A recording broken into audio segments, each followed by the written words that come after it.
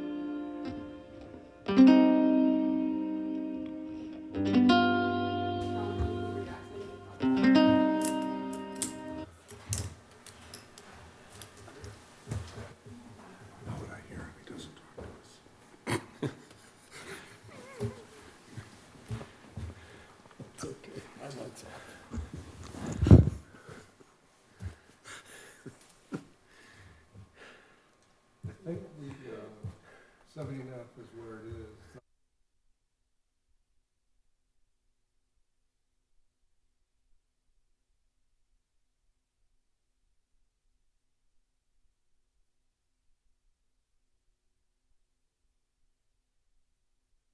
Votes will be by roll call. Yeah, Voice- everything, Yeah. sure, okay.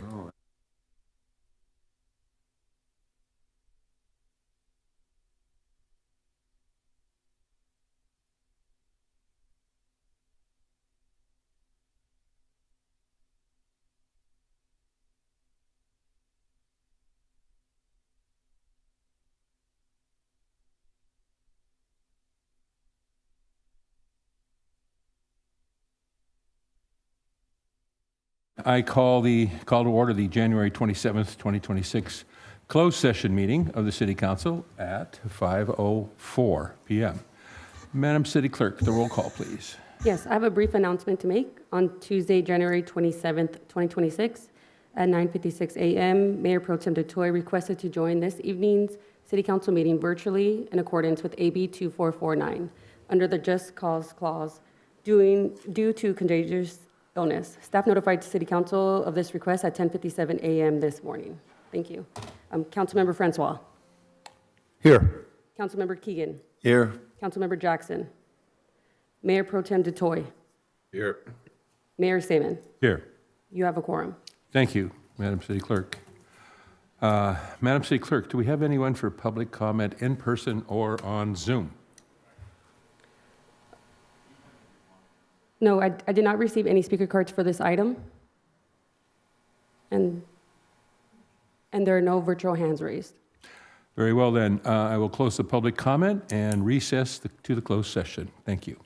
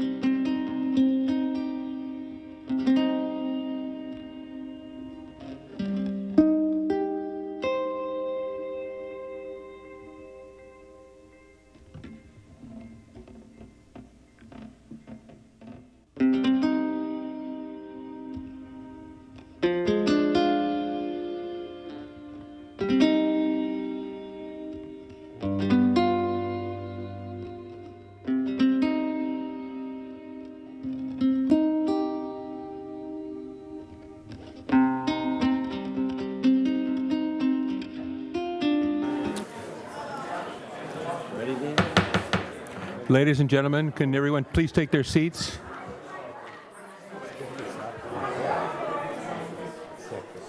my thoughts are in this.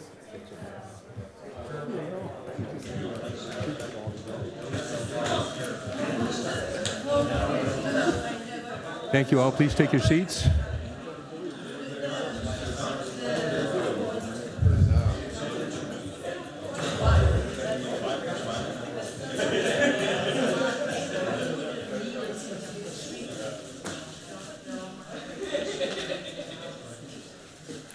Thank you. Thank you all.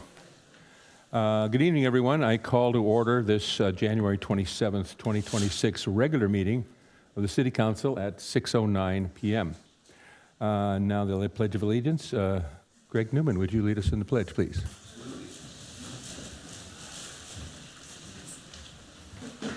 I pledge allegiance to the flag of the United States of America and to the republic for which it stands, one nation, under God, indivisible, with liberty and justice for all.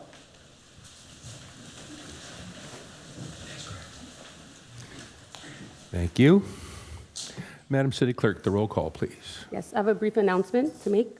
On Tuesday, January 27th, 2026, at 9:56 a.m., Mayor Pro Tem DeToy requested to join this evening's City Council meeting virtually in accordance with AB 2449 under the Just Cause Clause due to contagious illness. Staff notified City Council of this request at 10:57 a.m. this morning. Upon your name being called, Mayor Pro Tem DeToy, please disclose whether there are any individuals 18 of age or older present in the room at your remote location and the general nature of your relationship with such individuals. Councilmember Francois. Here. Councilmember Keegan. Here. Councilmember Jackson. Here. Mayor Pro Tem DeToy. Here, and I'm alone. Mayor Saman. Here. You have a quorum. All right, thank you. Mr. City Attorney, would you please provide us with a closed session report? The City Council met in closed session for the item listed on the agenda. There are no reportable actions. All right, thank you. And now for announcements and upcoming city events. Do any of my colleagues have any announcements? None? Seeing none? I have one. Please join me for my next Mayor's Town Hall Forum this Thursday, January 29th, from 6 to 8 p.m. in the council chambers, right here. This meeting is an opportunity for residents to ask questions about any topic of interest. Follow-up questions from the recent state of the city will also be covered. In-person attendance is encouraged, but for those that are not able to attend in person, Zoom participation will be available for this event. So I'm quite excited to have that back in our repertoire so that we can have all citizens, whether they can physically be here or not, participate in these meetings. It's very important that we have communication between council and government and everyone in the city. So greatly appreciate having Zoom available. Please check the city website for details. Thank you. Now on to the approval of the agenda, item number 10. Mr. Mayor, Yes, Councilman DeToy. I'd like to approve the agenda with the following changes. We hear 16B first, followed by 17B, 17C, 17D, then back to 16A in order. Back to 15A order. Okay, that's a motion? I was going to, Mr. Mayor, if you don't mind, Yes? I was going to propose removing item 17E, Economic Development Strategy, and 17C, the vendor sales on the beach, because those may require some lengthy conversations, and the meeting obviously is stacked up to go pretty late. So I'd like to remove those two and bring them to the next meeting, or where feasibly able. All right, so we need to, a motion and a second to vote on this, correct? Well, Councilmember DeToy had a suggestion, so however you want to do that. I was asking the attorney. So we vote on this to change the agenda order, correct? Okay. Correct. So our first motion then would be, Councilman DeToy, your motion is to move 15B to the front? followed by 16B. 15B to the front. 16. First item up. Then Yeah, 16. 17B following 15B. and then the rest in order in which they are. That was your motion? 16B, 16, 17B, 17C, 17D, and then back to 16A. Say that again, 15B, 16, 16. 15, 901 Hermosa Avenue. yes. Then to 17B, 17C, 17D, and then back to the first public hearing, the LA Galaxy. 17D. Okay, is there a second for that? I'll second that. All right. So can we add those two items What do to we do? remove We're at gonna the do same one at a- time? No, we're going to do one at a time. All those in favor say aye.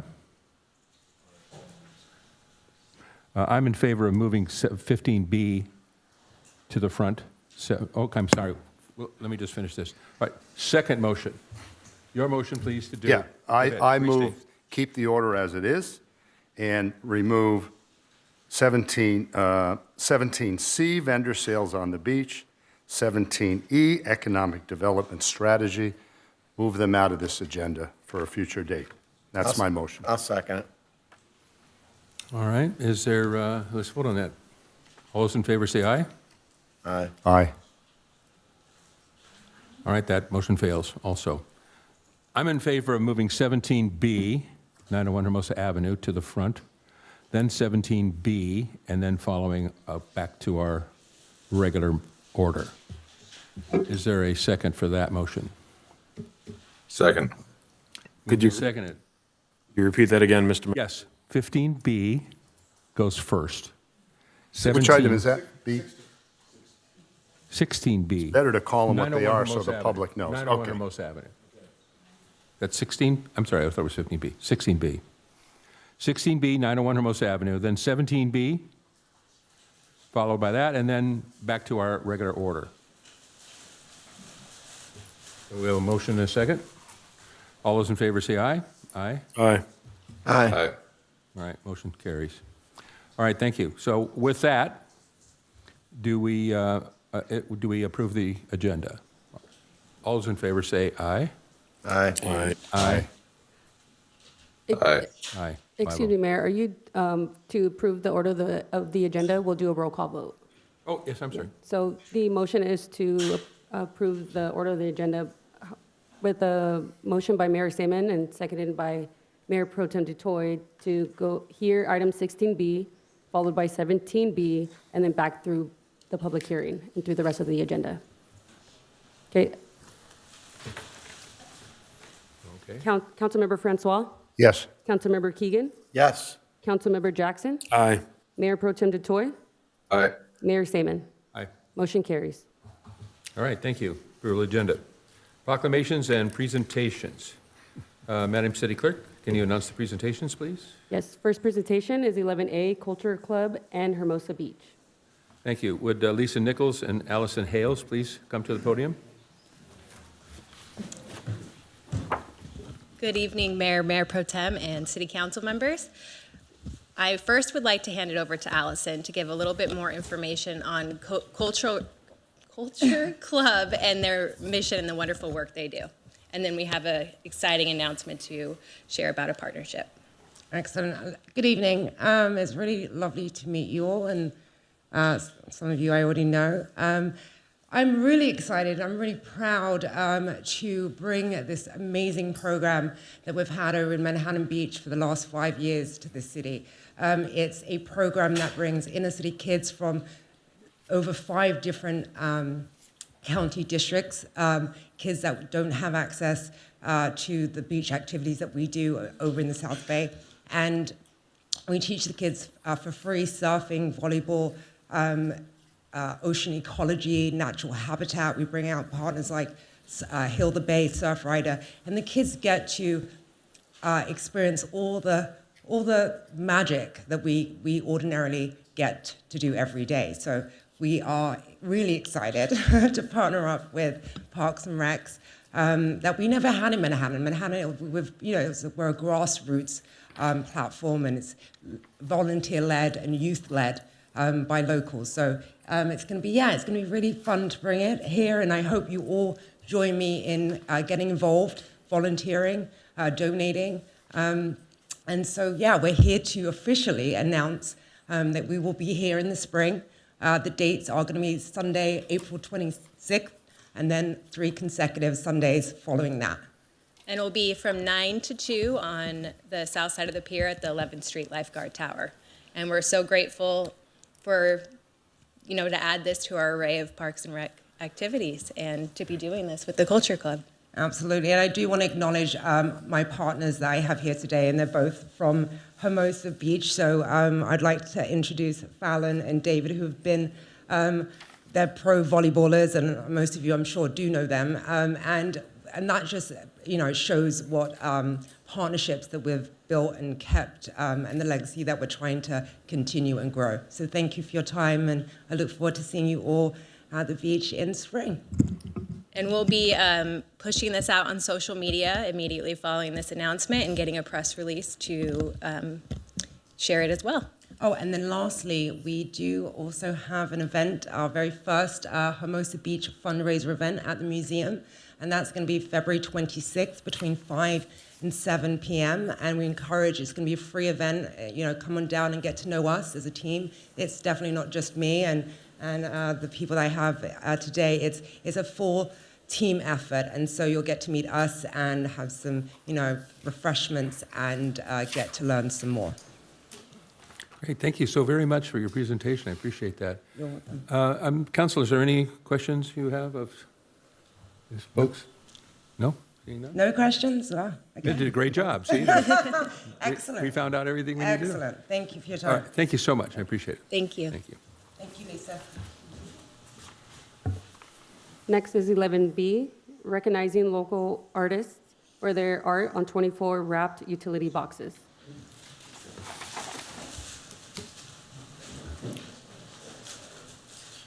Joe San Clemente, would you come up to the podium, please, and introduce the artists? Good evening, Mayor, Council.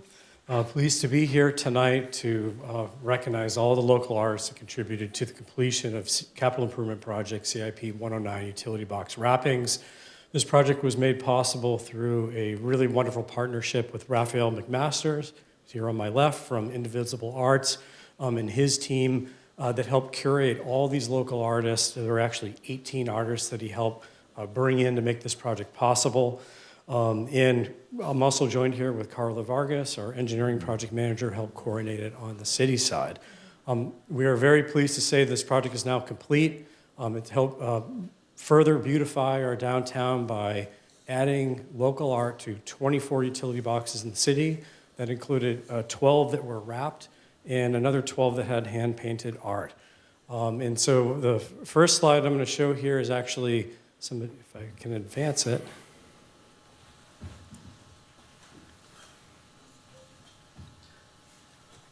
Is one other person that I want to give some credit to is our very own and very talented Rudy Molina. He's on our maintenance team. He worked very closely with Raphael and his artists to actually print the digital art, and he helped prep the boxes and do the actual wrapping of the art on those boxes. So that's him in action.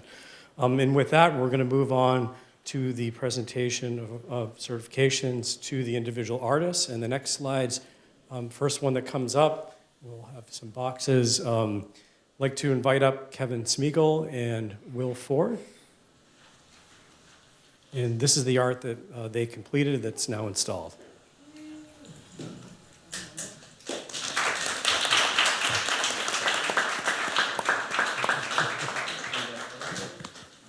Good job.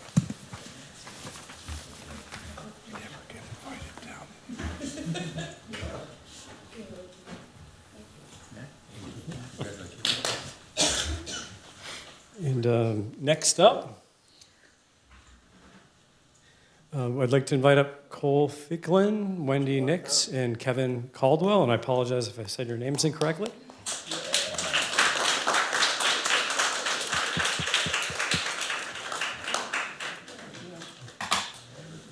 Thank you very much. Great work. Good job. Thank you.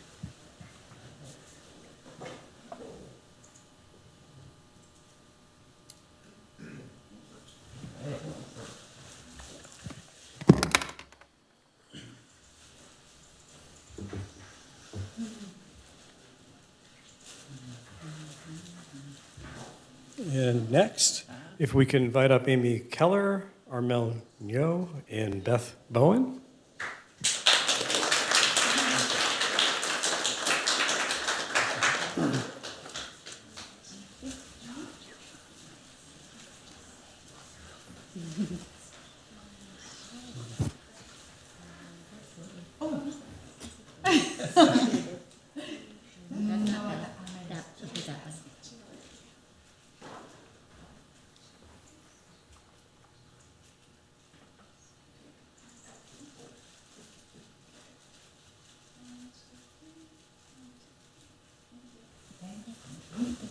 Thank you. And next up, May Maloney, Anna Pescaro, and also Raphael.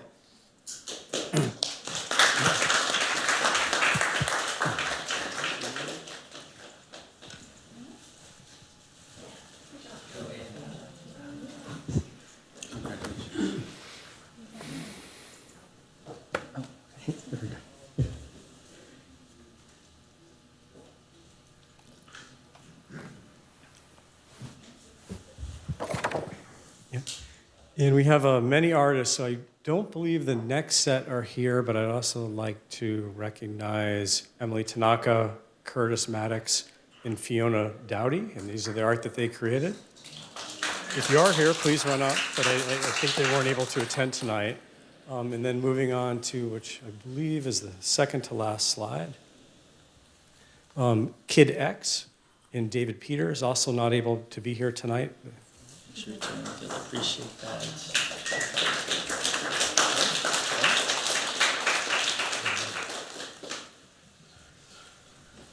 And then Josh Barnes did all three of these. And I don't believe he was here tonight as well. Once again, we had a very big group of 18 artists that did all these 24 boxes. And also a fourth box by Josh Barnes, and then I believe Jeff Lingle, is here tonight. And I'll conclude.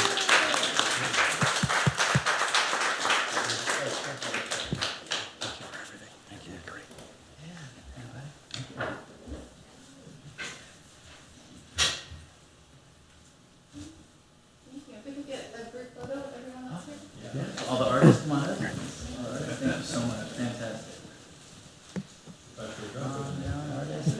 Thank you. This is awesome. Thank you so much. I appreciate that. It's fantastic.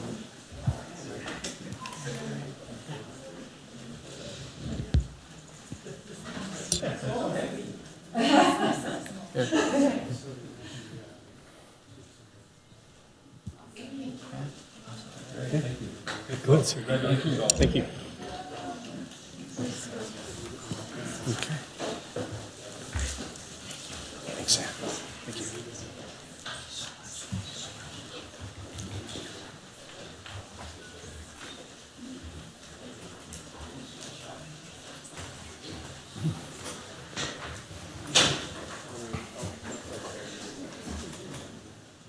Thank you all one more time. I really appreciate your work and everything you do. Those were really beautiful. Thank you very much. One more hand.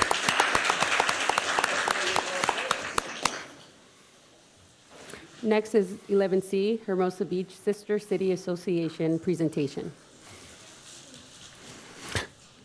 Laura Carmona and George Sparks, would you please come up? Thank you for being here tonight. Oh, join me. Here.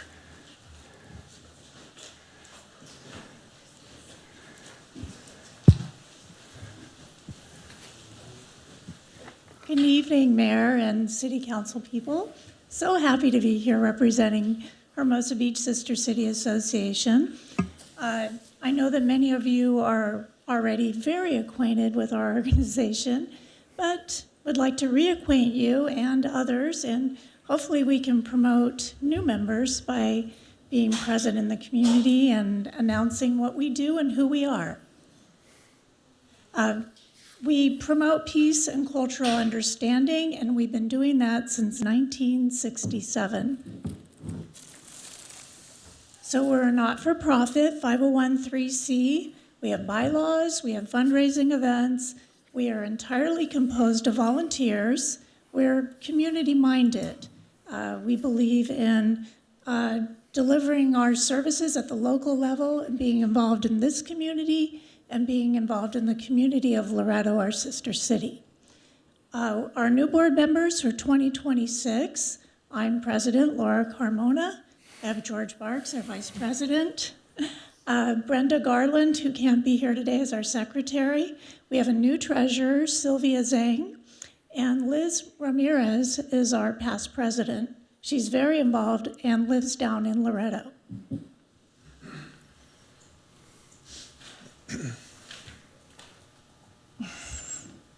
Oops. Okay. So again, our mission is to promote peace and cultural understanding through our relationship with Loretto, which is located in Baja California Sur, Mexico, and Hermosa Beach is the sister city to Loretto. We're part of Sister Cities International, which was founded by President Eisenhower in the 1950s. And the intention is to foster friendship and understanding between international cultures. A big part of it is to encourage trade and tourism. So Loretto is 830 miles from LA, and it's located on the Sea of Cortez. It's a beautiful little fishing village, and I encourage people to join Sister Cities because you can come with us and visit Loretto. We go every October. We have 3 capstone programs. We have our student exchange program, which is in its 52nd year. 52nd, yes. Yeah. And we have a paramedic training program, and we also support a group foster home for children, Casa Hogar de la Esperanza. So a few highlights of 2025. We promoted getting a fire truck donated down to Loretto, which was no easy task getting it over the border. So that was a major accomplishment in 2025. We, again, had our student exchange visit. We completed construction on a new dormitory for Casa Hogar. And just, at the local level, we always participate in the St. Patrick's Day Parade. That's so much fun. We had our annual trip to Loretto in October, and we participated in the tree lighting, the Giving Village.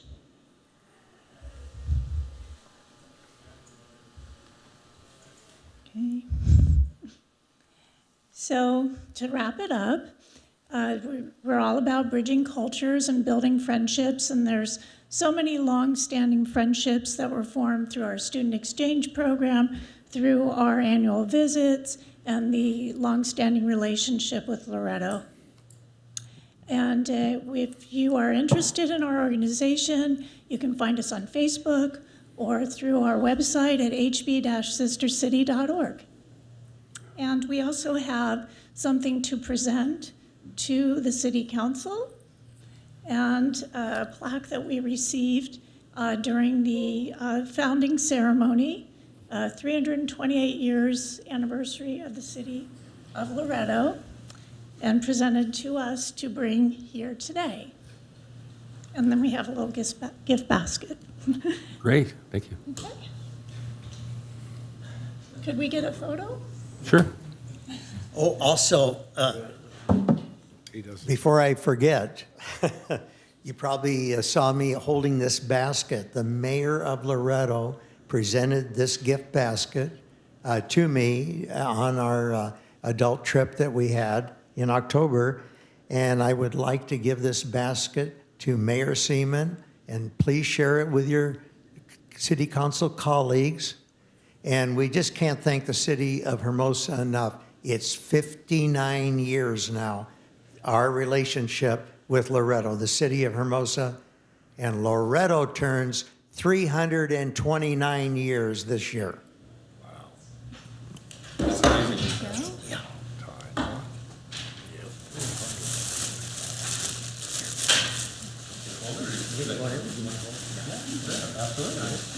100% Loretto, it says there.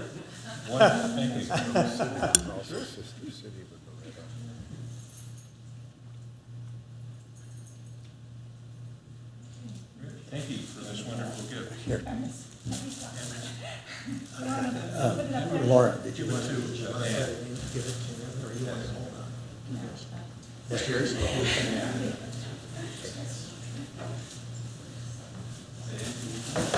Okay.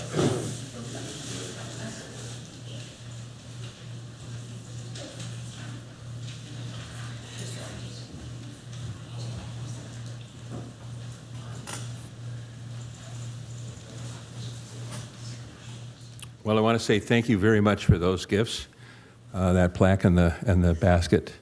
Some years ago, 3.5 years ago, I was appointed as a city council rep to the Hermosa Beach Sister Cities Association.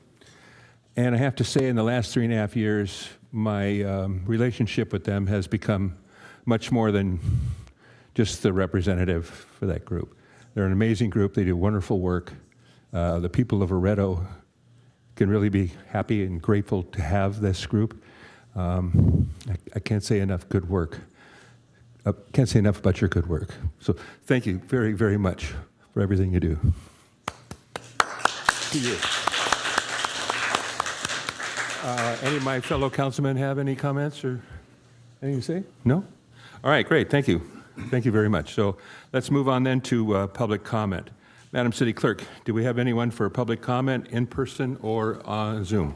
Yes, this is the time for members of the public to address the council on items on or off the agenda.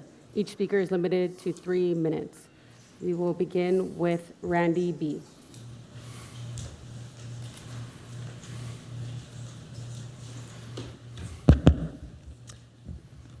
Good evening, council members. Randy Balick, a longtime Hermosa Beach resident. Sometimes I come and speak about controversial topics in the hope to sway some opinions, but not today. Today I was sitting on my couch and I received a text from my brother-in-law, my wife's brother, just sharing something that his daughter, my niece, wrote for her school. My niece, Quinn Leonard, is 9 years old. She came here to Hermosa Beach on her 9th birthday. She's been here a few times to visit us. And I want to read this to you because it really struck a chord with me. And I'm going to read it verbatim in her words. She calls it the Hermosa Beach. I love the Hermosa Beach because it's a place to relax and have fun. I usually go there towards the fall when it gets cold, but only once a year because it's in California. The Hermosa is a great place to visit. When I enter the beach, I see people playing volleyball and a wave crashing down. I'll take a step and feel the sand coming up over my feet, and then smell that sweet ice cream and sunscreen. I see a spot for us to set up, and then I know I'm going to have a good time. One of my favorite things about the beach is the shimmering water. Me and my dad will just stand there ready for a wave to hit us and slowly run away. In the water at the beginning of the day, there aren't that many waves, so you can just float in the slow water, although sometimes you get salt water in your mouth. And it's cold, but you'll get used to it. My dad and I usually like playing volleyball, although we might not be the best at it. Then we get tired, and the ice cream shows up, just at the perfect timing. Then we look for seashells, and a wave will probably crash, and my dad will drop all of his, and I laugh so hard. I love the Hermosa Beach because when I'm there, I feel free.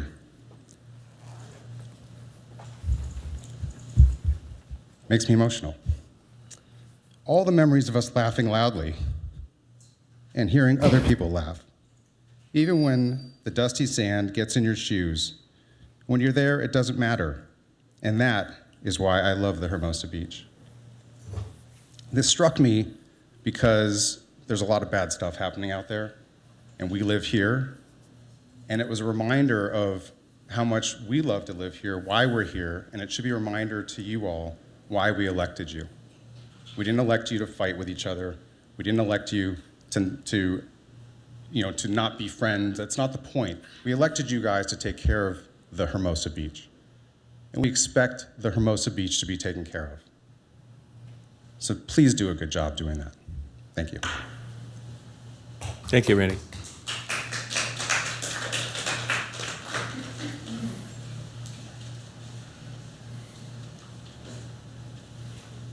Next, we have Jacob I.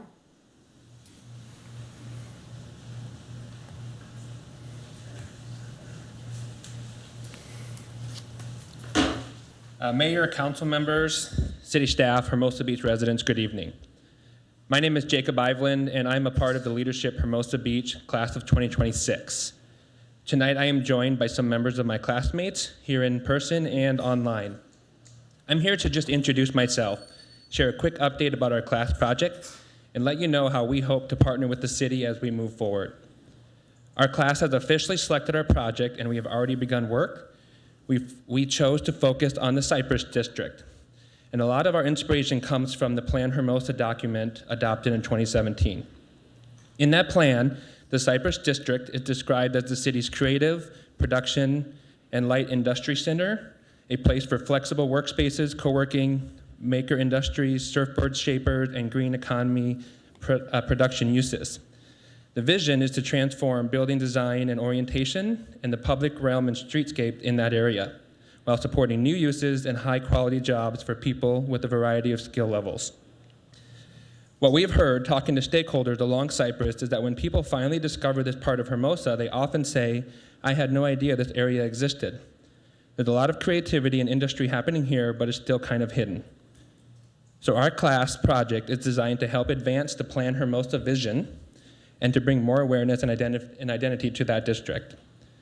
Specifically, we are working with local businesses and artists to install a mural in the heart of the Cypress District near 6th Street and Cypress Avenue, and to host a community unveiling event in June in coordination with the Hermosa Beach Fine Arts Festival. We were also inspired by the recent Centennial mural re-reveal by the Plaza, sponsored by the Kiwanis Club. Seeing how that event brought people together around art and local history gave us a great model for what we'd like to do in the Arts District. Our ask tonight is simple. First, we want the council to be made aware of this project and let you know that it's underway and is tied directly to the city's long-term vision for the Cypress District. Second, as we work with the staff, businesses, and artists on things like permits, logistics, and outreach, we'd appreciate your support and guidance in helping us to do this the right way. For residents watching at home and here in person, if you're interested in giving feedback, getting involved, or helping us fund this project, we've set up a project website at lhbmural.org where you can see our progress and find ways to support. We look forward to coming back to you with more concrete update at future city council meetings, planning commissions, and other commissions we would be asked to as the project moves ahead. Thank you very much for your time and everything you guys do for Hermosa Beach. We hope to see you at the event in June. Thank you very much, Jacob. Next, we have Sarah H.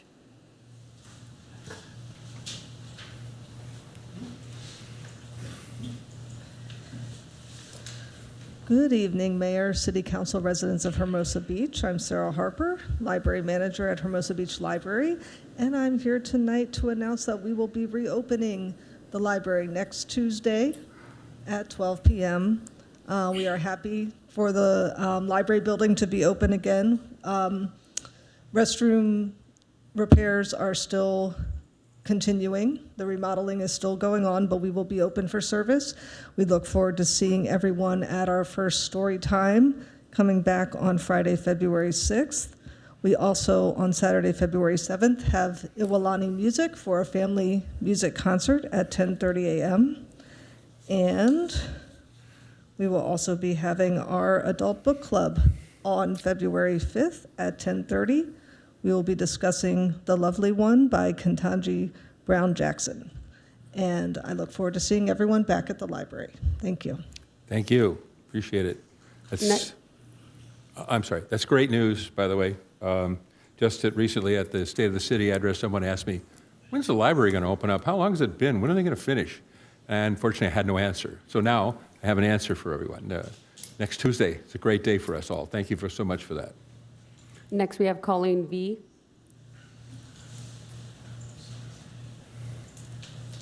Good evening.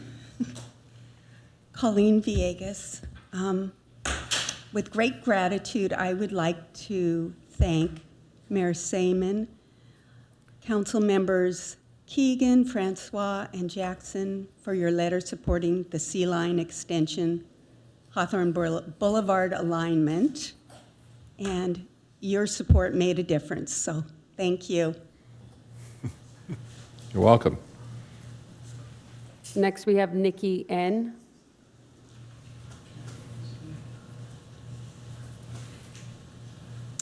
Hi, Nikki Negretti Mitchell, Redondo Beach. And I too am here on behalf of my neighbors to thank the city of Hermosa Beach for the glorious letter of support. It was very helpful, and our supervisor, Holly Mitchell, looked very proud to announce all the 4 cities who were supporting the sea line on Hawthorne Boulevard. And when she said Hermosa Beach, there was a lot of emphasis there, and super, super proud and happy that you guys did that. It was very helpful. We astonished everyone with the unanimous vote in favor of the Hawthorne option, and it seemed impossible to achieve, but we did it with your help.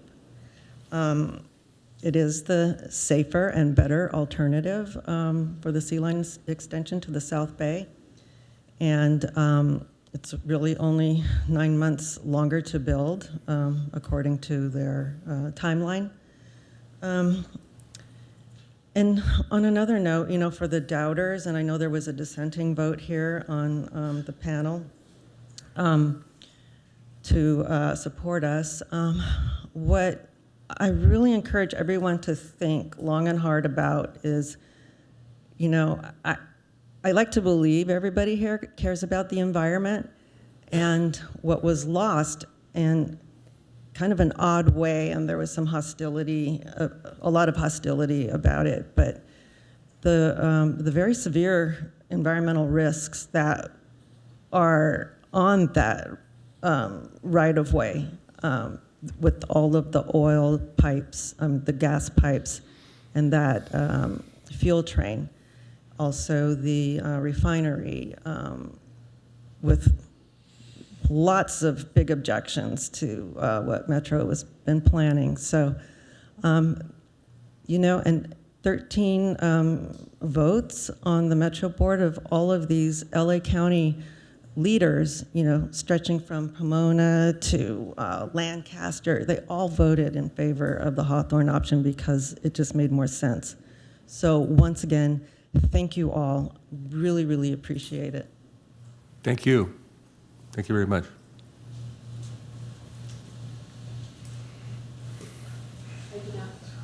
Oh, one more. I did not receive, oh.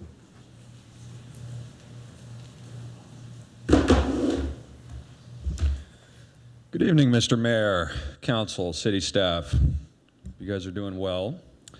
I want to speak first about the World Cup watch parties. I think that this is a slam dunk. I think that, you know, the council should enthusiastically support this event. I think it's going to be a lot of fun. If past performance is indicative of future performance on this one, it's going to drive a lot of people to the town. It's going to be really exciting. And I think that it really raises an important question about how we're looking ahead to the Olympics. I've watched over the last couple of months as Manhattan Beach and Redondo Beach have put together steering committees, some with council, commissioners, civil society, nonprofits, and businesses to really think through how they're going to maximize this opportunity for the South Bay. Obviously, we're not hosting any Olympic Games in Hermosa Beach, but I think that this is an opportunity to drive a lot of revenue towards our businesses and to create a really memorable experience for residents. I think watch parties, just like we're thinking about doing with World Cup, on the beach maybe with surfing, maybe at the skate park with the skateboarding competition. I think that there's a ton of things that we can be thinking about, and I urge you to consider putting an item on a future agenda to consider forming a committee to do just that. Tonight we have an agenda item on land value recapture. This is an extraordinarily complex subject. The housing element and where we're going with the housing element is in flux right now. Last November, the Planning Commission had a hearing with the planning director to talk about our progress on the housing element. There were yellow warning lights that we heard. We are not meeting all of our objectives that we agreed to in the housing element, and we need to make sure that we're staying on task, on the ball, if we don't want to end up with the rest of Hermosa being open to builders' remedy projects like the one that we narrowly averted last year. With this item, the land value recapture item, I think given it's been 18 months and HCD informed us that we are required to look at and evaluate the program every 2 years, I think that we can take a hard look at this and see that, okay, no applications have been filed for this fee, and maybe it is an undue burden on the smallest lots that want to take advantage of this program to build mixed-use housing.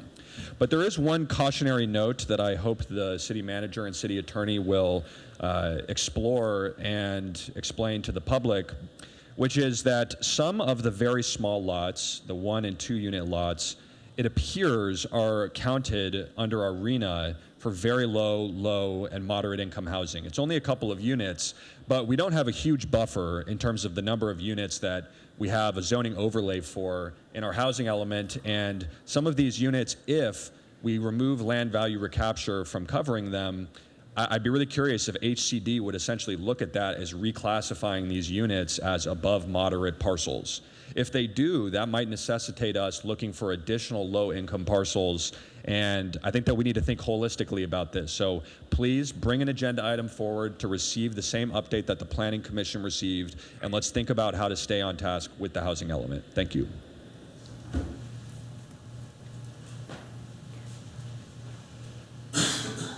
I did not receive any additional public speaker cards. We will move over to our virtual public comments. First, we have Kent Allen. Kent Allen, your 3 minutes will begin once you begin speaking.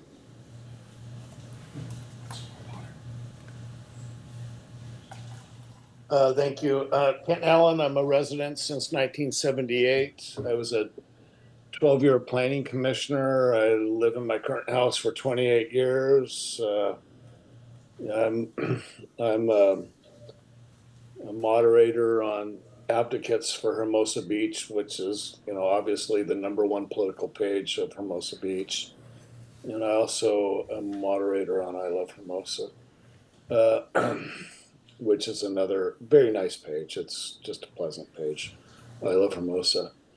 Tonight, I'd like to unveil, several of us are talking about a plan, and it's called Operation Let Raymond Jackson Speak.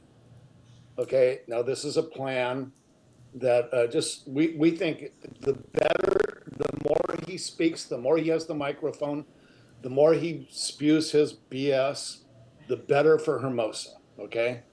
And so it's Operation Let Jackson Speak. Thank you.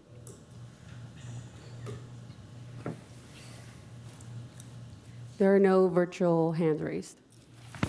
No more. Okay, thank you. So that concludes our council member comments. Are there any comments from city council members? That's public comments are closed. Any comments from city council? Yes, Councilman Keegan. Thank you, Mayor Seaman.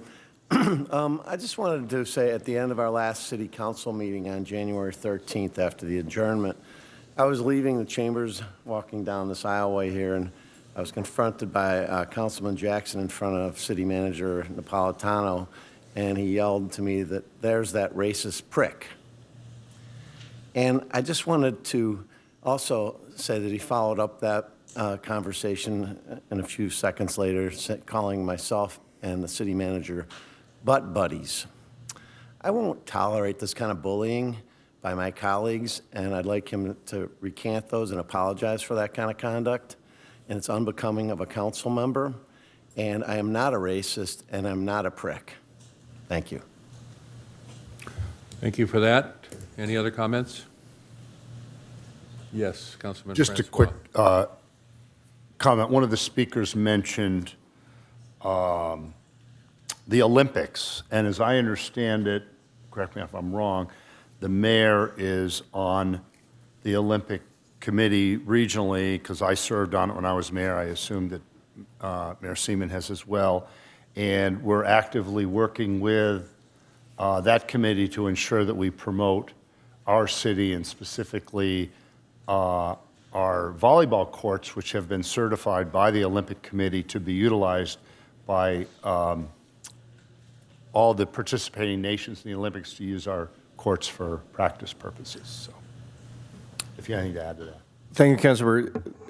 Yes, the staff, I don't know if the mayor's been in attendance, but the staff has been in attendance at the 88 for 28 meetings, which is the coordinated local effort in LA County regarding the Olympics and trying to attract different events at different places. We put in applications. We know where most of them are at this point, but like you said, practice areas and things like that, we're still have our submittals out there to try and get them to come here, yes. I mean, I really look forward to it. It should begin in the spring sometime when the teams come here early, and we should have an exciting time of people to be able to watch the Olympic athletes from all over the world practicing right here on our beaches. So, thanks. Thank you. Thank you. Thanks. All right. Is there any other comments? Okay. Seeing none, let's move on to item 14. Madam City Clerk. Item 14, updates on city council activities. Okay. This is a time for members of the City Council to report on their attendance at various ad hoc committees, subcommittees, standing committee meetings, conferences, and other official activities as city representatives. Do my colleagues have any such updates? Yes, Councilman Francois. Thank you. I'm a delegate to the League of California Cities and a member of the Transportation Policy Committee, and we met last week, and just like to share our reforms to bring on e-bike regulations statewide. It's important to get statewide support because we need legislature to pass anything to help us out. As a minimum, trying to push for requirement of driver's licenses for those on our roads with e-bikes, at least for adults. So it's a straightforward approach, and it can be it can go along with other reforms we'd like to see, like registration of e-bikes and other types of requirements to help us enforce the roads better with e-bikes. And I was selected to be on a task force to work on coming up with future policies to work on statewide to help the cities out to do things regarding e-bikes. So that's my report. Thank you. Thank you.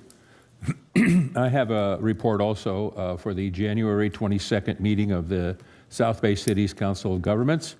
I am the rep for that at this moment, and so I would like to inform everyone about a few items that were discussed that evening. The sub-regional cool roof flexibility study. This is a study regarding an item of construction that's called cool roofs. It's essentially a number of different products. There's paint-on products. There's roofing itself that is white. These are heat-reflecting materials that produce a cooler roof in the summertime, so reducing heating bills, or excuse me, air conditioning bills. That was one presentation, and there was another presentation about the West Basin Municipal Water District. They have a grass replacement program. This does apply only to commercial buildings, large residential buildings like condominium projects, larger condominium projects, and of course municipal buildings. Where anywhere that there is natural grass growing that is non-essential, non-recreational, that the water district is paying $7 a square foot to replace that with other plantings that don't require the water, because we water those grasses with potable water, and what we're trying to do is save water. So that's what that program is about. Then there was an update on the Baldwin Hills and Urban Watersheds, new resiliency co-design, planning tool rollout, and the consolidated grant program. This is of particular interest to me because I grew up in Baldwin Hills, and so it was kind of nice to hear them talking about some programs that are going on there in kind of my hometown. So appreciate that. That was a very nice presentation about the programs in that area. And then finally, uncooperative paid is here, pardon me.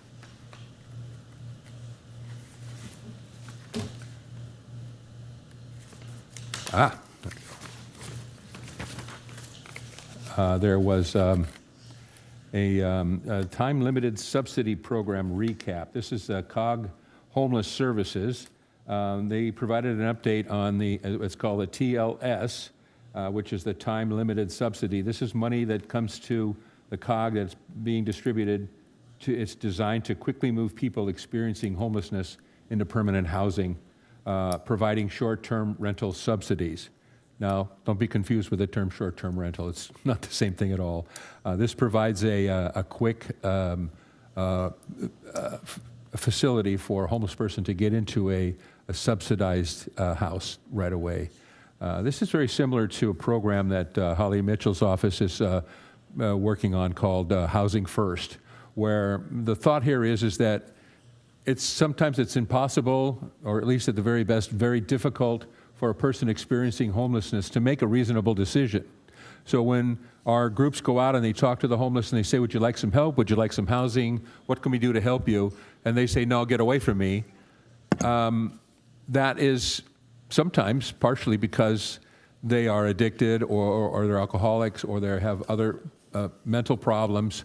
But a lot of it might just be because they've spent the last 27 or 100 nights sleepless, lying on the ground where it's cold and they can't. Who can think that way? Who can, in that condition, how can they possibly make a reasonable decision about themselves or anything else? So to put a person like that into a house immediately without being concerned about their addiction or anything else, just get them into a place where they can get some sleep and get some help and get some physical, some medical help and be able to make a reasonable decision about themselves is what this program would be like. Appreciate that's the end of my update, and thank you all for listening. And if there's nothing else, no other reports, I'll close this part of the agenda and move on to number 15, the consent calendar. Do I have a motion to approve the consent calendar? I'll move that.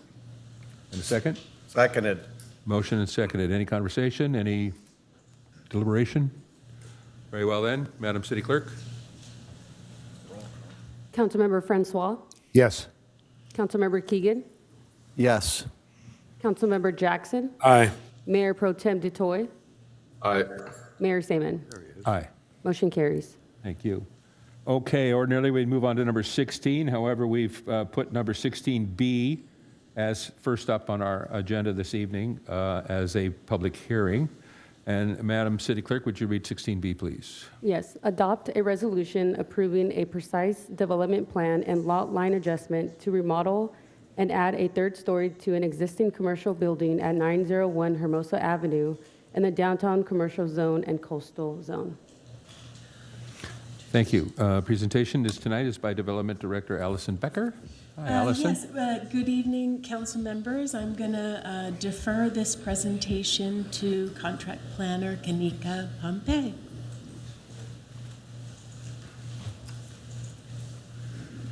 Thank you, Director Becker. Good evening, Mayor and members of the council. As mentioned, my name is Kanika Pompey, and I will be delivering the presentation for the item this evening.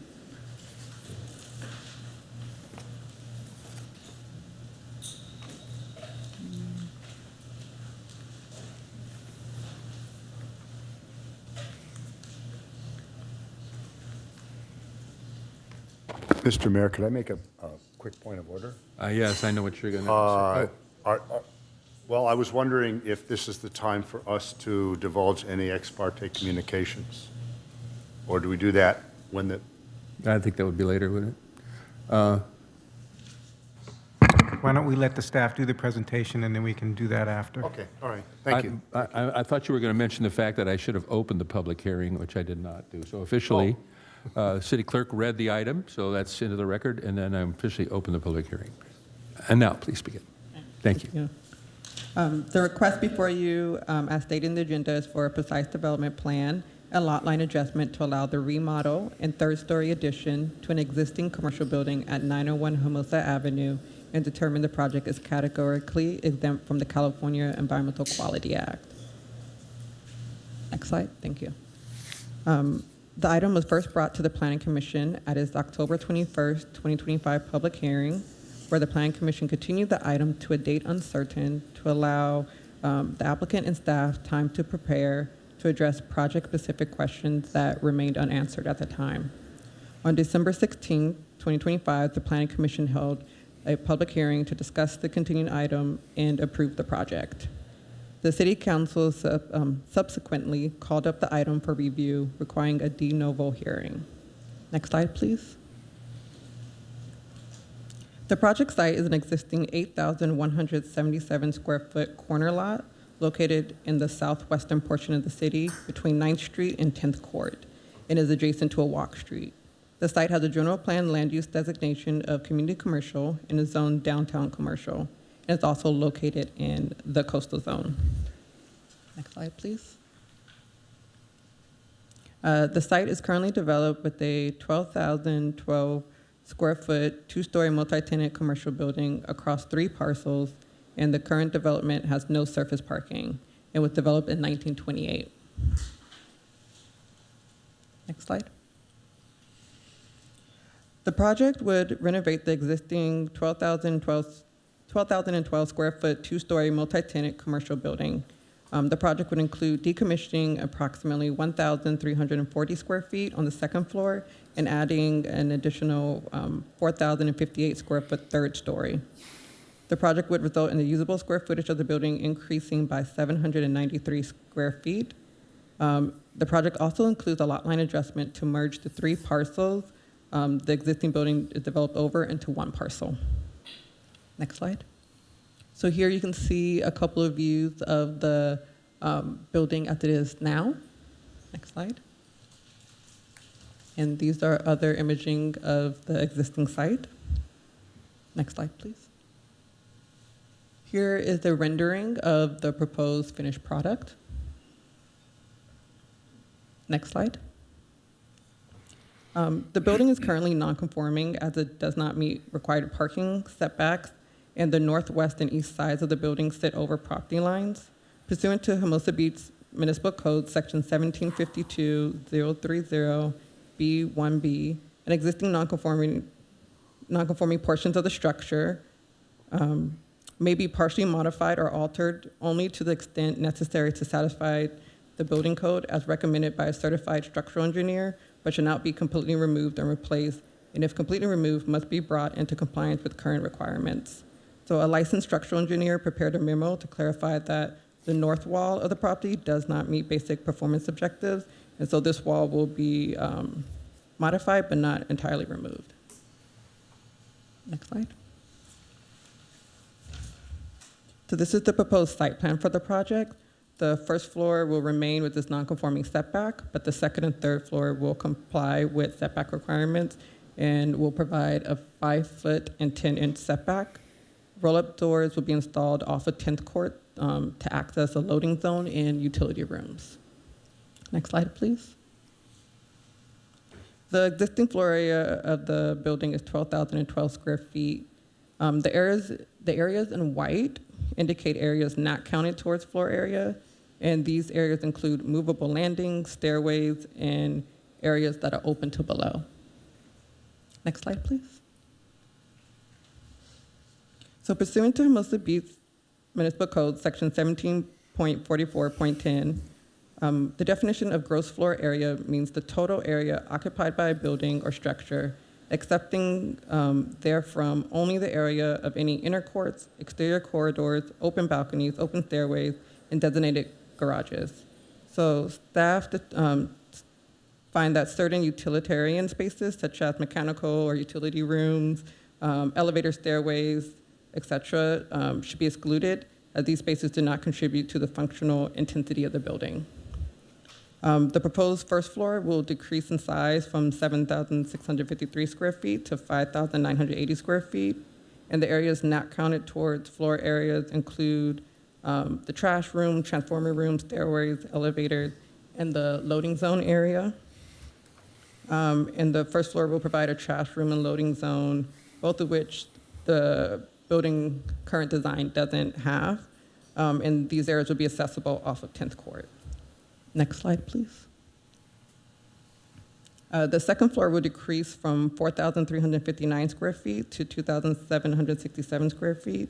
Areas not counted towards floor areas include the stairways, elevators, and a 1,340 square foot decommission area, which is indicated in the orange diagonal lines.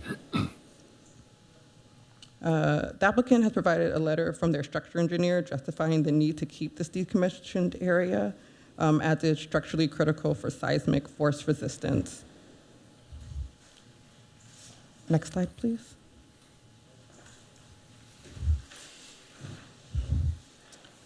The applicant will be adding a 4,058 square foot third story to the building, and the project proposes increasing the total square footage by 793 square feet. So areas not counted as floor areas on this floor include green roof, mechanical room, stairways, elevators, and raised gardens.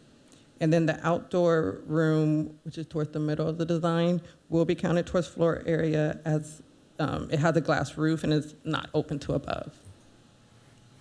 Next slide, please. So as previously mentioned, the third floor will include raised gardens. So here you can see 3D renderings of these garden areas. And these areas will serve as a visual amenity only to future tenants of the building, and it would not be accessible to those tenants. Next slide, please. So the development proposes a contemporary architectural style and would utilize several materials such as metal paneling, aluminum and glass on the storefront, and stucco. Next slide. The height of the building proposed at 28 feet and 9.5 inches, and any rooftop equipment proposed will be screened from public view. Next slide, please. The project was reviewed for compliance with the zoning code and general plan, and as such, the project design, layout, and other physical features are consistent with the city's municipal code, general plan, and development standards. Additionally, under the State Subdivision Map Act, property lines of existing parcels can be changed, and the process can be used to combine up to 4 adjacent parcels into one parcel, or alter the boundary between up to 4 parcels, or reconfigure the shapes of those 4 parcels. This project meets this, as it would adjust the lot lines of 3 parcels to create a single parcel with dimensions of 86 feet 2 inches wide by 90 feet long. Next slide. The project has been evaluated for its consistency with the city's general plan. Some relevant policies include policy 1.3 of the city's general plan land use element, which strives to create and develop where residents are within walking distance of neighborhood goods and services, and policy 1.7 of the same land use element, where all future uses will be subject to compliance with the permitted uses of the zone per the city's municipal code. Next slide. Pursuant to the California Environmental Quality Act, the proposed project qualifies for Class 1 categorical exemption, which is for existing facilities, and Class 5 categorical exemption, minor alterations and land use limitations. Additionally, a historic resource assessment was prepared by Page and Turnbull and determined the project is not a historic resource for the purposes of CEQA. Next slide. For this January 27, 2026 City Council hearing, a total of 723 public hearing notices were mailed to applicants, occupants, and property owners within a 500-foot radius. A legal ad was also published in the newspaper, and additionally, a notice was posted on site a minimum of 10 days in advance of the public hearing, and according to the Hermosa Beach Municipal Code. Next slide.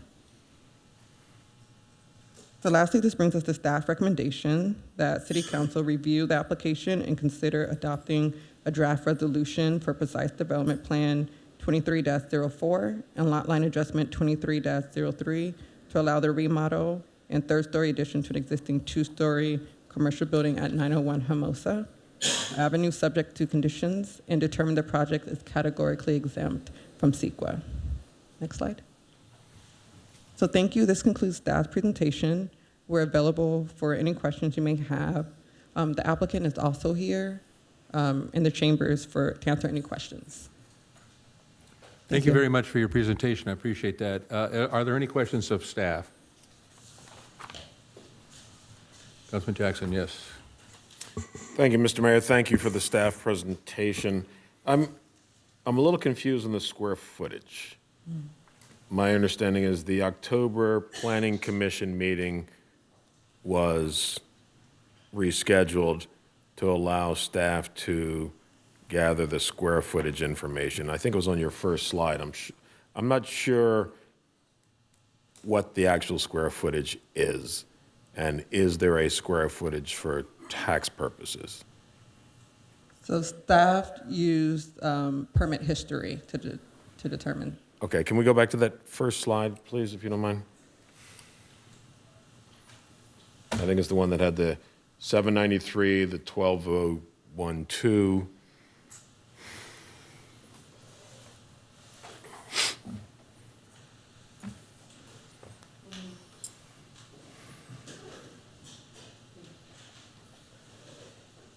Okay, can you go back one for me, please? Keep going, one more. Okay. You want to go forward? So right there, so the detailed breakdown of the existing and proposed building square footage, is that what's on that slide to come then?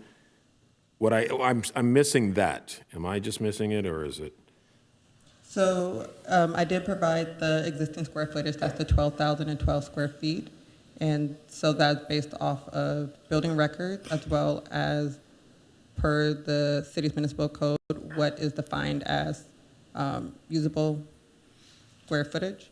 So when I was breaking down what's not counted towards, so the utility rooms, the mechanical rooms, that's the difference between the two meetings and the square footage that was found. Okay, so where is the detailed breakdown then? Is there a slide for that specific breakdown of the square footage?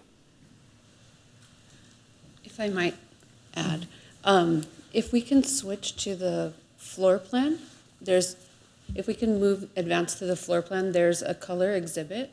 So staff actually went out to do a site visit.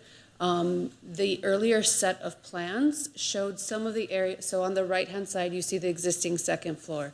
So what we learned after a site visit was some of the areas that are now shown in white had been counted towards existing floor area. So those have since been deducted as they shouldn't have been counted. So that's where the detailed analysis came in to confirm what had been presented to staff and what was actually out there and compared to the building permits. Okay. Do we have any tax records by any chance from county as to what the taxable square footage is for this site? 'Cause that's, so we don't rely on the tax records in terms of permitted floor area. While they should align, there are often times where they do not. So we are relying on building permits and plans in this case. okay. So at the end of the day, the square footage on this proposed property is what? So currently we have 12,012 square feet. Right. If we can advance to the next slide. Is the total on The total will be under 13,000 square feet. So it's the 12,012 plus the 750, I'm sorry, can we go to the? 793. 793. That would be the total used 12012 square plus foot- 793? In Okay. terms of floor area. All right, and then this decommissioned component would be subtracted from this total? That is not included in that total. The decommissioned Correct. component? Okay, the decommissioned, and help me understand this, if I have a 3-bedroom house, my kid goes to college, I don't use this room, is that decommissioned? I can still use it, but I'm choosing not to, right? So I guess I'm having a tough time with, 1,000-something square feet that they're not going to use. It doesn't mean it can't be used. And then if the project is sold, is it sold based on that additional 1,000+ square feet? So if we can go to the second floor, the next slide. As the project's designed, there would be no physical access to that area But I think unlike a third bedroom, obvious that has an existing physical access. But with that being said, certainly people do take liberties, but as the project is proposed, that area would not be accessible. And I'm not casting any doubts on the project, but I'm just saying, if I board up the door in my third bedroom and I can't get to it, it's still a third bedroom, that's still square footage that I could use. So if this is walled off, is this not still square footage that counts for overall property? And if we're approving 12,012 plus 793, and the project is completed and then put up for sale, is it put up for sale with that additional 1,000-something of decommissioned? I'm just trying to understand just because I'm not using it doesn't mean I don't have it, and there's no value to the property. So I don't believe that this area would be assessed because it would not be functional as it's designed and permitted. If that changed, then that could certainly be reassessed. But as it's proposed, that would not be usable floor area. Is that floor, do we know if that's taxable? Is that 1,000-something square feet? I mean, it's usable but not being used as proposed. I mean, you can use it, but you're putting a wall up and saying you're not going to use it. So, not knowing the tax assessor, I don't want to speak for them. I suspect it would not, but your point is taken, but I do not think that would be assessed. Okay. Thank you. I appreciate that. That's all I have for now, Mr. Mayor. Thank you. Thank you, Councilman Jackson. Any other questions of staff? Dean, go ahead. Francois? Thank you. Thank you very much for this report. We have used the precedent of decommissioning space before, and I've gotten some familiarity with it, but a lot of it then depends on what's being calculated in the proposed square footage. So there are two elements in the proposed floor plan that have been excluded from the usable square footage, and that's the transformer room and the equipment room. I suppose that wasn't part of the original floor plan, but it's in there. But if they find out later they can't put a transformer and equipment in there because it's unusual, as I understand, that they are located within the building, what happens to that space? Does that become more usable space that they have been able to use after this has been approved? Thank you for the question. With regards to the transformer, I would be very surprised that they won't be able to use that space for that purpose. We had very extensive conversations with Public Works and SCE trying to find a location on the property. It was originally proposed in the Walk Street, so there's extensive pre-design that went into finding a location on site. So I don't expect that to happen in this situation. But if it did, or some other space didn't get used as it was proposed, then there is some buffer in how the zoning code is structured, so that for parking and when additional parking is triggered. So you have 10% or 500 square feet, whichever is greater, of the existing building, is allowed to be added without providing additional parking. So as the project is currently proposed and calculated, we estimated or calculated, 700, I don't have the exact number, about 700 square feet of new floor area is being added. So there still is some allowance for technically floor area to be added without triggering that parking based on the municipal code as it's written today. Okay. Thank you. Another concern that was brought up previously about the project is the ability to monitor compliance of the decommissioned space where it's located in the center of the building. Do you have any idea why that the developer, project owner, insisted on having this in the center of this upper floor, which is hard for anyone from the public to be able to see in the future whether it's ever being utilized, and why they couldn't have put it in a more visible location, for example, on the first floor near the edge of the property, or otherwise reutilize it for public space or even 2 parking spaces. So I don't know the reasoning behind this specific location. This is the project that staff was provided and we've analyzed. The applicant may be able to better speak to that. Okay. Did the developer meet with staff and discuss what it was coming up with, or were you just presented with the plans from the architect when they finalized it? So this project precedes me at the city, and so there were definitely conversations prior to me coming to the city. We did not, in my time, it was already a project moving forward. We did not necessarily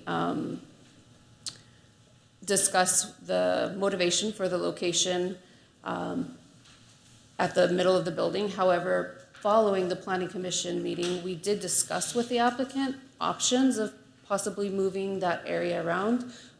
They chose to keep with the current design. Okay, thank you.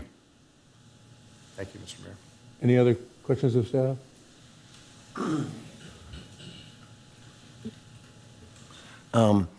You said that you came up with the square footage of the building through the permits. That's correct? Permits and plans and site And so inspection. is there a permit that was pulled to create the second floor? Because I think the building was, I'm pretty sure it was developed as a one-story building when it was built, 60 years ago or 80 years ago. So there are several building permits that were issued in 1998 for the second floor areas. And they show construction, they show the materials and the construction of that second floor. Yes, there are. They show the details of that.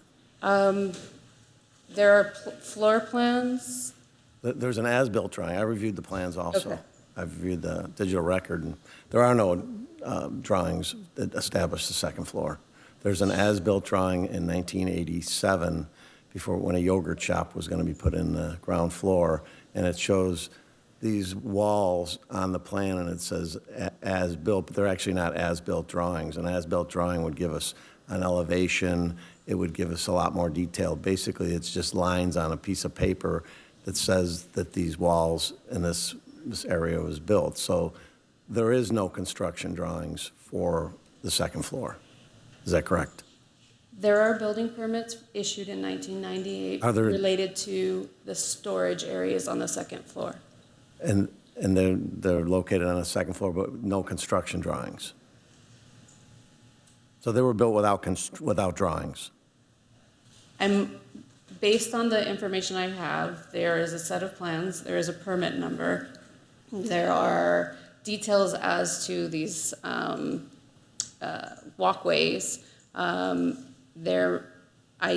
don't know as to the structural engineering part of it. There was no structural, I looked at the plans, there's no structural engineering, and there's also no detailing of how the floor is constructed. I guess I was in the building, there was also, none of the improvements are rated, like there's a stairway is completely illegal.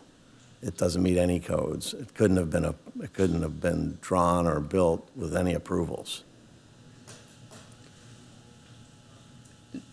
What I can tell you is it's based on the records that we reviewed. So you took the line drawing that I saw and you used that square footage. Was that written on the plan? I didn't see any square footages written on the plan.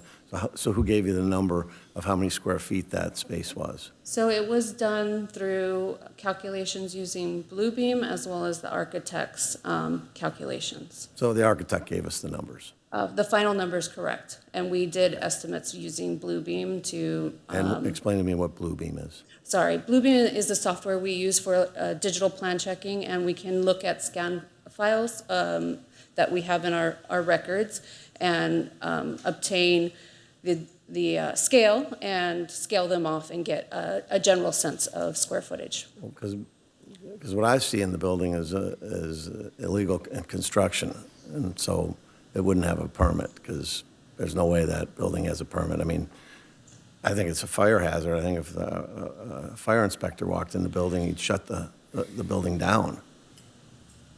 I mean, it's a fire trap, and it's made with all open beams, and there's no fire protection in the building. There's no sprinklers in the building. There's no fire extinguishers that I could find. The stairway is unpassable, and there's no handrail. It's unsafe. And then they have these, they call it a floor.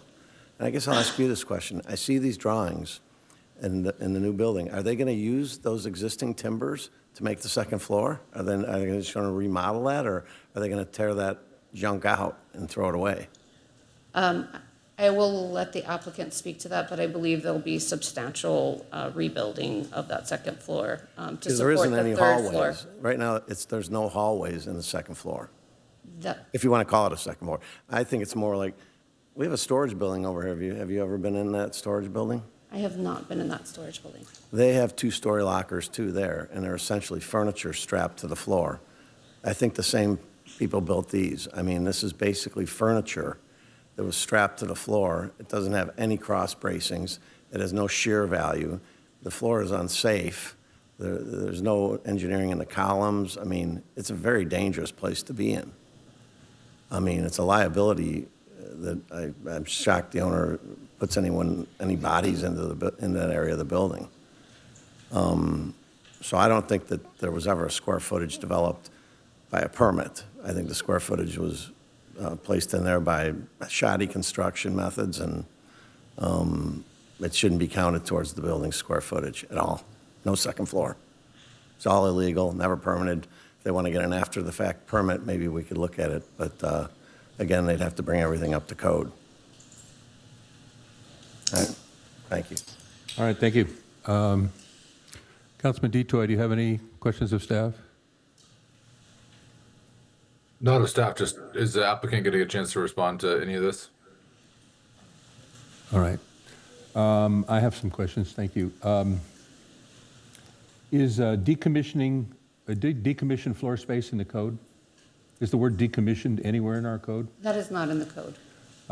So since it's not in our code, it's a discretionary thing? That is correct.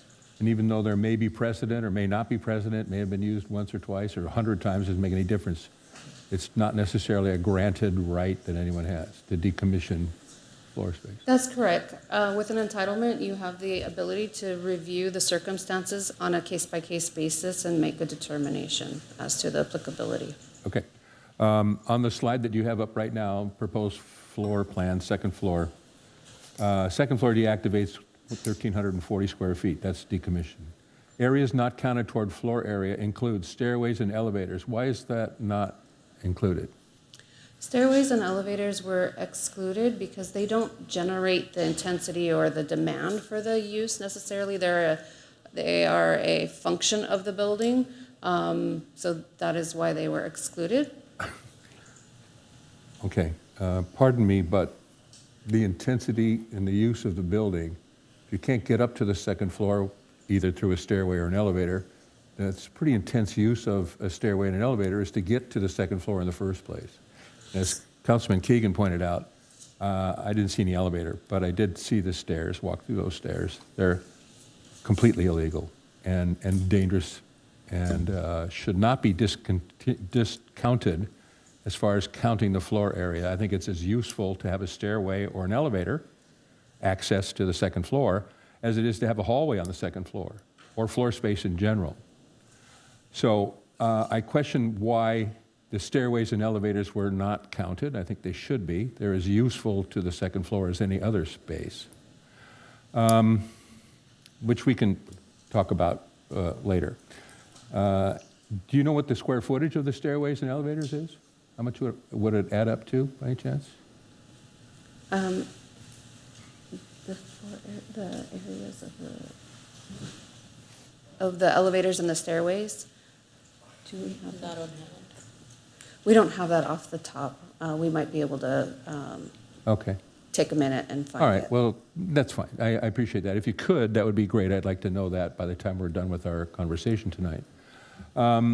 If the decommissioned space and the stairways and elevators were not counted in the calculations, how many parking places would be required? We've said 10%, you can add 10% to the total square footage without additional parking.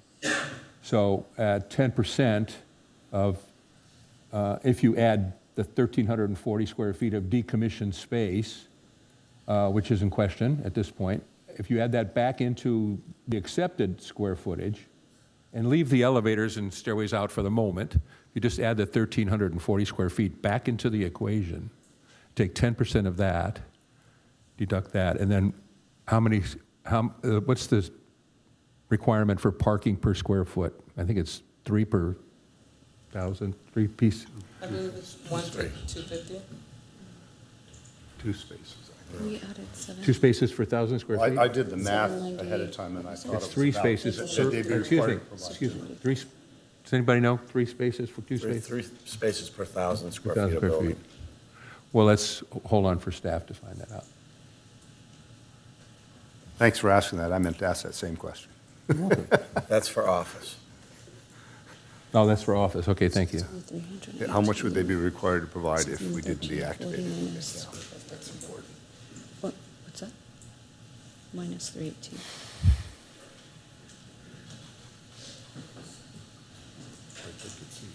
Wait, 1340 minus 318. Divided by 250.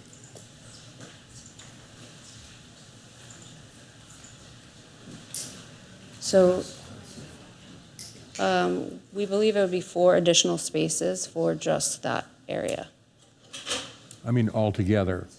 So if we did not decommission any space. Oh, I'm sorry, I misheard you. I thought you said we would. Yeah, no, I would like to know what would the parking requirement be if this building were to be built the way we're discussing it without any decommissioned space?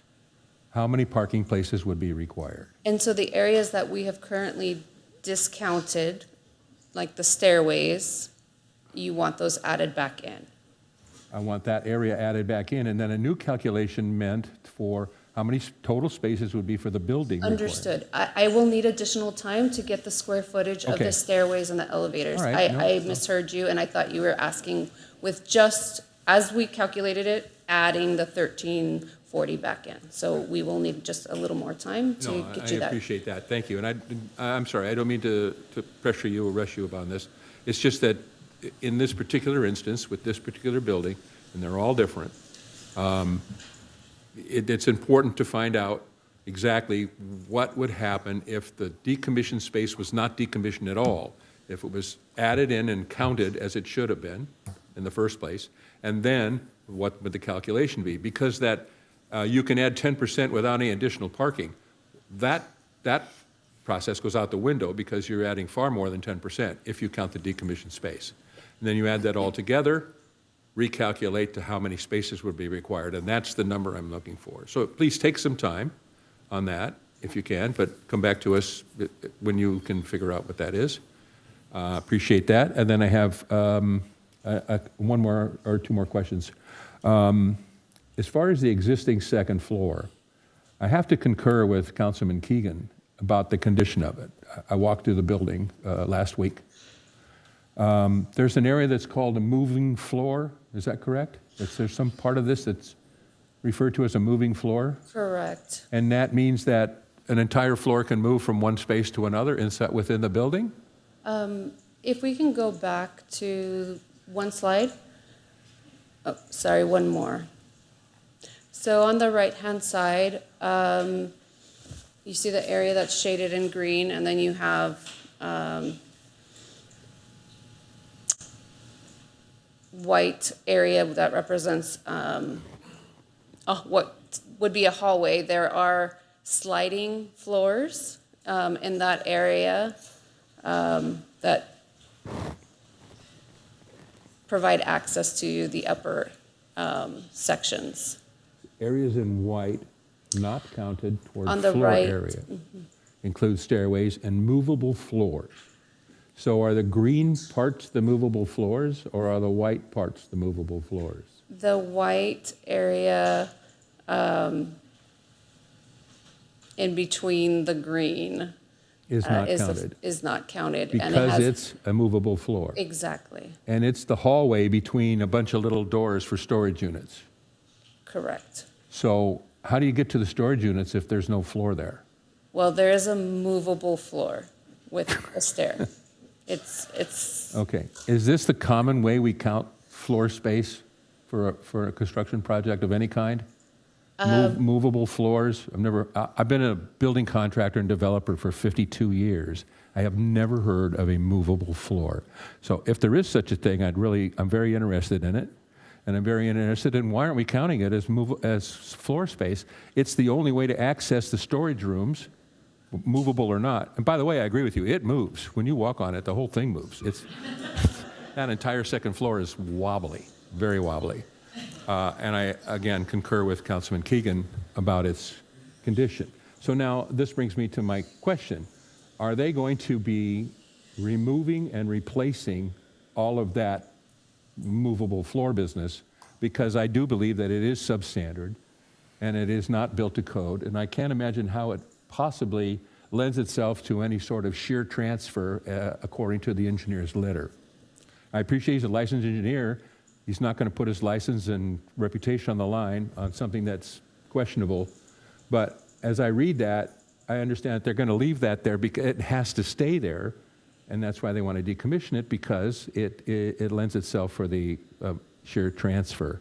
And any floor that moves around when you walk on it cannot possibly bring some stability to the exterior walls. So another question I have. Okay, so are they going to rebuild the movable floors so they don't move anymore? Or are they going to tear them out and make new floors there, replace it with new floor, and then decommission it? So I think the applicant would be better able to speak to the construction methodology. Okay, fair enough.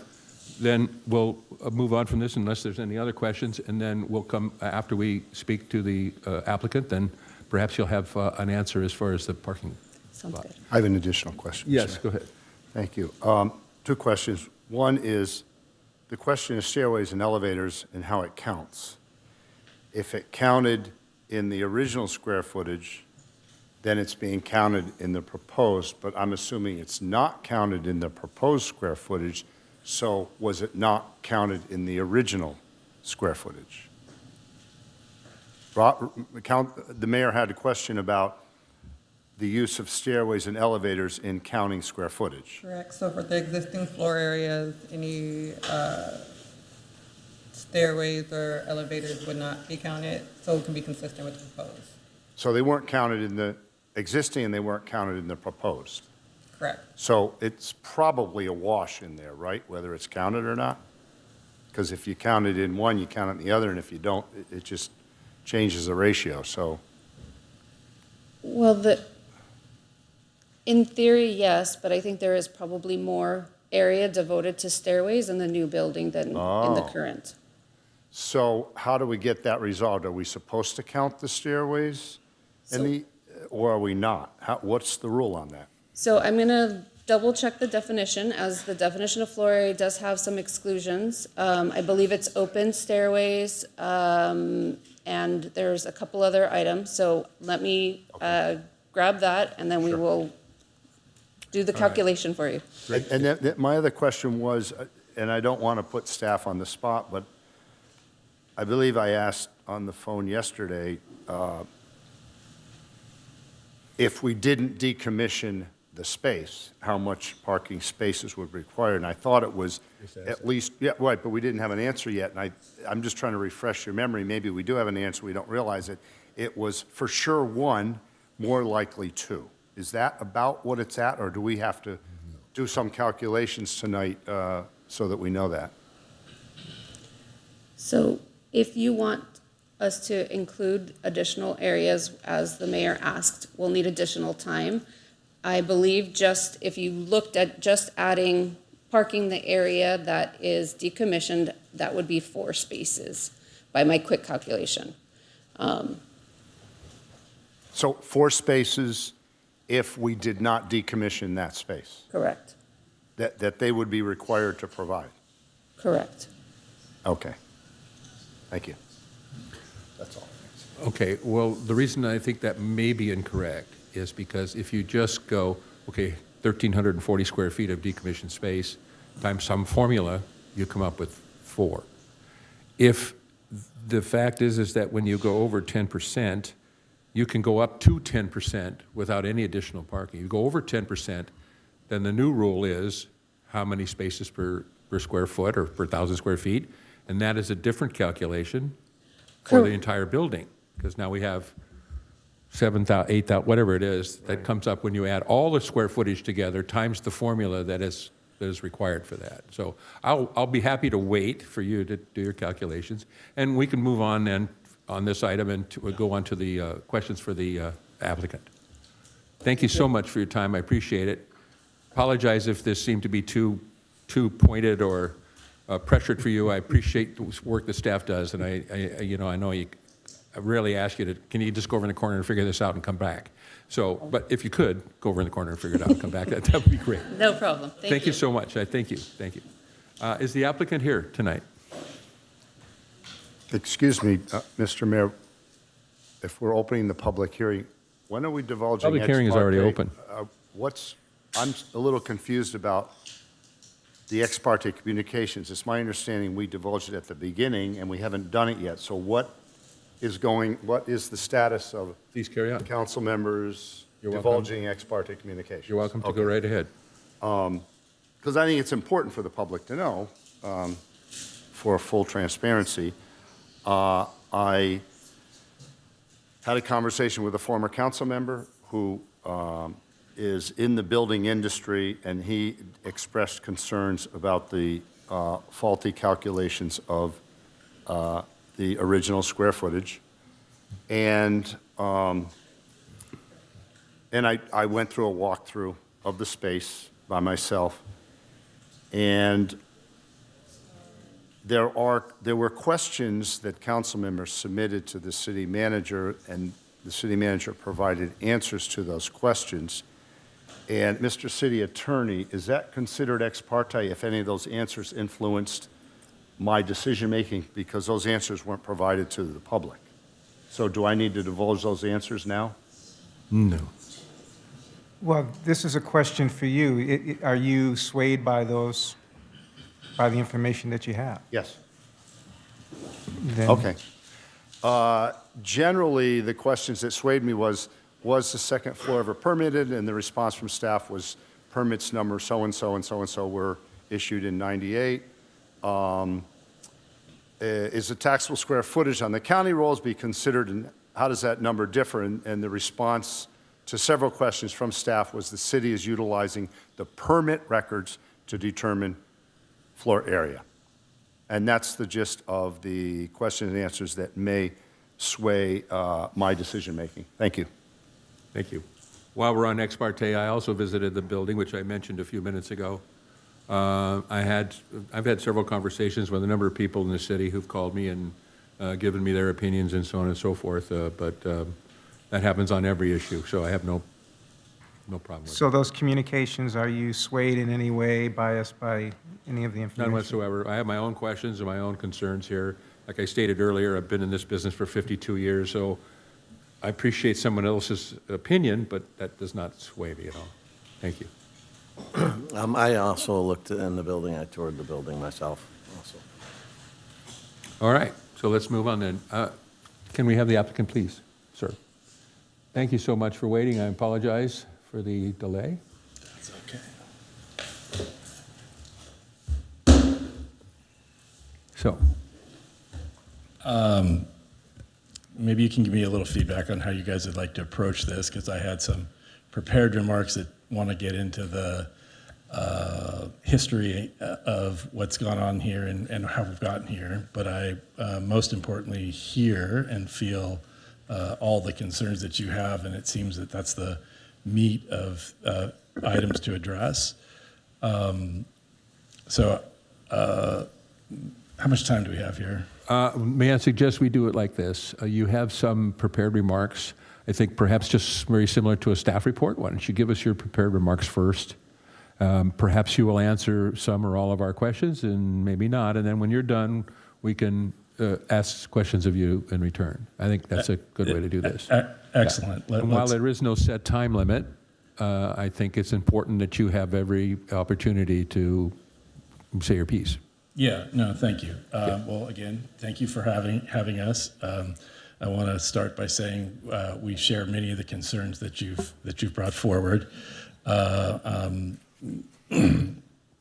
So we didn't build anything in this building. We didn't get the permits in 1998. I appreciate, no one here on staff and on the city staff was involved in that either.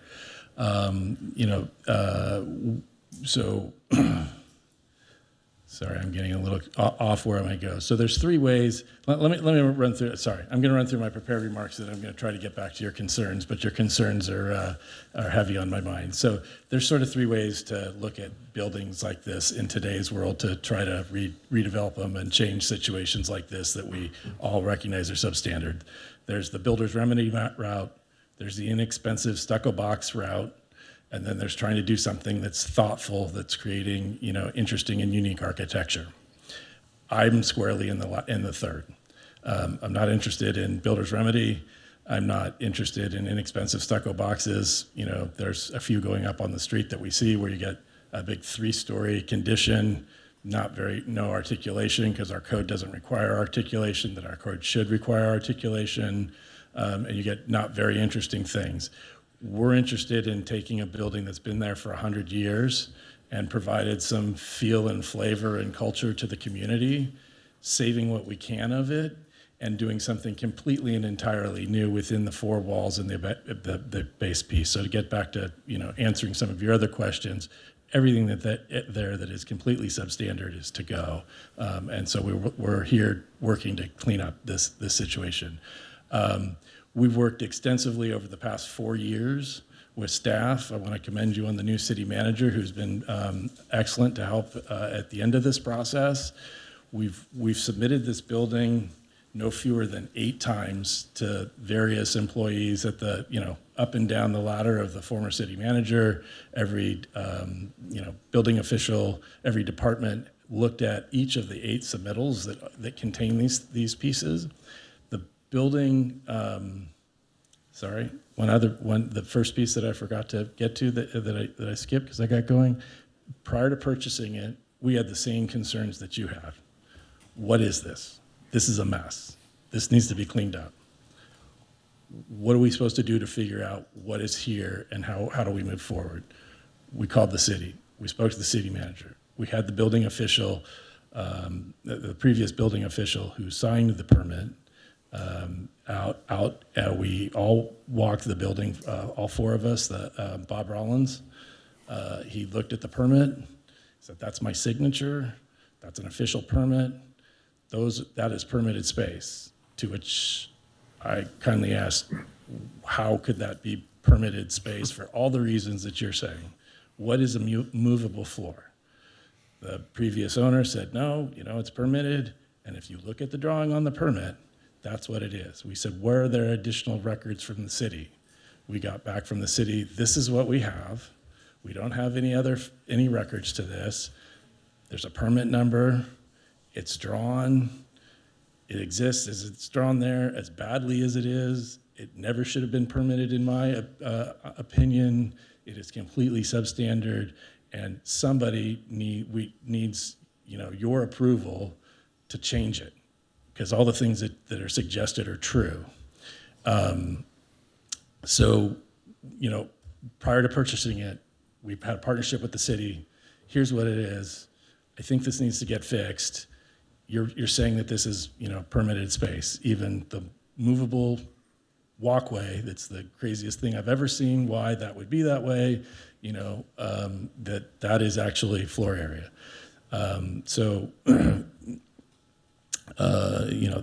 There's those pieces. We then worked with the city on what would the city like to see, because this part of Lower Hermosa has a bunch of dead zones for retail. There's an office building, there's now a hotel kind of piece going up, and lower Hermosa Avenue kind of struggles as a retail corridor and bringing, life and activity to many of those buildings. We've seen, across the street, we've seen numerous restaurants come and go in various pieces there.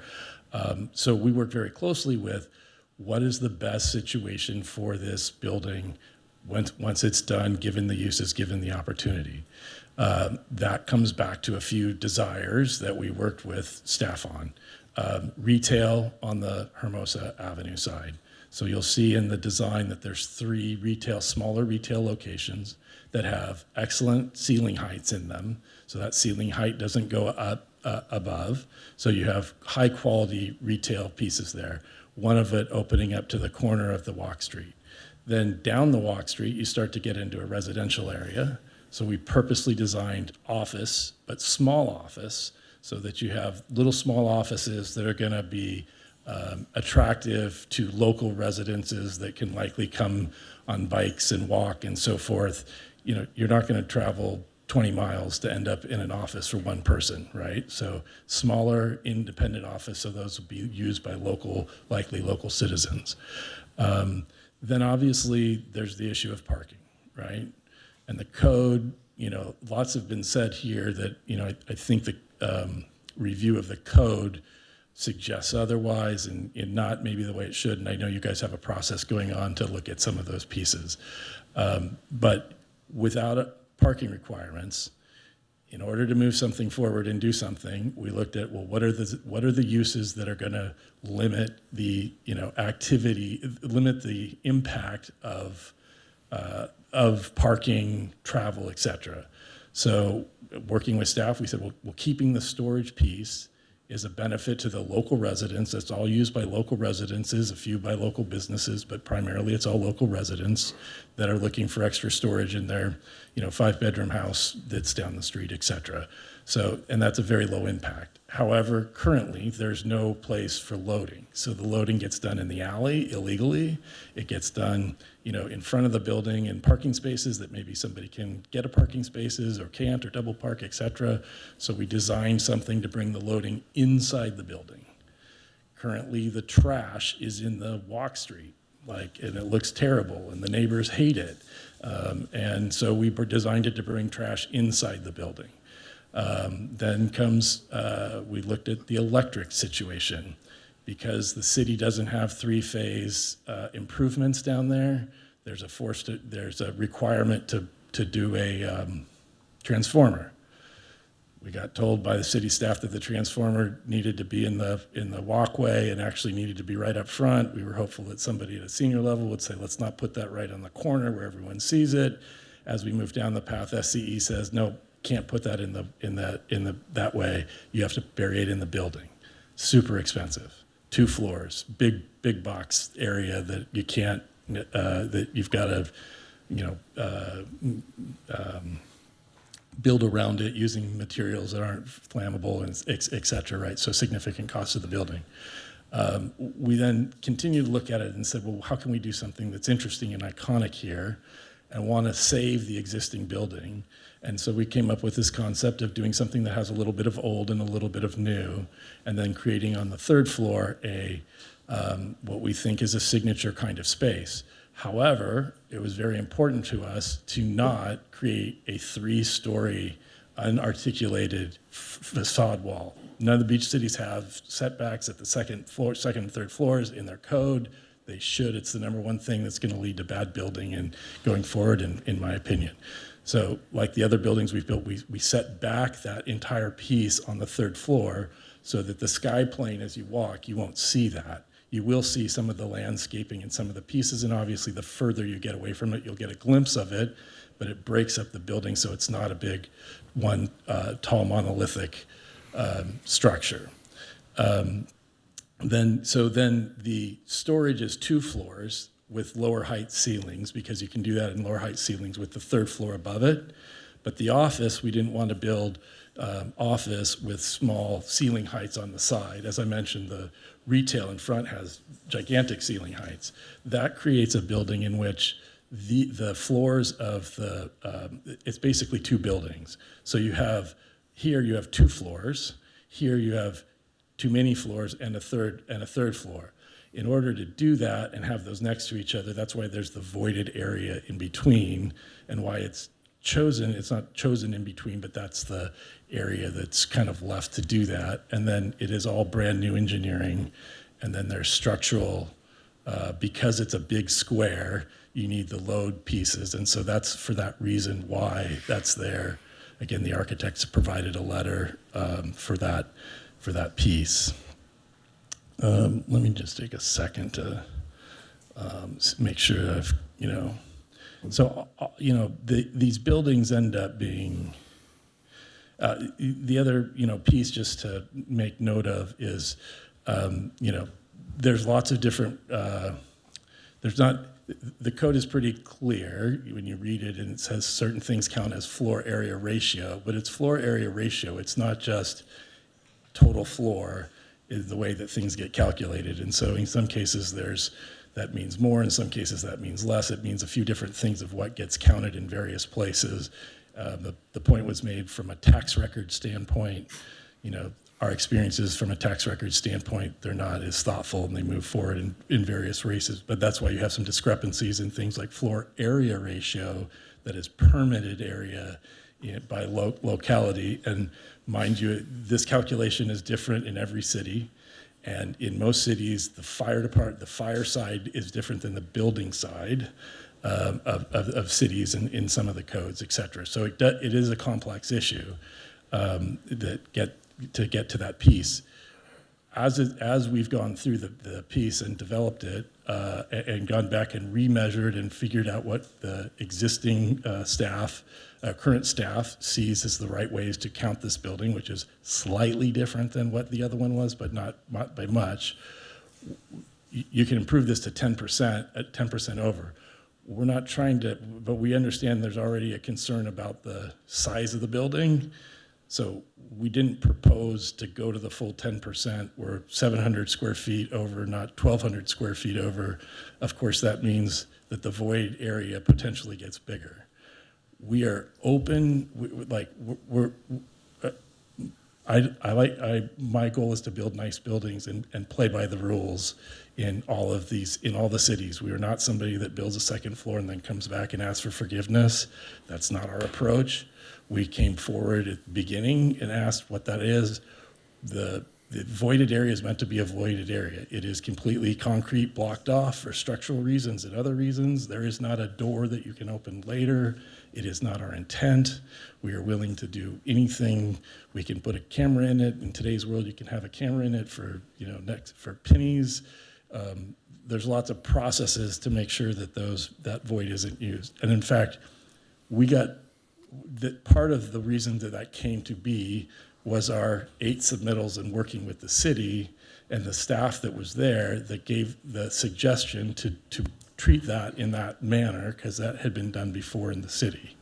So let me see if I'm hitting, let's see. Significant cost code.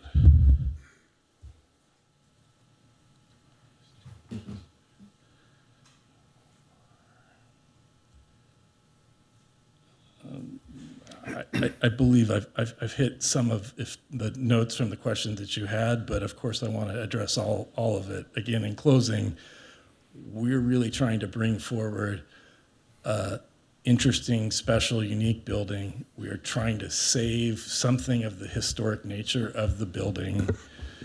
It's expensive to do it that way, but we think that our hope is that will last for another 100 years. We fully recognize and appreciate that this building is past its useful life and has all kinds of things. We approached the city from the very beginning at what is the square footage. We got, here's the permits, here's how it is, for 4 years, back and forth, 8 different submittals going through all the cities. We've gotten the feedback of move forward in this direction, move forward in this direction. Obviously, time and money has been spent in trying to get to a place where we have something that's in compliance and working with everyone, and a building that will we can be proud of in Hermosa.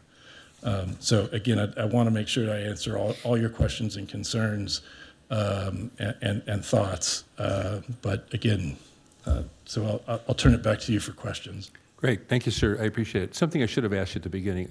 What was your name, sir? My name's Kyle Ransford. Cardinal Investments is the name of our firm. You know, we've built a few buildings locally. We've built a number of buildings locally. One building that shares some similarities to this and shares some issues to this is the Salt and Straw building in Manhattan Beach, a couple doors down from Sharkey's.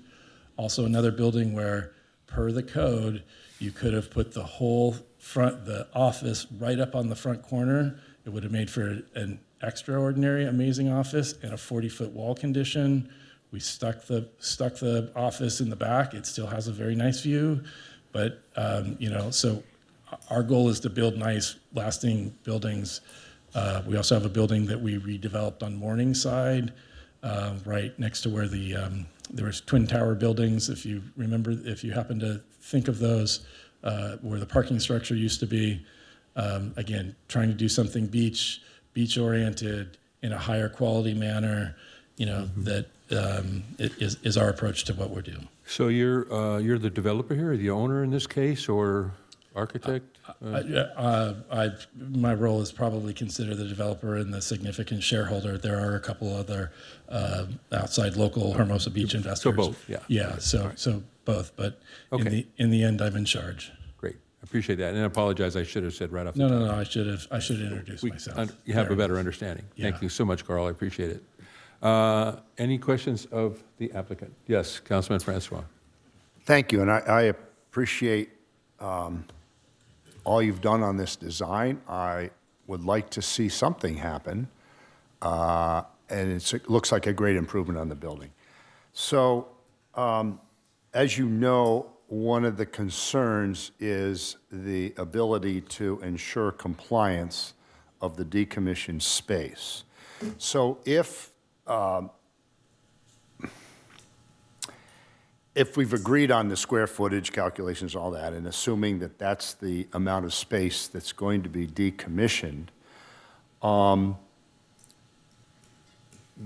is there any reason why that space was put in that specific location in your design? Yes, so as I was explaining, the office that's on the Walk Street is designed as 2 stories.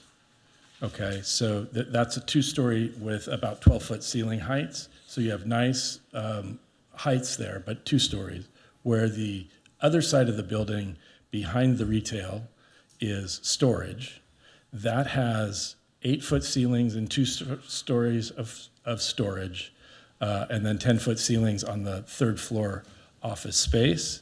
So the void is in between and addresses the issues of different floor heights. So the floor heights end up at different levels, and so you need for some bracing for engineering sakes, so that serves as the space in between the 2 floor heights and providing some engineering piece.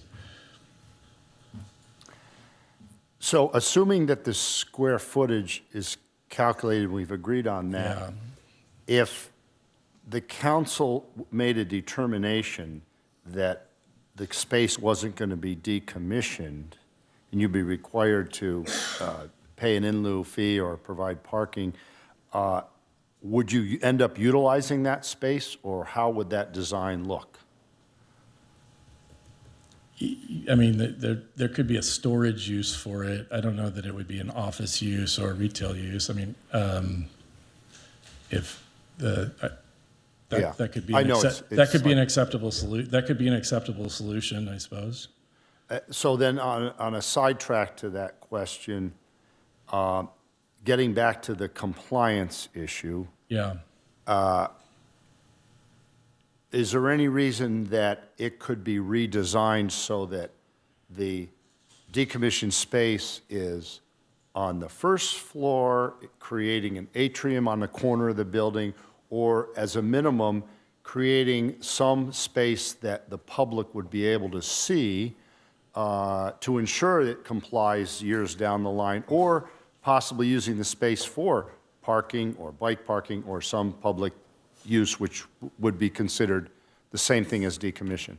I was just wondering what your thoughts were on that. Yeah, so the you know, it sounds like you know, there's, you guys all have some experience with this from council or other experiences in life. You know, the developments end up as Rubik's Cubes. You change this and then that. So it's to add, you know, the idea of, hey, can we add some parking? We have a floor height issue on the parking, and then the parking entrance would have to be off the alleyway, and it's a smaller alleyway. So there's a number of issues regarding, so there were some issues regarding that sort of prevented that piece. I'm trying to think of some of the other suggestions that you came up with. We've studied it a bunch.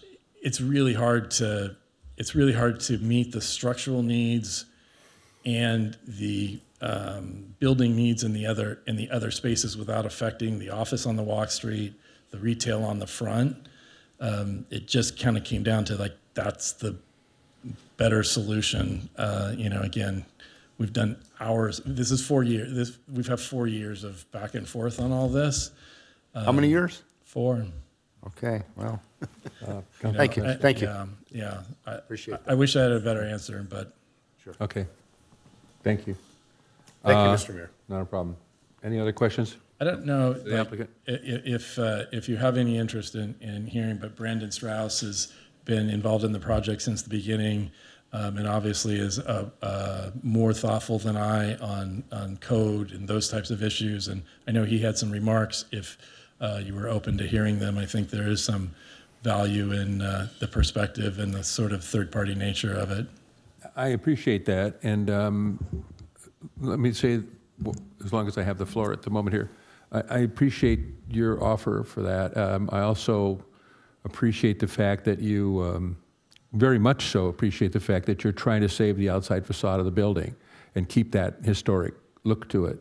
I think quite often everybody just goes right to the simple deal, let's rip it down and start over again. I would like to see that stay there, and I think you have a unique design. There are other questions and, of course, problems that I see in this, but that's not one of them. Obviously, your contribution to the community by trying to keep it is greatly appreciated. It's difficult to, you know, we're going back in 4 years back, and who wrote the permit, and how long has it been, and where are the drawings, and so on. You know, there's really not much to say about it. It is what it is at this point. It's just a matter of what's going to happen to those floors that are basically substandard construction. And I think we answered that question already. You're going to be either rebuilding them or they're part of the decommissioned space that's not ever going to be used again. Yeah, 100%. All the discrepancies and issues in the building will be removed. You know, this is effectively saving the 4 walls, which is very expensive, as you probably know, just to, you know, keep the walls and all those things you have to do from a construction standpoint in order to accomplish that. Mm-hmm. But everything else will go. All the challenges that exist there, you know, again, there is a permit that is a signed permit by the building official, and you know, he's certainly still around and able to concur on that. Well, I wasn't a part of that. No, I understand that, and I know Bob Rowlands pretty well. I've done business with him many times in the city as a contractor here. But that is all really notwithstanding. It doesn't have that much to do with this at this point. So we can go all day long about why was this done and how was it done and so on and so forth. Permits do get issued occasionally, and whether they're right or not or wrong or whatever it is, this is what we have to deal with today. So I think, I think our staff is done computing over there. And as there are no other questions, I really appreciate your time here, Carl. Thank you very much for everything you've done for us here. Again, as you bring up discussions, one of the challenges prior is some of the discussions lead in a place that asks for another question. I'd love the opportunity to answer if you, in your discussions, have something else that's worthy of an answer. Great. Thank you so much. Appreciate it. Rob? Yes. Mike? Just before he sits back down, I think he might already be down. I heard him say it, but just to reiterate to the public, the 4 exterior walls will remain. Everything else inside will be new. Is that correct? Correct. It's going to be fire sprinklered, correct? Correct. And it's not going to be a ghost ship like up in Oakland was with movable floors. Definitely not. Okay. Thank you. Okay, thank you. Is that all, Mike? Is that everything you wanted to say? For now, yes. Okay, great. Thank you. All right, let's go back to staff. If you have some calculations for us, I appreciate it. Michael, what's the deal? So, good evening again. We do have the floor area that would be allocated to all of the stairways, and that was 656 square feet. So that, in addition, 656 of Just hallways the- and stairways? just the stairways that were discounted. Okay. So I do not have calculations of all the other, like the transformer area. I don't have floor area Not for part that. of the, not part of the question. But if I add in that decommissioned area plus the stairways, we came up with 1,678 square feet, requiring 7 parking spaces. Okay, hold on. 650 square feet for stairs. 656 square feet for stairs. For stairs. There was 1,340 square feet of decommissioned space. So there was 1,000, so backing into this, so if you take 10% of the existing building, it's 1,200 square feet. 200 square feet is 10%. And then they have an addition of 793 square feet as we started. 793 So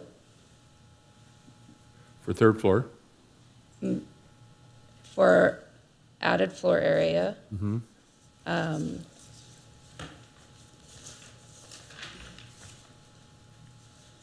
so that left 318 square feet without triggering parking. I'm sorry, all those numbers make no sense to me right now. I'm not sure how we come up with that. We had total square footage of the building to start with, including the decommissioned space and including the stairs. What is that number? So the decommissioned. Original building, first, without any addition to it. Original floor area of the building, 12,000, I'm sorry, 12,012 square feet. 12,012 square feet. Okay.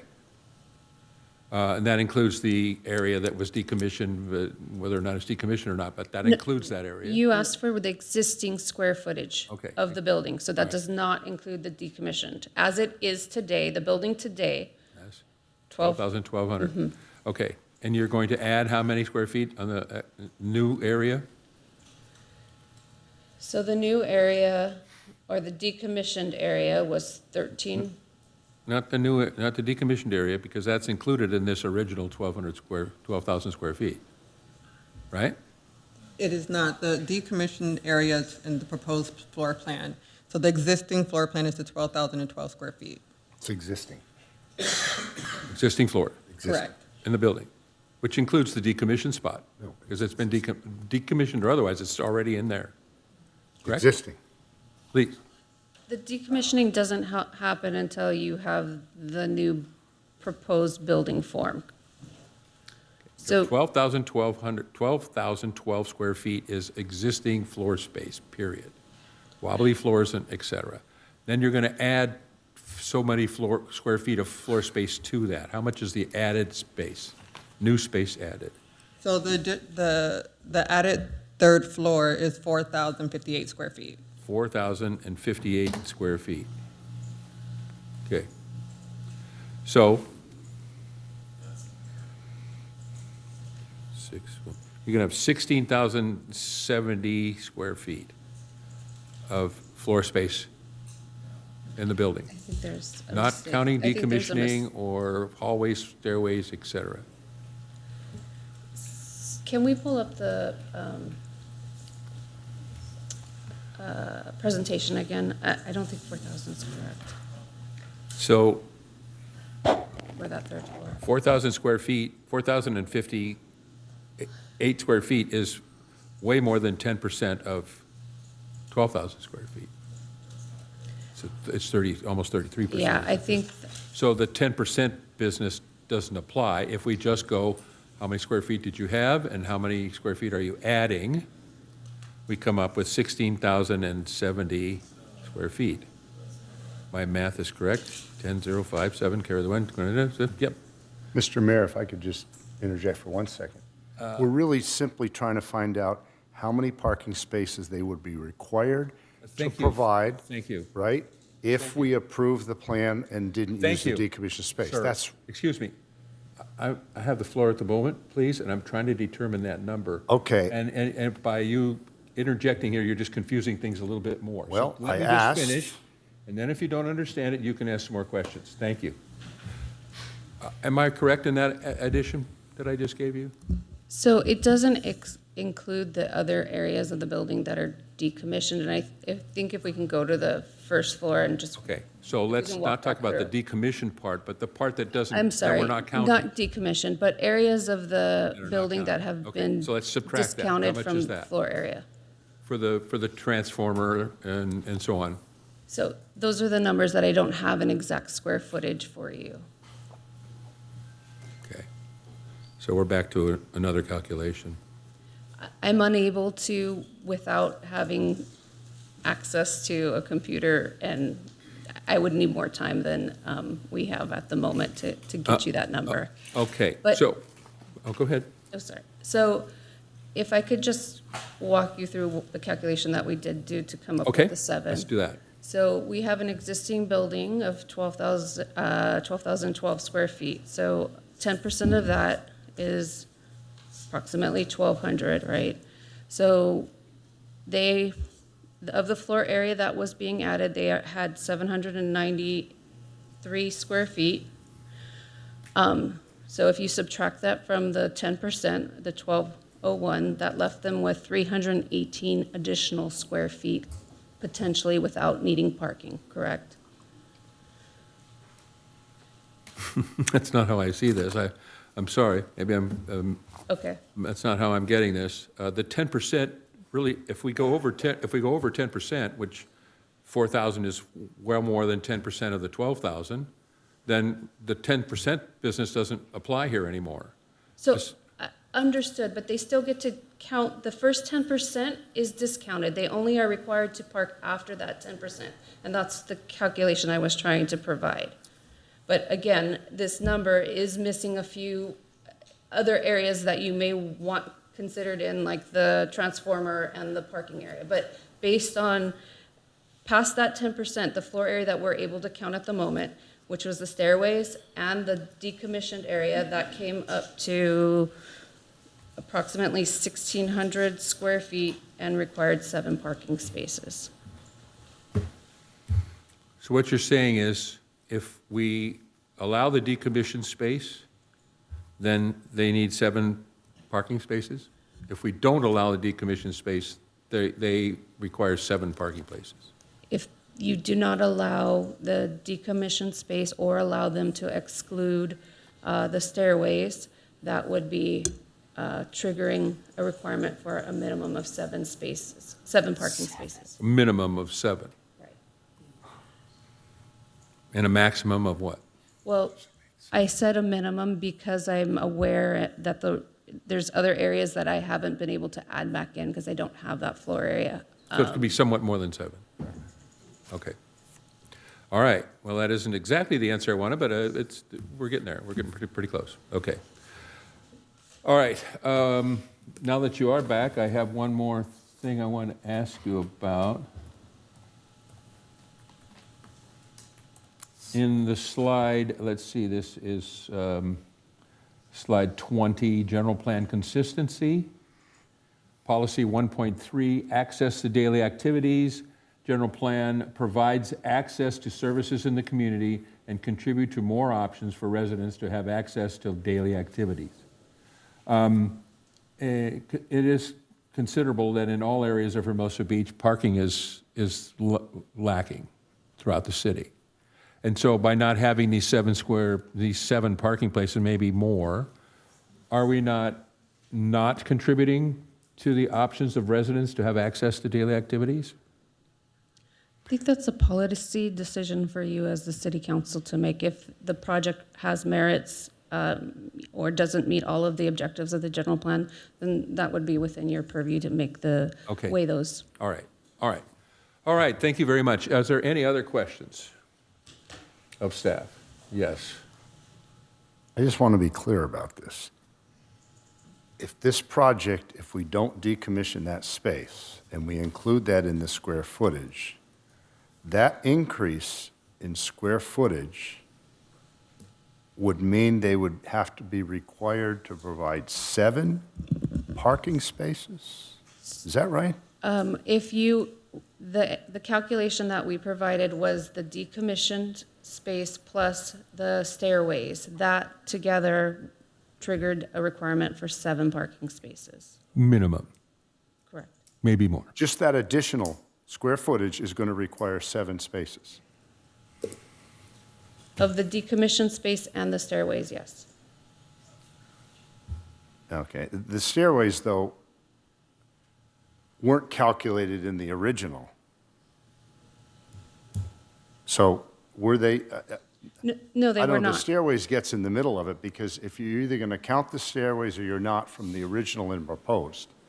So if you're going to count the stairways in the proposed, then you need to count the stairways in the original, which then changes that calculation. Is that right?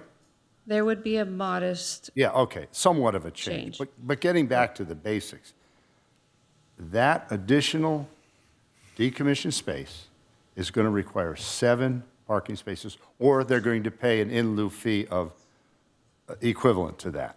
And this is what we're seeing here, 7 spaces. Is that right? 7 spaces. Just want to make minimum. sure. That's what Okay, she minimum. said. Wow. Okay. That's 4 times now. All right, thank you. And seeing no other questions from staff, I'll close this part of the hearing. Thank you so much. I appreciate your efforts and I apologize for the extra work. Okay. Where were we? It was so long ago. Questions of staff. All right, council questions. Let's bring it back to council for questions. Anyone else? No. Applicant invites open public comment. Let's have the open public comment right now. I'll open public comment on this item. Madam City Clerk. Each speaker is limited to 3 minutes. When called, please state your name for each record, for the record. First, we have Brandon Strauss.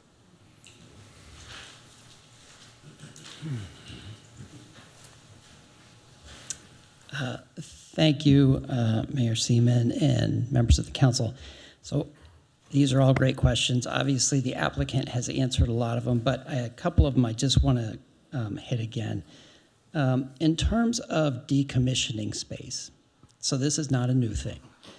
In 2019, the city council permitted the owner of the Vista site, Vista Restaurant, to add 702 square feet of outdoor dining area without adding parking in return for, or on the condition that, they deactivate and wall off 744 square feet inside the restaurant. And they did that. That's what we're doing here. You know, I'm sure the applicant would agree to any of the conditions or measures that Vista has to do to ensure that that decommissioned or deactivated space is not activated. You know, and basically all they have in their conditions of approval is that they're subject to city inspection at any time without notice during regular business hours. We do that. Beyond that, if the city council wants to establish a monetary penalty in the resolution that would apply if this requirement were violated, we'd agree to that, because it's just not going to be used. It's physically inaccessible. And the reason that that's done is to avoid, just like Vista, avoid triggering parking, because when you start to trigger parking, this is not a project.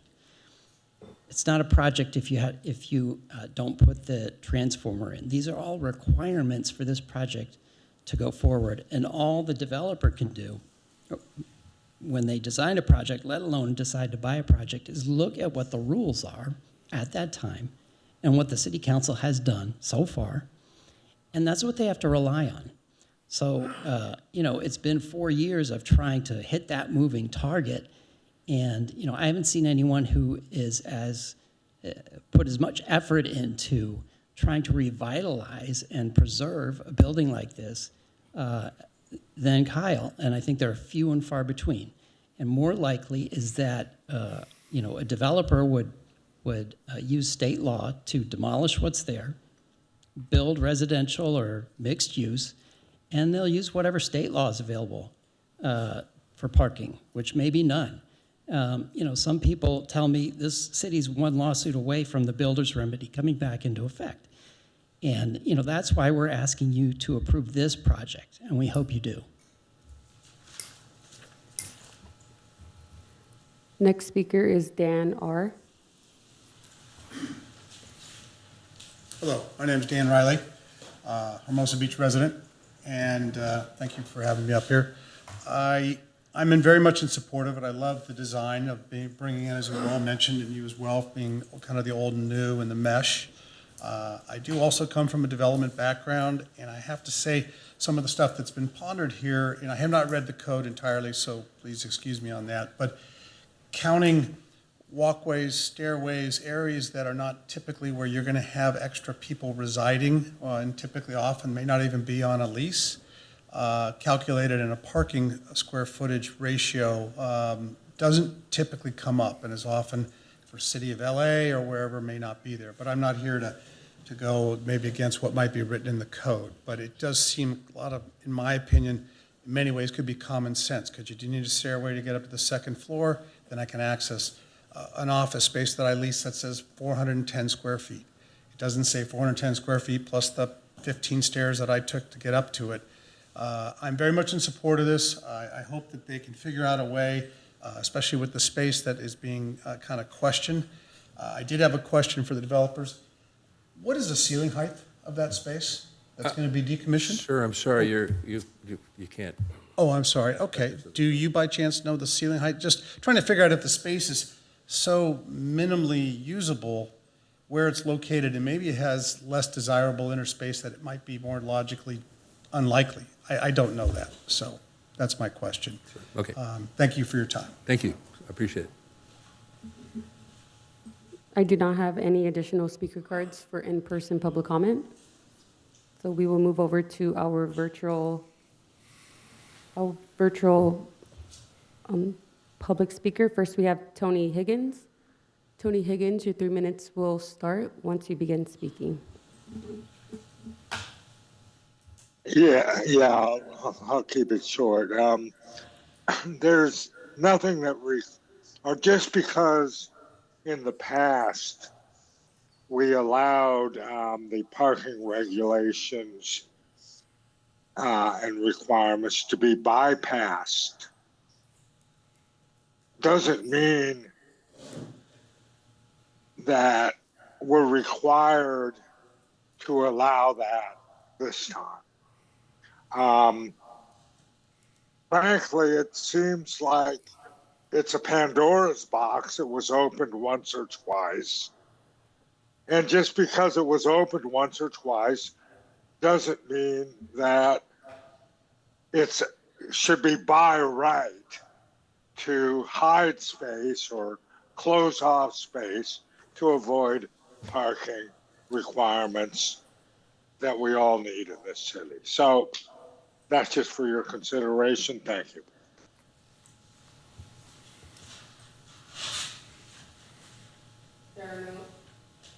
There are no additional virtual hands raised. Great. Thank you, Madam City Clerk. We'll close public comment then and bring it back to the applicant. You're invited to respond to any of the public comments. If you want to respond to the height question on the ceiling heights in the area, storage areas. Sure. This, as I mentioned before, the floors change, so it's very difficult to assuming the wall gets broken, the concrete wall gets broken down to get into this space somehow. The floors are at different levels, and the ceiling height is substandard in that space. So it's not a fantastic bit and fate. Right. And, the other calculation, I think it's 852 square feet. If you included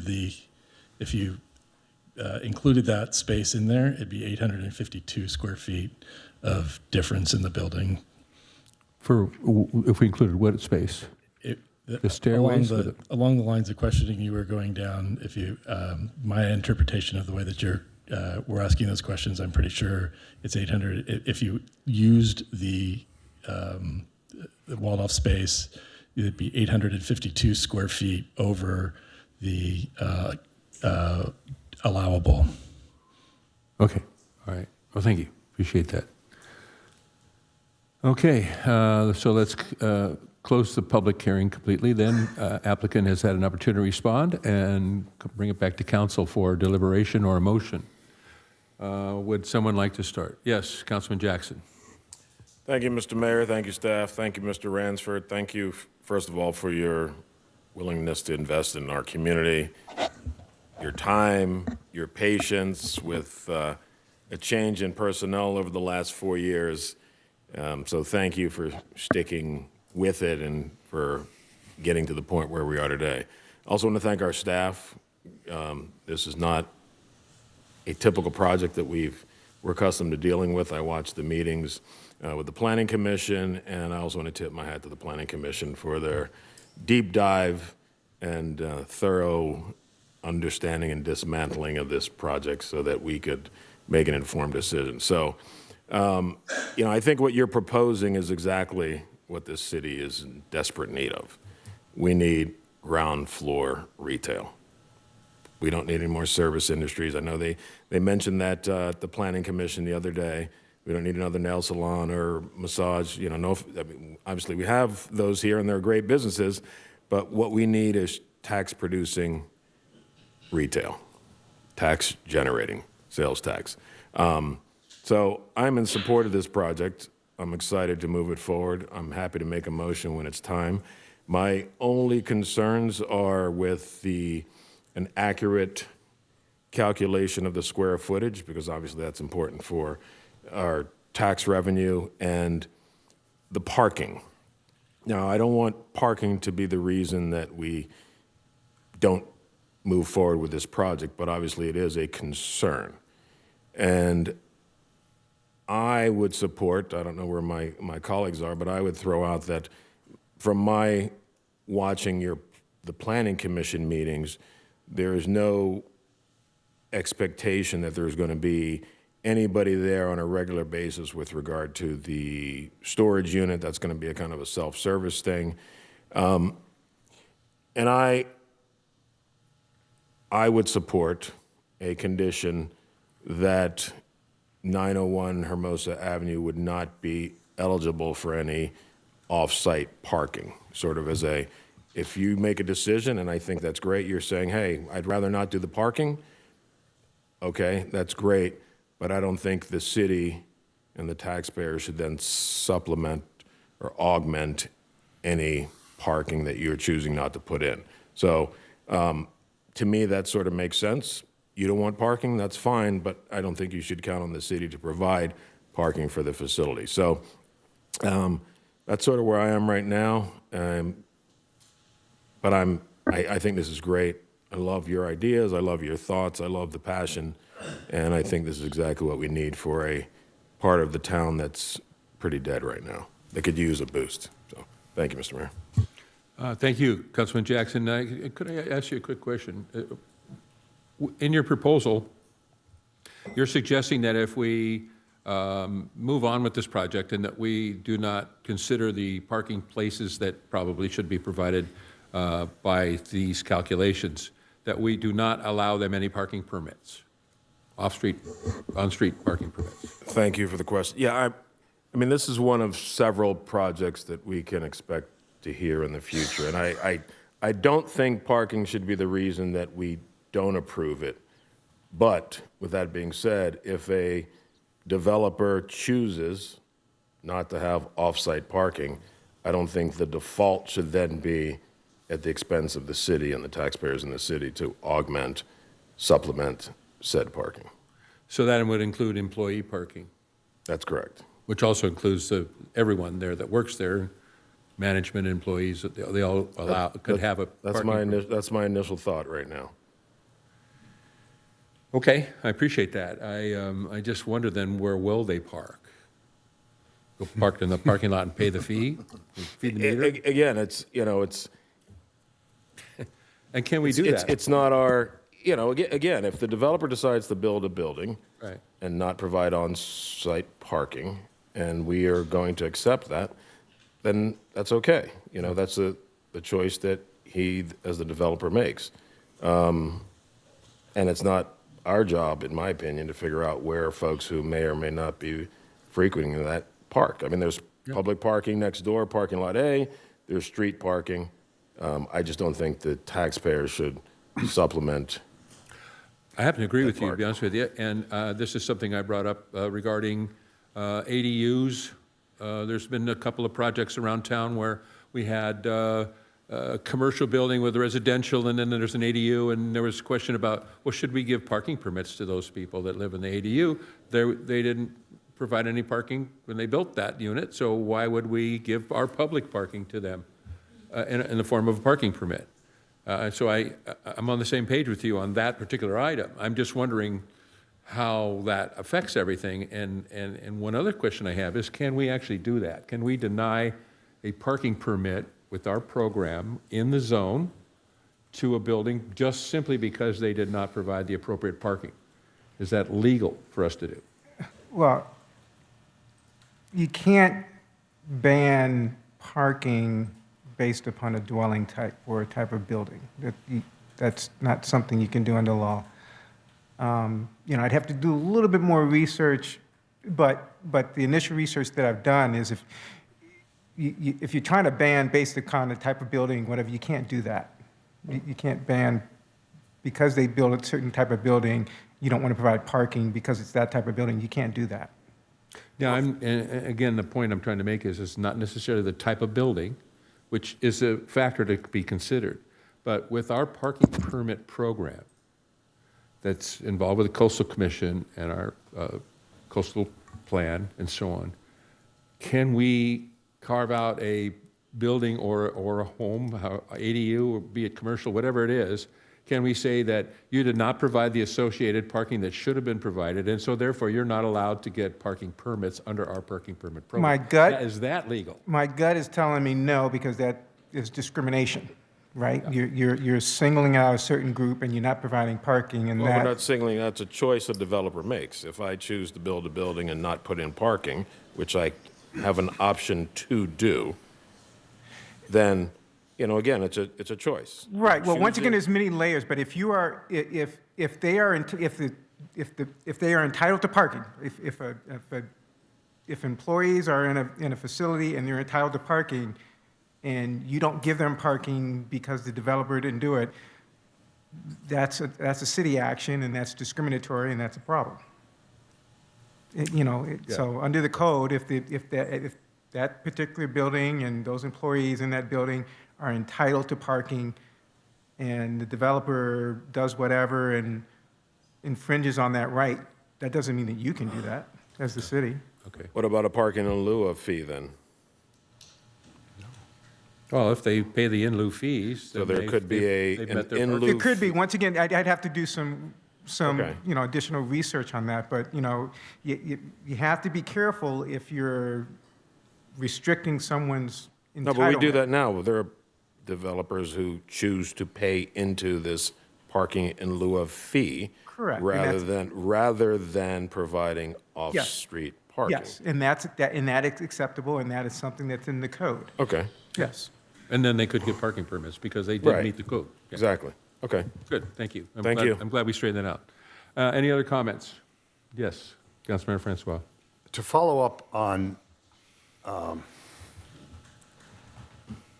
the parking issue, the premise was that if they're not providing any parking, but if we decommission the space, they're not required to pay any parking. So this idea that we're going to decommission space and then we're going to deny them a permit or make them pay an in lieu fee when we've determined that we've decommissioned the space doesn't seem to make sense to me. I mean, the council ought to first determine whether we're going to decommission the space or not, and once it's been decommissioned, the parking in lieu fees and the parking requirements is very discriminatory because we're just subjecting, we're saying, well, we agree with this decommissioned space, but, so I think we need to focus on, you know, what's important for the community, on the verification and compliance of the decommissioned space, and maybe there's some adjustments that can be made on the conditions for the approval of this project. And I suggested those earlier. Thank you. Okay, thank you. The way that you put that, you said, well, if we decommission the space, then they have to pay the in lieu fee. It's an either-or thing. Well, If we decommission the space, then they have to meet the parking requirement with in lieu spaces. No, if we agree that we are decommissioning that space, then they fall within the requirement where they're not required to provide any parking or pay any in lieu fees. So if we agree that we're going to decommission the space in the middle, then we approve the project as it is. Not approve the project and say, well, we're now going to ask you to pay the in lieu fee when they're not required to because we've decommissioned the space. That's exactly what I'm trying to say. It's an either-or. If you decommission the space, then they will be required to pay the in lieu fees. Why? If we don't, because the square footage changes, the rules change, and they have to provide parking. If we decommission the space, they're not required to pay any in lieu fees. That's correct. If we decommission the space. If we If don't don't, decommission the space, then they are. It's Right. an either-or. So, That's what I've been trying to explain. the suggestion was that we approve this project, but we we require them to pay a fee. Well, we can't do that if we've approved the project with the decommissioned space. So, are we decommissioning this space or not? Who's on first? Well, that's what you got to figure out, because if we're not going to agree to decommissioning the space, then they're going to be required to pay. But if we agree to the plan as it is with the decommissioned space, they're not required to pay any fees. So how can we add on a requirement to pay the fee if they're not required to? We're not. That's what I'm trying to say. You're kind of going around a who's on first business.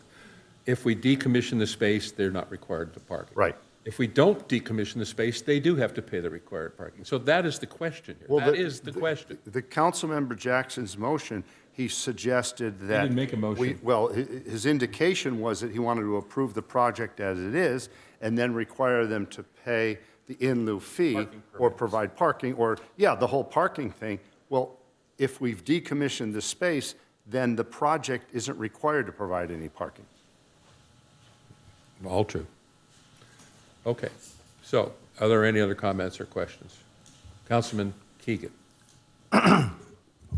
Thank you. I'm listening to, we're kind of all over the board on this thing, but I want to point out that I'm still not on board that, that there's a second floor to the building still because, 1997, Bob Rollins started to work for the city in about 1995 or 96, and he was a warehouseman before that. He wasn't even an inspector at the time, so I doubt he signed a permit card and did an inspection. He didn't know jack shit about anything. He was plan checker at the time. Yeah, and he didn't know anything. Which would give him the ability to Yeah, well, I think he approved an as-built drawing, and that's all he did. He didn't give a permit to build that construction because it was already built. Okay. Because it was the plans show in 1987 a yogurt shop being built, and these same walls are already there. So the fact that there's no floor on the second floor in most of the area, and it's a movable floor, which isn't even really a floor. We basically have some furniture developed in the middle of the space. But since you folks seem to be buying off on that, I'm going to get off that. So basically, they're adding about 6,500 square feet to the building. Basically, the ground floor isn't changing much. They're using some space for transformers and that, but basically the bottom floor is the bottom floor. The second floor is not that large because they've got the decommissioned space, and they basically have about 2,700 square feet of space on that floor. And then the third floor is the largest of the more office-y type space, and roughly you got about 4,500 to 5,000 square feet up there. So it's about $6,500 to $7,000 additional space in the building on a gross area building calculation, not a rentable one. But so the building is growing significantly, and one thing we need to do if we're going to approve this project, tonight, is we have to, in the development permit, since it's a precise development plan, is make him have storage in these spaces. Because he's not, if we allow him to turn this into office space, it's underparked already. There's no parking.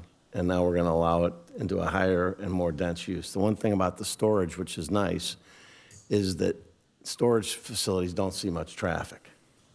People put their stuff in there and they never come back. And so it's not a bad use of the building, and storage is so expensive down in this neighborhood, that's the only reason he's building it, because people will pay $6 to $8, even $10 a square foot for storage space. So I would want to make it so that it runs with the building, that it can't be turned into offices later, because it's going to increase the parking in the area, and there's not enough parking down there already. So we need to kind of rein in this extra space. It's roughly, of the new space, the storage is, we're talking it's about 5,000 square feet. So we don't want that to turn into office. So you're suggesting that we codify. Decommissioned or otherwise, or any other condition, one condition that you would like to see is that in the PDP, in the precise development plan, that the area that is listed as storage on the second floor be used solely for storage. Correct, on the first and second floors. To run with the building. Correct.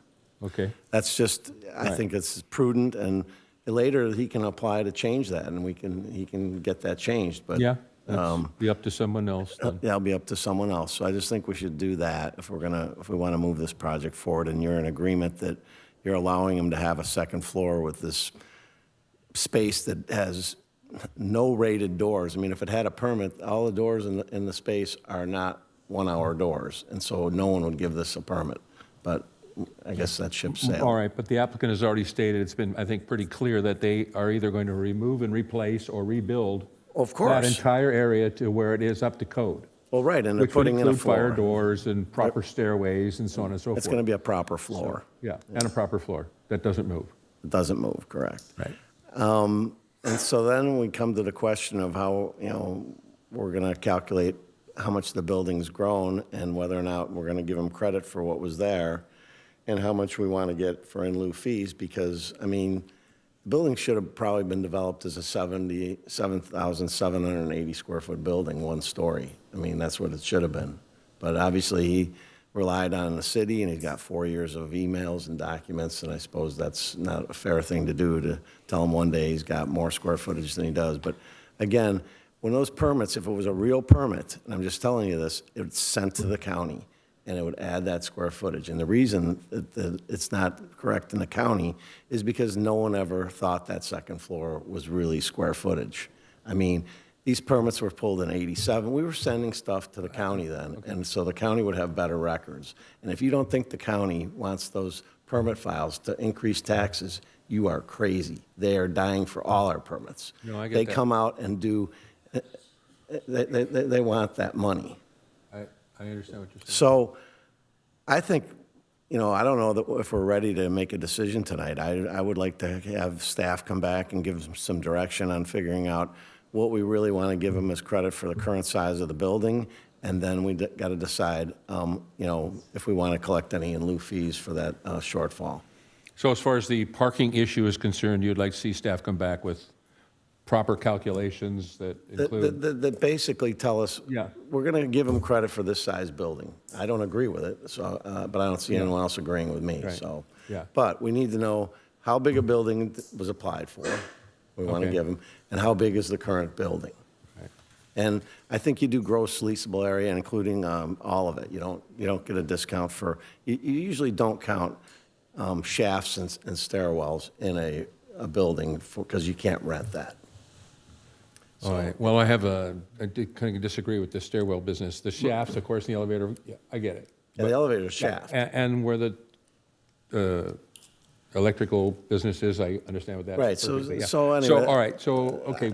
Anyway, yeah. so I need to find out if you guys think any of that makes sense, and if it doesn't, then someone's got to come up with another plan. Yeah, okay. All right, I appreciate that. Mr. Detoy, do you have something to say?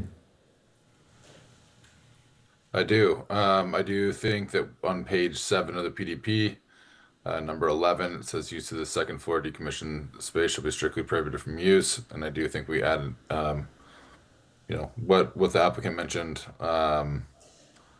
ability for city officials to inspect during business hours, etc. I don't know if I'll ask Jason, we don't have anything for a fine yet if they were to do it, but at least we're going to be able to go out and inspect the decommissioned area. But this is the project that we should be wanting all over town. The fact that they're keeping the facade, keeping the historic structure, and building a whole new building behind it. This is, very exciting for us. And, I think our parking requirements are already too stringent. So, I was up in Santa Monica, there's Waymos everywhere. They're going to be here next week, pretty much. So I think, as we go through the zoning update, our parking requirements are already too harsh. And I think we need to look at those in the downtown area. But with that, I'm, happy to make a motion to approve, adding the inspections on item 11. All right, thank you for that. I'd like to make a comment first before we go on to motions, which you're welcome to do after that. Once again, I'm sort of in the middle of everything here. First of all, sir, Carl, thank you for everything you're doing here. I am in agreement with you on a number of points that it's important, I think, for us to try and hold on to our historic buildings in one way or another. When we just did the State of the City address and I spent 2 hours explaining to the city that I think it's important that our history be part of our future. And this is a great example of that. So I can't say no to that. I totally agree with you. And I applaud your effort to try and do that. But I want to make a point about the decommissioned space because this seems to be at the center part of this situation. It's been mentioned several times here on both sides of this question that, well, decommissioned space, we did it at Vista and so on and so forth. That's very true. That is a precedent, not law. It's not a rule. It's not part of our code. It's something that we can do if we feel it's right. I was on the Planning Commission at the time when Vista applied for that, so I'm very familiar with the case. It was very different. It's a restaurant that's on the plaza. All the other restaurants got outdoor dining, and in order for them to qualify for the same thing, they had to decommission some space because square footage meant something about parking. And so at that time in our history, they wanted to keep that old building that used to be the Mermaid. They wanted to say, no, it's something different now, but we want to keep it here. We're not tear it down and do something else. We want to keep this, but we want an outdoor dining deck like everybody else. And so under those circumstances, that planning commission, myself included, decided that that was the right thing to do, and so we agreed to let them decommission some space. This seems to be a different situation.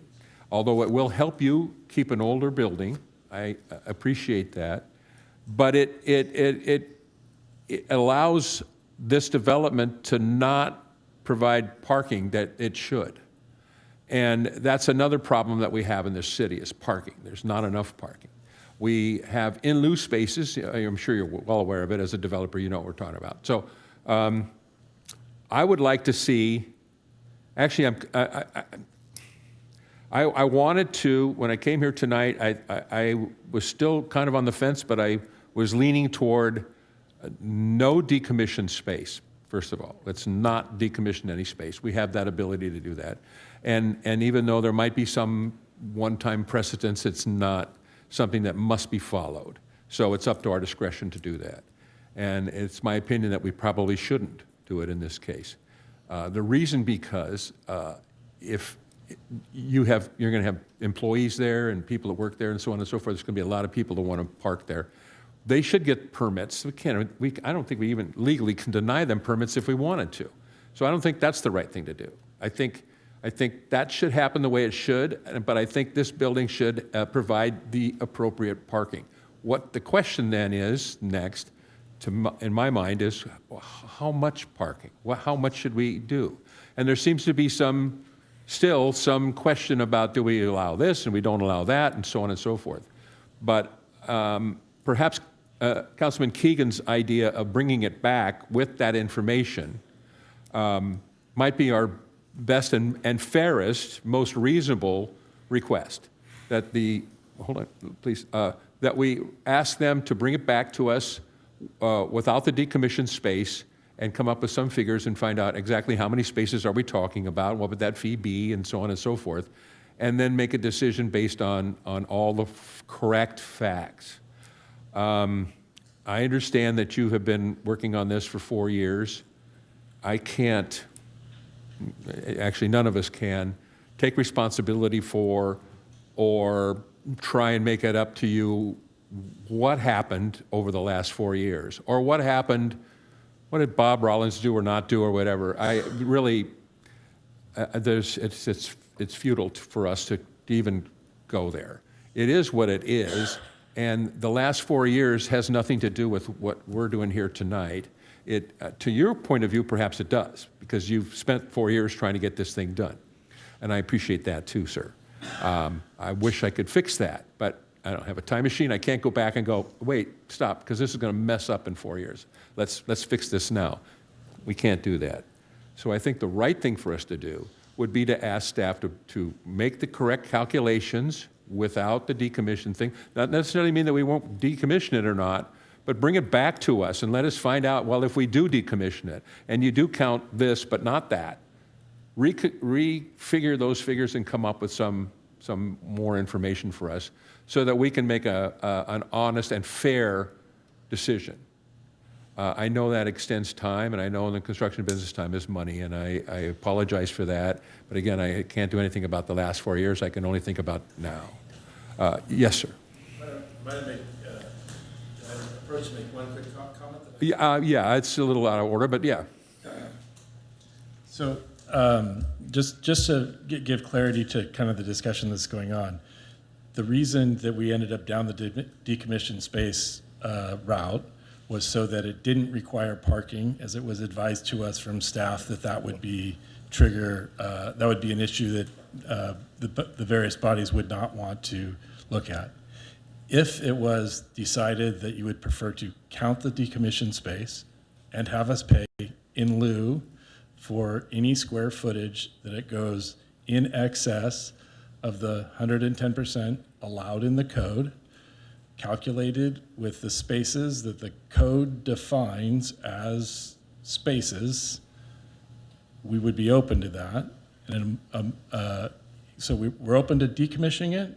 If that's the preference, to keep the square footage down, we're open to, and it would be storage also. And to Mr. Keegan's point, those are all windowless offices. We're fine with the piece of designating them as storage for the future. It might read something like, an approval of the project subject to any square footage that is determined by staff over the allowed 110% would trigger in lieu parking at the rates that we apply for in lieu parking. That would allow everything to move forward, but also protect you in making sure that the building is paying its fair share for parking going forward. We can appreciate all those comments. So if that was, we'd be open to that if that was a all right, choice. Great, thank you, sir. I appreciate that. Well, that's an interesting development. There's one caveat to that I see. Maybe it's not there. Allison, could you possibly help me with this? Yeah, sure. If I could ask you a quick question, and I know this is a little bit out of order also, but I think it's very important that we do this. The calculation that we had that was sort of correct, but not right on the money, of a minimum of 7 spaces. If we do this evening and approve this on these conditions, how do we know that that number that we come up with, they said 7 minimum, but it could be more. How do we, you know, once we drop the hammer on this and say, okay, great, this is how it's going to be, we're going to follow new calculations, including the decommissioned space. There's no way of determining that this evening. So how do we make sure that we do the right thing and that we end up with the right result? I think for sure the staff would benefit from some more time. The actual tables, figures, a calculator, and the proper final proposal for how the space is used, right? Because as you've just discussed, if you're talking about office space, you have one parking calculation. If you have storage space, you have another. So I would, you know, have the city attorney work with us on crafting a condition which is similar to what the applicant just proposed, and allow the city to make that final calculation, make it public, a part of the approval, and just move forward from there. And then bring it back for final approval. I would recommend that we decide on the case today. I mean, really, if you're in the shoes of the Planning Commission, you have a case in front of you, your option is to approve the project as presented, approve it with additional conditions, or deny. And that would be my recommendation. Or as the Planning Commission did in the first place, bring it back. That's another. After a bunch of calculations were done. Yeah. Yeah. Right. Okay, well, what do my colleagues think about doing this? Do you want to approve it based on that information? Or do you want to, hold on one second, or do you want to bring it back, have the calculations completed so that we know what we're talking about when we finalize this? Councilman Jackson. Thank you, Mr. Mayor. Thank you for those clarifications. I see no reason in delaying this. It's been delayed long enough. I would move that we move this forward. I will defer to the applicant in terms of I mean, I'm comfortable with the plan as is with the decommissioned office space. It's walled off. If it's retail, there's no parking requirements for retail. So it's different for office than it is for retail. So I'm comfortable with the plan as is. I'm comfortable with the decommissioned, and I don't want to delay this any more than it's been delayed. It's time to move forward one way or another. Thank you, Mr. Mayor. Thank you. Any other comments? Was that a motion or? Not yet. Okay. Well, if I may, Mr. Mayor, I'm pleased with this new information.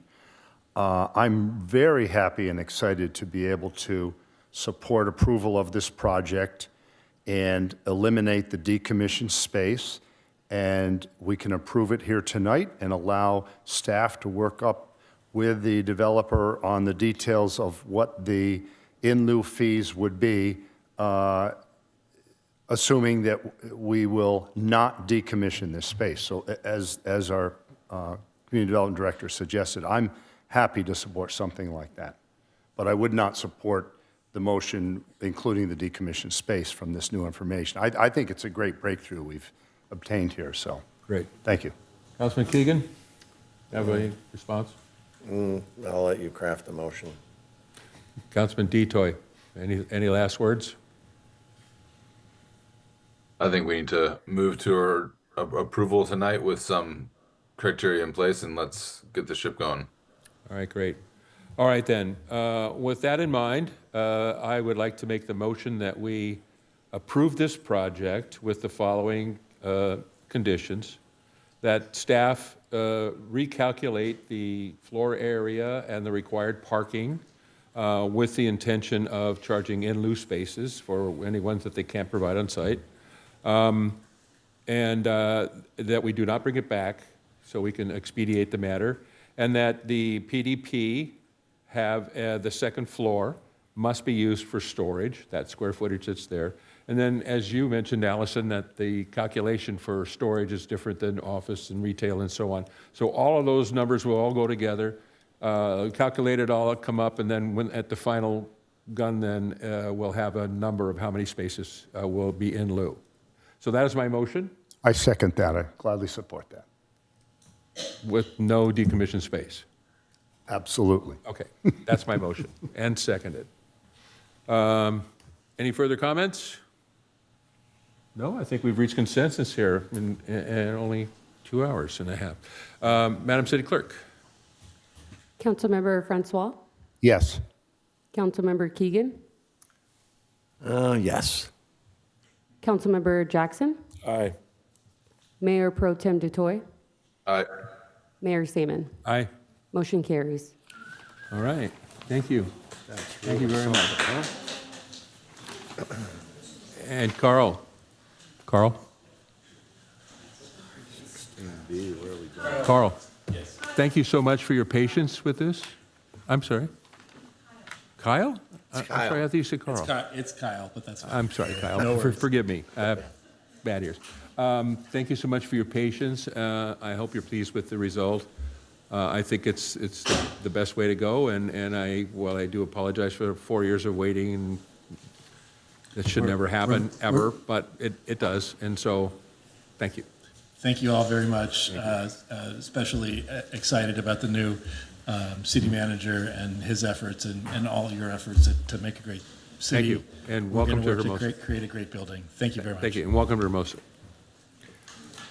Okay, now, as we decided to move another item around, we go to 17B next, and then finish our, yes?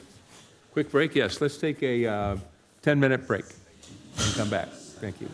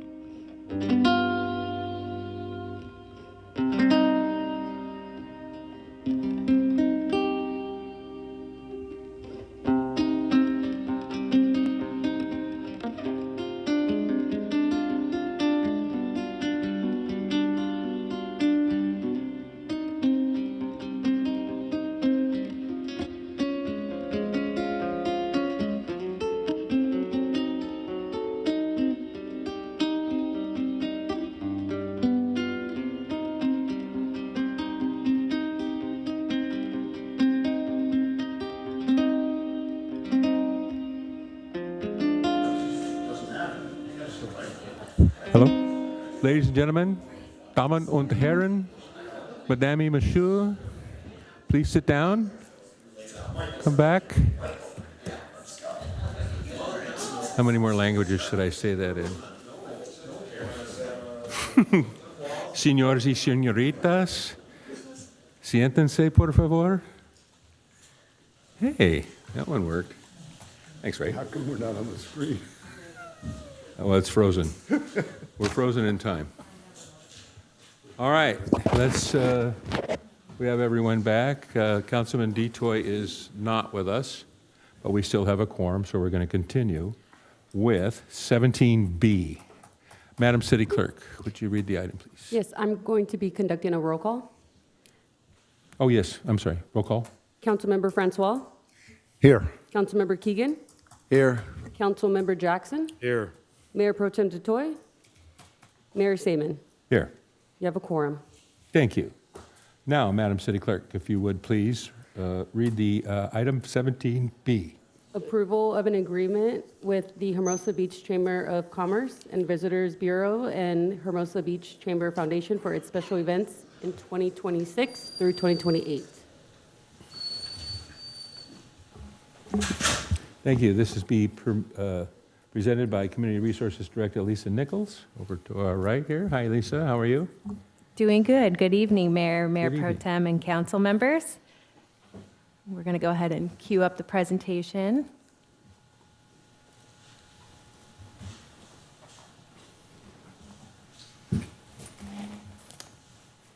This item is staff's recommendation that the City Council consider approval of an agreement with the Hermosa Beach Chamber of Commerce and its foundation for its special events in 2026 through 2028. The Chamber has produced sidewalk sales, the St. Patrick's Day Parade, Fiesta Hermosas, Locale 90254, and Hermosa for the Holidays. This item is also requesting council direction related to the St. Patrick's Day Parade, including funding and route selection. Next slide.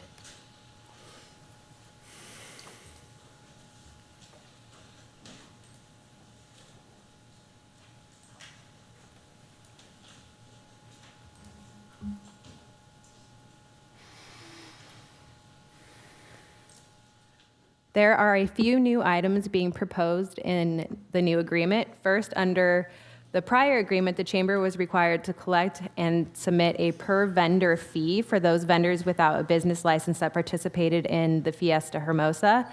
This fee averaged approximately $9,500 annually for the Memorial Day event. The proposed agreement would waive those per-vendor fees in response to the rising production costs and reduced sponsorship revenue per the Chamber. The change would allow the Chamber to retain additional revenue to help offset event production expenses. And next slide. Second, the prior agreement retired the Labor Day Fiesta Hermosa and introduced Locale 90254, which was a smaller, locally focused event that took place on a non-holiday weekend. Following 3 years of producing that event, the Chamber reports receiving feedback from local businesses in support of bringing back a Labor Day Fiesta Hermosa. The proposed agreement allows for the return of a smaller community-focused Labor Day Fiesta Hermosa beginning in 2026 with a reduced footprint similar to what was used at times for Locale 90254 with use of Hermosa Avenue and Lot A. Staff is also requesting council direction this evening regarding the St. Patrick's Day Parade.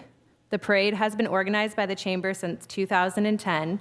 In recent years, the Chamber has expressed increasing financial challenges related primarily to security, barricades, and traffic control, all required due to the street closures associated with the event. As outlined in the staff report, in 2025, the parade generated approximately $40,000 in revenue, while expenditures totaled approximately $58,000. Under the proposed new agreement, the city offered new partnership terms, including presenting the parade as a city foundation partnership waiving not only the indirect cost, but also direct city cost, including staff time, and providing 36 city-owned barricades with city staff handling the setup and tear down at no cost. This would have reduced the chamber's cost by approximately $6,000. Despite this, the chamber has indicated it's still unable to sustain production of the parade beginning in 2026 without additional financial support. City staff and the chamber have met multiple times to explore cost reduction strategies, including alternative parade routes that would require fewer barricades and reduced traffic control.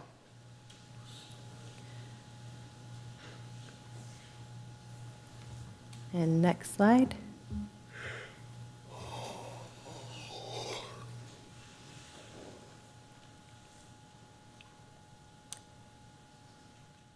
So option 2A and 2B that follows on the slide before you remain road-based, utilizing Hermosa Avenue and Pier Avenue for staging and provide moderate cost savings. Option 3A and 3B incorporate the Strand, significantly reducing barricade needs and enhancing public safety by using the Strand wall as a physical barrier between spectators and parade participants, as this has been an item of concern with the historic route, as there is not fencing all throughout to do this throughout the entire route. The first option utilizing Pier Plaza and the second utilizing 10th Street to access the Strand. Each city proposed alternative route would entail a smaller parade route and result in a decrease of participants. Staff is seeking direction on whether to provide an additional level of funding support for the St. Patrick's Day Parade beginning in 2026, and if so, consideration of which parade route to move forward with, or to keep the historic.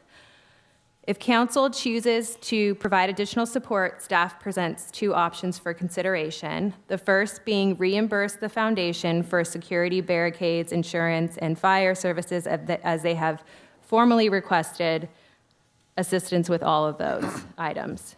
Depending on the route selected, total city support could be up to approximately $51,000 if the historic route is the one that's selected. Option 2, provide a 50% or full fee waiver of direct city costs for other chamber-produced events such as Fiesta Hermosa, sidewalk sales, and Hermosa for the holidays. This would generate annual cost savings of approximately $19,000 if a 50% fee waiver was provided, or $45,000 if all fees were waived, which the chamber and the foundation could internally allocate towards the parade. This concludes my verbal staff report, and staff is available for any questions, and representatives from the chamber are here as well. Thank you, Lisa, for your report. Are there any questions of staff?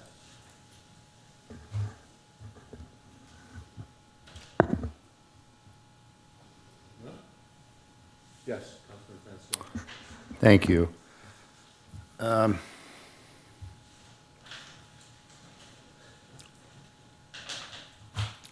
The different parade routes that were looked into, was that vetted with the parade organizers to figure out if there is enough time to be able to implement a different parade route than what we have traditionally used?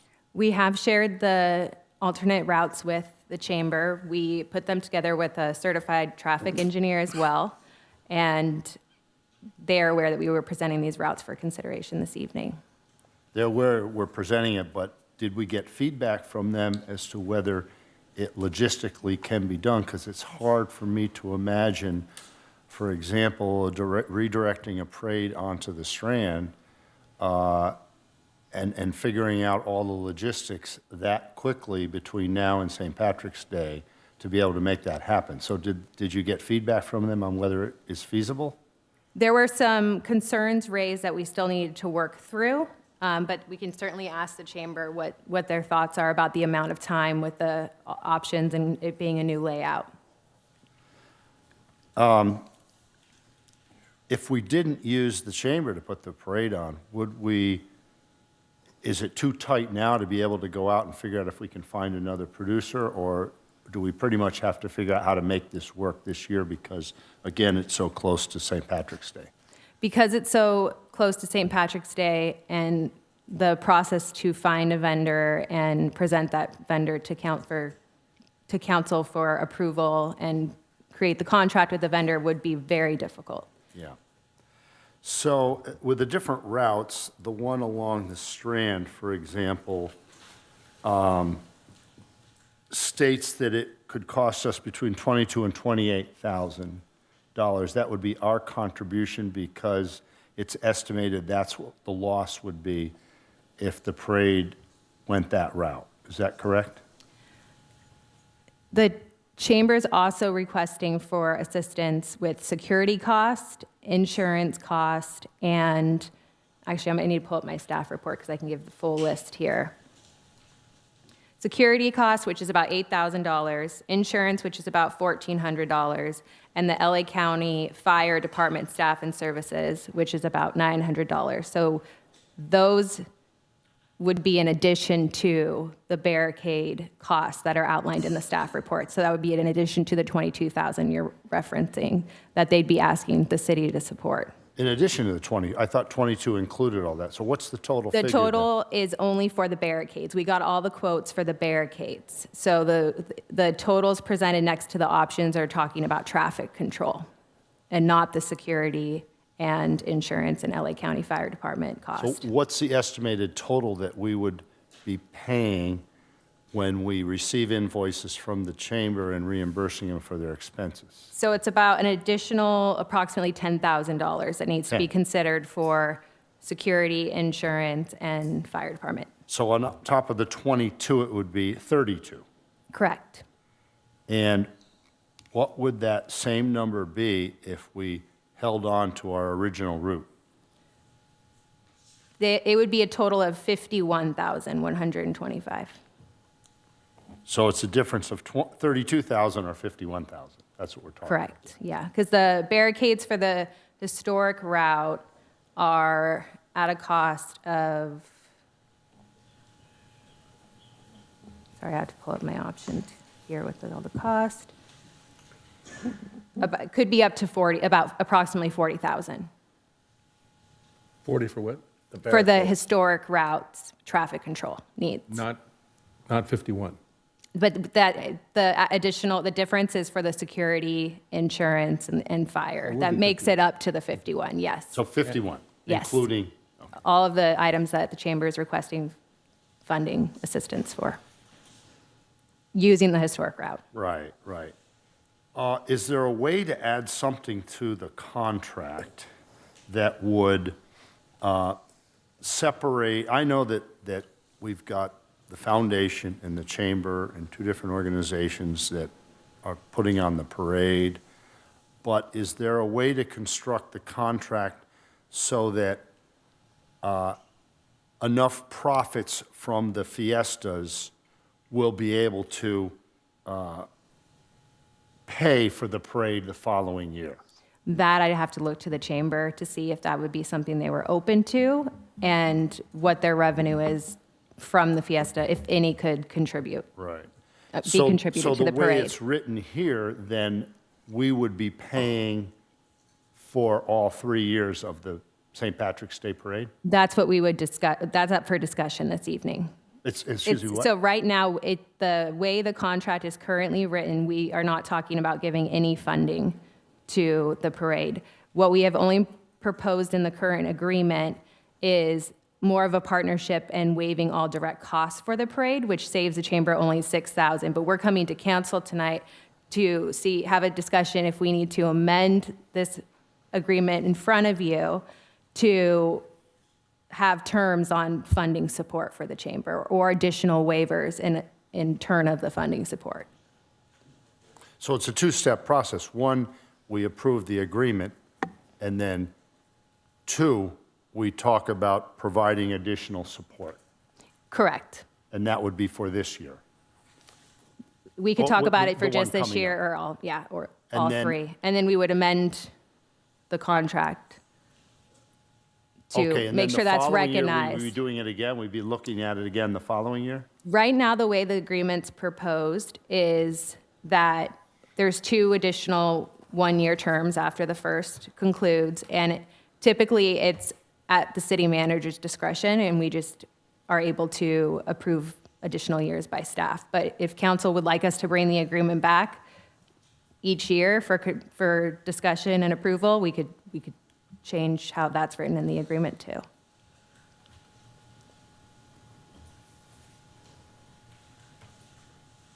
Okay, thank you very much. Oh, I did have another question.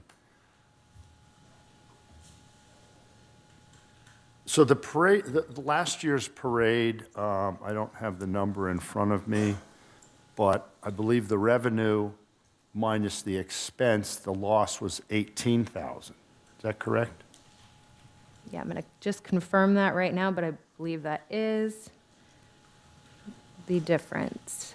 I thought it was. It was, yes, exactly, because the parade generated approximately 40,000 Right, and expenditures 40,000, totaled and it cost 58,000. 58,000. So why or how does it go from 18,000 to 51,000? As I understand it, the loss this coming future year will be 51,000. That's what we're being asked to put forward. But yet, last year, the loss was only 18,000. The barricade requirements are the same. So what has changed in this picture, or am I missing something? I think what's changed is the chamber funds have increased for all these services for public safety slightly each year. And the chamber's has shared that they're having difficulty getting the sponsorship level that they've gotten in the past. So I don't think they're anticipating receiving an expenditure total that is similar to last year. Even though we started the process a little later last year as well, I think it's just getting more difficult and more difficult for the chamber to generate that level of revenue for it. And we can certainly ask them to expand on that if we need to. Yeah, when we have that, we can do that. So $40,000 was the revenue received last year for the parade, and that includes sponsors, fees, everything. And that amount is expected to be quite a bit less. It would have to be almost nothing to come up with 58. I'm just wondering how these numbers work out here, if you could provide more information about how that works. They received 40,000, it cost 58,000, that's 18 in the hole. And now this year, it's gonna cost us 51 if we wanna still subsidize this, but that's a 51 loss. Last year, That's a significant amount of sponsorship that's been lost, almost nothing, so. Last year, the chamber was also to secure barricades at no cost from the Port of Long Beach. So this total expenditure projection for this year is more because that's not part of the plan this year, to borrow them for free. And that made the barricade cost go up this year when we're projecting for 2026. Because we're not using free barricades from another city. For this next year, we're not going to get the free barricades from the port. I don't believe the chamber's been able to get confirmation or had discussions with the port for that. I mean, because if we would, this would significantly reduce that $51,000 figure that we would have to Well, come to up the with. cost that we have put in the staff report for 2026 expenditures includes the cost of prevailing wages. And that makes a difference too, because if the city were to contribute to the parade financially, we would have to have our vendors meet prevailing wages requirements. Well, I don't really follow the prevailing wage issue. It's a matter of how much money did we save last year because we got the barricades for free from the port, and how much is it going to cost this year because we don't have barricades from the port, and are we able to still get them? Yeah, I think when we have the chamber come up, we can certainly ask them for more information Okay, all on right. that. Okay, thank you. Thank you. Thank you, Mr. Mayor. I have a couple of quick questions. Doesn't Redondo Beach have barricades also that we could borrow feasibly? They do have barricades, and the police department is working with them to figure out the ability to use them, but I'm not sure that that's going to be completely figured out and an agreement in place in time for this year's event. Okay. And we are trying to get more barricades as well. We Trying to were able buy to them. get the 36 through grant funding. How many do we have? We have 36. 30, and how many do we need for the original route? If we go, leave it alone the way it is, how many more do we have to? We have Andrew here who helped us put together the traffic control plans, and I'm hoping has the total numbers of barricades. I think we had it on the, So we have 32, we have 36. 36, excuse me, Yes. yeah? And there's two different types of barricades. We have supplemented with water-filled barricades in some areas where there was, I'll let Andrew, because he's the expert on the barricades. Yeah, good evening, Thank you, Andrew Mayor, Barricade. Councilmember. Yeah, on the attachment that you see with the original parade route, it does include utilizing all 36 of the city barriers, but on top of that, we would still need, at least 164 water-filled barricades. Oh, wait, 150 water, 164. 54, okay. And then another 33 different type of metal barricades. So that's about 180 on barriers on top So of the that- 36 that we have. The city. 33 metal barricades, but not the same kind, a different one. Yeah, different kind. Newer, better? Just a different model, different style. So 33 more. 33 more metal barricades and Metal. 164 water-filled barricades. Okay. Yeah. So if we could borrow 33 from somebody. Yeah, that anyway, would. And then 154 water ones. Do we have the water ones already, or do we have to rent those or buy them? Or? The cost put in the staff report is if the city were to hire a contractor to rent those water-filled barricades. They would rent them, but we still have to rent them. Somebody does. Yeah, somebody would. Yeah. We end up paying for the rent anyway. Yeah, correct. Okay, all right. 36, we have ours, okay. The amount, maybe this would go back to Lisa. You said the original route, our cost would be $51,125. That includes barricades and everything, right? Correct. The other figure you had was 32,000. Which route is that for? All other routes? Do they all fall under that cost, 32,000? No, each route has a different cost range that Okay. was quoted to us. And I'm pulling it up here. So option 2A with the staging area located on Pier Avenue and between Manhattan Avenue and Hermosa Avenue, and utilizing the actual Hermosa Avenue and a section of Pier Avenue to serve as the actual route is $25,500 to $30,500. 25K to 35? Yes, but we would recommend adding a 10% contingency to those quotes to account for any unforeseen conditions or additional needs identified during final event planning. So Okay. let me update that figure with that included. That would be 28,000 approximately to 33,000 approximately. 28 to 33. Yes, that's for utilizing a section of Pier The Avenue. high number went down low from 35 to 33. Didn't it? No, that was the new totals with the 10% contingency. Okay. So So 28. So if maybe I misspoke. Without the contingency, it was Okay. 30,500. So it's 28 to 33 for 2A, okay. And And 2B would be with staging area located on Pier Avenue between Cypress Avenue and Monterey, and the parade route would be, again, at the intersection of Pier Avenue and Monterey, travel west along Pier Avenue, and then proceed southbound in the southbound lanes of Hermosa Avenue, and that with the contingency was quoted to us at $33,550 to $39,050. And then option 3, utilizing the staging, again, on Pier Avenue and the parade beginning at the intersection of Pier Avenue and Hermosa Avenue, continue down Pier Plaza and proceed southbound along the Strand to 2nd Street. That one is $22,550 to $28,050. And then the last and one that's where 3A? That's 3A. 3A, okay. And then the last one where we proposed really the similar staging and starting at the intersection of Pier Avenue and Hermosa Avenue and proceeding southbound on Hermosa to 10th versus going on Pier Plaza to get to the Strand would be at 25,300 to 30,800. Okay. And those are all on pages 5 and 6 Okay. of the written staff report. Okay. All right, that's all the questions I have at the moment. Oh, wait a minute, let me see. Yeah, okay. Anyone have any other questions? Yes, Councilman. Thank you, Mr. Mayor. Thank you, Lisa, for the report.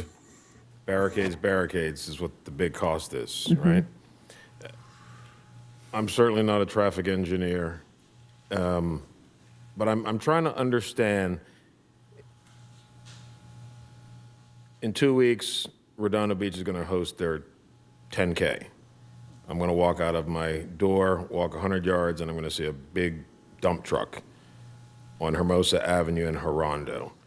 I'm going to walk to the start line, and there are going to be pickup trucks and water barriers and trash trucks. And, you know, I see all these vehicles that are being used as barriers in Torrance when they have their big Veterans Parade, Manhattan Beach when they have their hometown fair, Redondo Beach and their various, and all of those are bigger than ours. And I'm trying to understand why, if those safety measures are working in other cities, why can't we implement those here, which would be a huge cost savings. I mean, no one's getting through an Athens trash truck.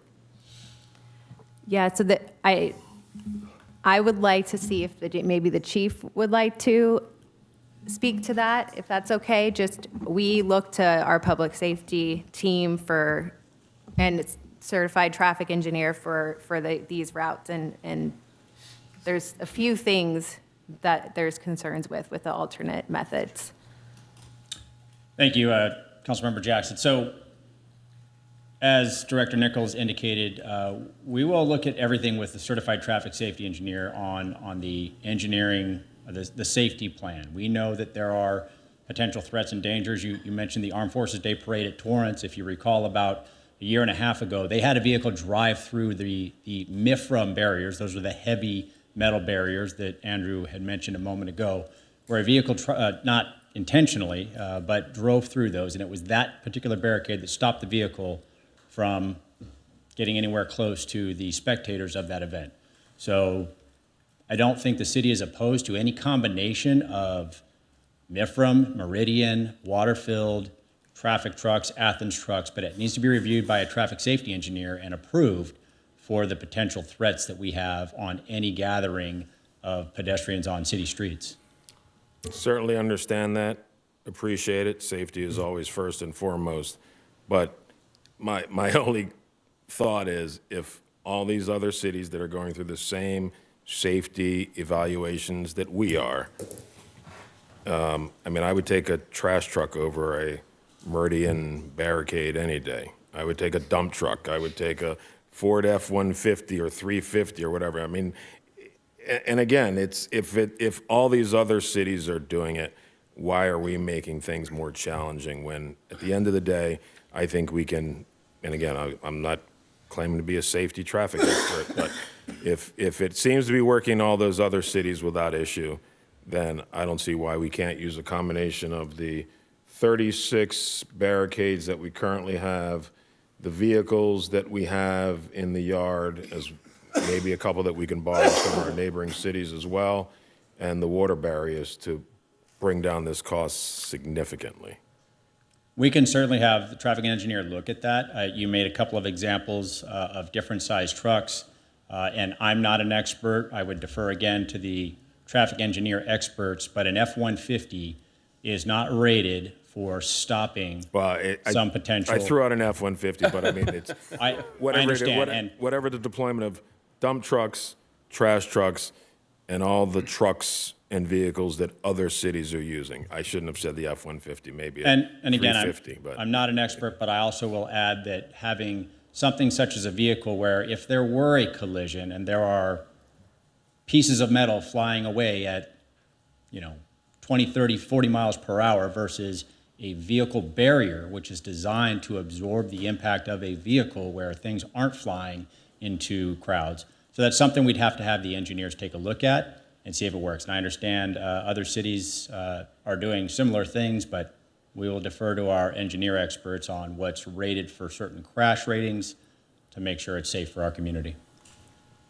Certainly understand and appreciate that, but I think coordinating with our neighboring South Bay municipalities that host these on a regular basis, much bigger than ours, and take their best practices is something I think is imperative and something we should do before we even talk about costs. If we haven't done that yet, then I don't think we are prepared to really make in my opinion, unless the motion is to coordinate with our neighboring South Bay cities and try to figure out best practices and use these vehicles. So I guess that's more of a statement than a question. So my apologies, Mr. Mayor. Be done with my questions for now. Great, thank you, Mr. Jackson, I appreciate that. And some very interesting proposal you have there. I really agree with that in many ways, but it brings up some other questions. Chief, I'm sorry. You're not done yet. We'll get up as many times as you need, Mayor. Thank you so much. So could we use the engineering from the traffic engineer that designed what they're doing in Redondo? Could we get together with them in order to save time? Because they've already done this. It seems to work. They have some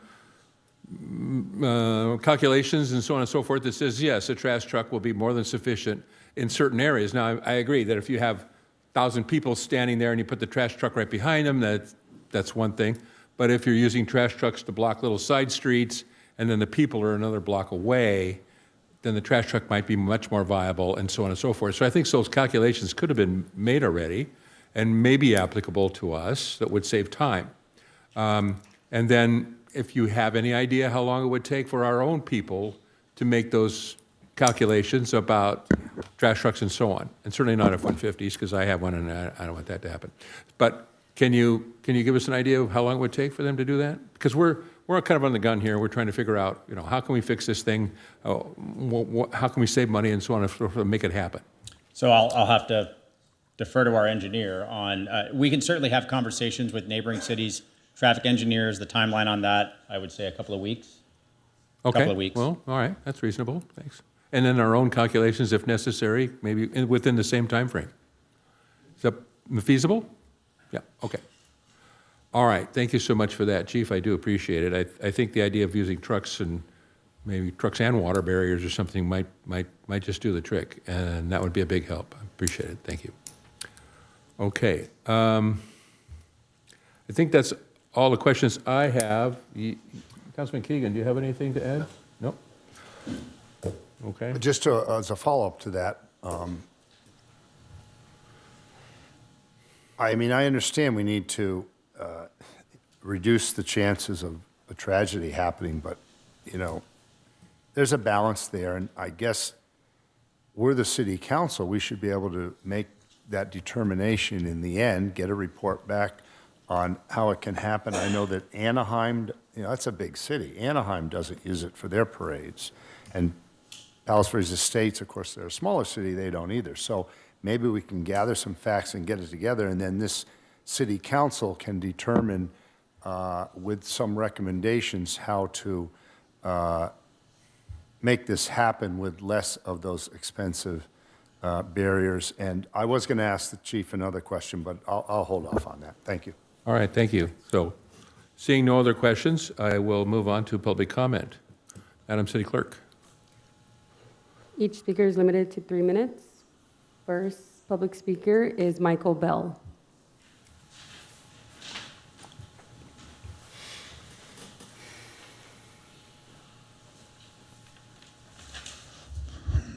Thank you, council, staff, and residents. My name is Michael Bell of Bell Event Services. I'm the manager of this parade, and I've had the privilege of managing it for many years. This parade has always been a great event. In recent years, however, the additional road closure has been required. I understand this closure is necessary in light of recent events throughout the world. And I respect the police department's concern for public safety. Unfortunately, the cost of this mandated road closure now exceeds the revenue it generates for the chamber. Because this closure is required by the city, I believe it is reasonable and fair for the city to assist in funding it. In my 30 years of producing events in this city, this parade has consistently been the most popular event we produce. It showcases our city to visitors, and our residents truly love it. It has always been a great day for the community, and it has been an event worth preserving. There is a proposal to reroute the parade. I am not opposed to considering this in the future, but I do not have the logistical ability to execute a reroute in just 6 weeks.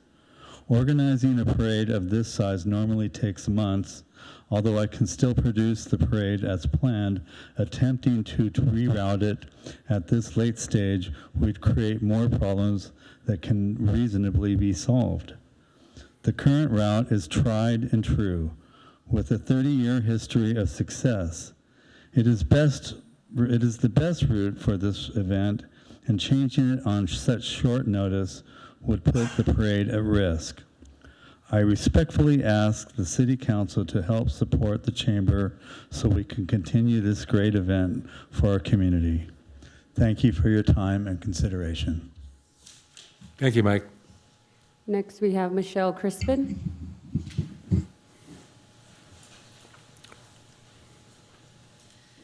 Good evening, Mayor, City staff, and Council. Over the past year, the Chamber has been in what I would describe as a hard reset. We've taken a hard look at where we are today, how we operate, how we spend our time and resources, and whether what we're doing truly aligns with our mission and is financially sustainable. That process has led us to reevaluate all of our operations, including our events, our revenue model, and our internal oversight. I want to be clear, questions about fiscal management are fair and not wholly unwelcomed, believe it or not. We are actively putting together stronger financial oversight and controls in place. We're committed to transparency moving forward, and we're happy to share financial information and continue these conversations with Council. The Chamber today looks very different than it did several years ago. The Chamber has become heavily reliant on large events to fund our operations. At the same time, event production costs have skyrocketed, and we're seeing sponsorship dollars decline. That combination has created an imbalance, both financially and how our staff time is spent. Moving forward, our goal is to focus on 2 tentpole events, Fiesta Hermosa on Memorial Day and on Labor Day, while scaling back on other large, high-risk events. That shift allows us to be more financially responsible, to refocus our time and resources on smaller, more targeted program that directly supports our members and local businesses. The St. Patrick's Day Parade, none of us want it to go away. But the numbers don't lie. It has produced consistent losses, $18,000 loss in 2019, $13,000 loss in 22, $22,000 loss in 23, and nearly $29,000 in 2024. These losses are driven by increased public safety requirements, as we've discussed. Looking ahead in our agreement, we are recommending the return of Fiesta Hermosa over Labor Day weekend instead of continuing Oktoberfest. This recommendation is based on financial data and direct feedback from our businesses. Fiesta Hermosa has a proven track record. It aligns with Hermosa's brand and offers a more sustainable foundation for the Chamber. We want to keep working with the city to land on a clear, realistic plan that will balance these events out for us, let us maintain our mission, and keep the community happy and deserving the events that we need. We're trying to change course, and we're asking for your assistance to help us do so. Thank you for your time. Thank you. Next speaker is Erica Newman. Not yet. There you go. I was going to ask you that. Thanks. Good evening, City Council, City staff, neighbors, and friends. My name is Erica Newman, and I joined the Hermosa Beach Chamber of Commerce in October of last year, and I am the new Vice Chair of Finance for the organization. This role is a key contributor to the Board of Directors for financial oversight. I have spent the last 3 months familiarizing myself with the organization and getting an understanding of accounting policies and procedures. I have requested and gained access to every financial platform that the Chamber uses, and I am near completing my audit of 2025 activities. This also includes foundation data, which is the organization responsible for producing the St. Patrick's Day Parade and Hermosa for the holidays. It's important for me that you know that I use a transaction-based accounting approach. I look at every single transaction through every single financial platform we use, which includes multiple Square accounts, Stripe accounts, QuickBooks accounts, and bank accounts.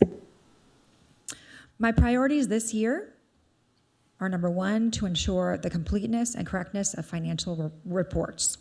Number two, provide these financial reports to you, the Board of Directors, and anyone else who may ask for these reports, just in the spirit of transparency.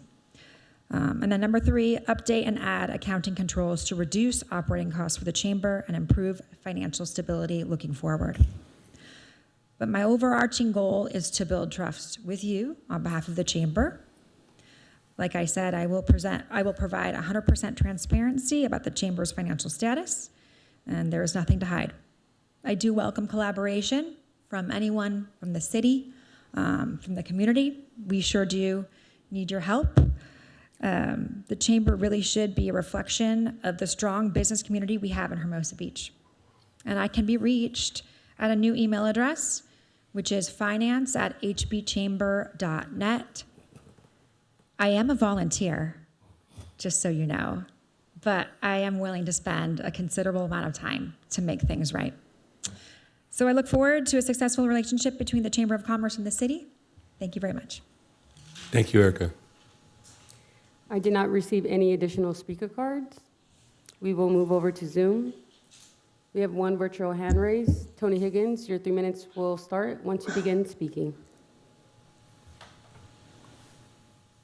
Yeah, hello. I was kind of surprised that none of the councilmen asked about Table 1 in the staff report.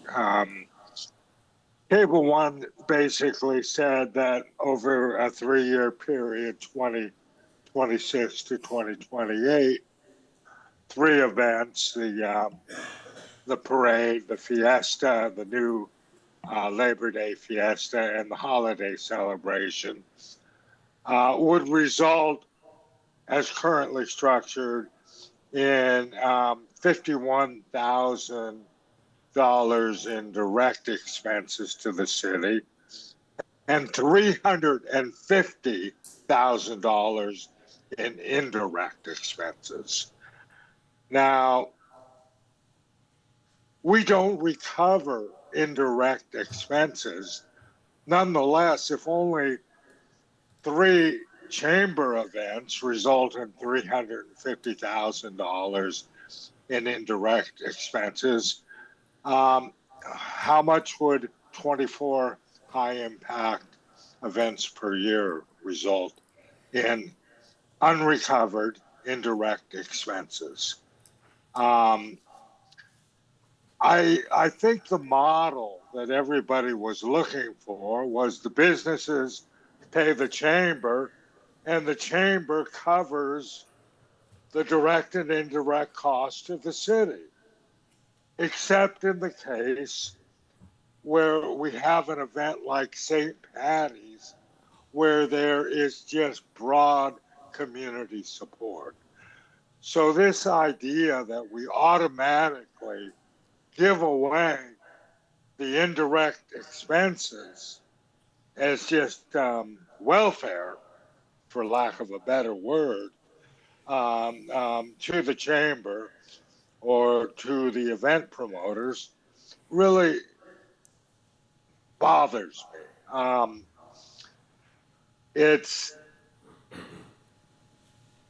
important that we look at these indirect expenses and figure out from a policy perspective why we're not charging event producers or the chamber or whoever it is to cover these.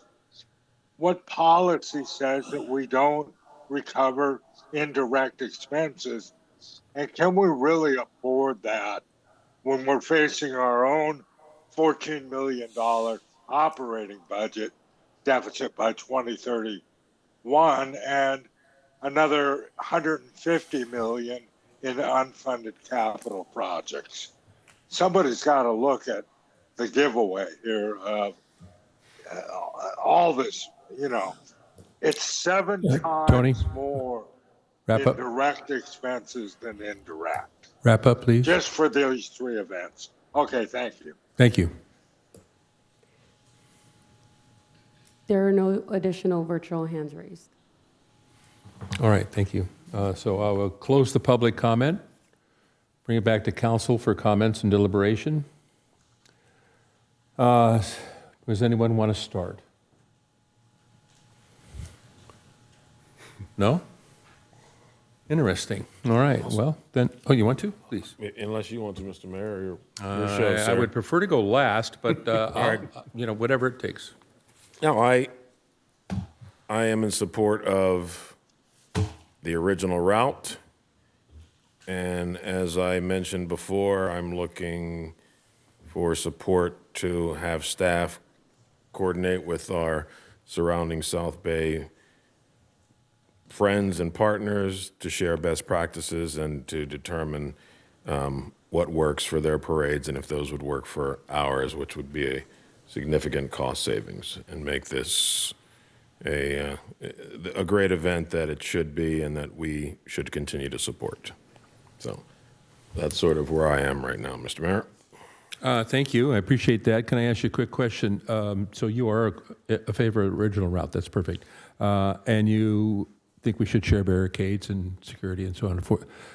So what about the money that would be necessary to support the parade for this year, right now? Do you think the city should pony that up, or you think it should Part of come from that- somewhere else? The majority of that money is with barricades. So if we reduce that because we are using dump trucks and Athens trucks and maybe some vehicles from our neighbors, then that 40K in barricade costs would be reduced significantly. I'm not sure what the delta would be, if any, but if that's, if I am not opposed to helping to augment whatever that delta is. Whatever the because- balance is. Whatever that amount is, because I'm comfortable that we can reduce that huge barricade expense. And, Your Honor, just on behalf of staff, I would say if council wanted to approve the original route with the additional cost as recommended, we will do everything in our power to reduce that cost through the methods that have already been discussed. Okay. Thank you. Okay, extra costs. Any other comments? Yes, Councilman. I'm in favor of reducing the cost with making the barricades different, but I think it should come back to the council if we need to make a decision about how much those barricades are really going to cost. But having said that, I've got some questions for the Chamber of Commerce, if I may. Yeah, I think that's appropriate, by the way, because they spoke as part of public comment, and we Yeah, thank certainly, yeah. Oh, and also, Mike, if that's necessary too, whatever. But yes, go ahead. Thanks, Michelle. Hi. Yeah, of course. How you doing? So I guess I had a question earlier of staff about why or how the parade last year cost $58,000 and revenues were $40,000. And why is it so different this year? Why is it going to be $51,000 in the hole? What Well- scenario is different this year than last year? Is the accounting different with the numbers, or how does that work? We don't know what sponsor dollars will look like, so we can't. Excuse me? We don't know what our sponsor dollars will look like. We haven't secured those because we haven't secured whether or not the parade's even happening. So I don't know what that number will look like. So that can offset some things. Also, parade participants, part of our revenue was directly related to that, which I think was 11 or 12,000. Because of the lateness of us moving forward with this parade, we might not have as many participants this year. That could affect our revenue as well. Okay, it seems so significant. What, did you give us figures on the Fiesta? Am I hearing this right? The last 4 years, the chamber lost money on the Fiesta, is that right? No. What did I hear? We've lost money on the parade. On the The parade? parade every year. For the Okay, past on the 10 parade. years, I believe. Right. Is it 10 So we do have, for the two Fiestas projected next year, 21,000 in direct costs and 86,000 in indirect costs. What's the expected revenue from the two Fiestas this year? Expected revenue for the Labor Day Fiesta is roughly 53,000. Is that correct? Net, sorry. And then the Memorial Day Fiesta, 176 is what we made last year. Excuse me, what was that? 176,000 last year. Was that profit or revenue? That was net. That was, Profit. That was profit. So the profit this year is expected to be, Where she's getting there. For Labor Day, roughly 53,000, because again, we're doing the smaller footprint. For the larger one, Memorial Day, we're going for, I believe it was like 180. 130. Oh, 130. She's being okay. conservative. Yeah.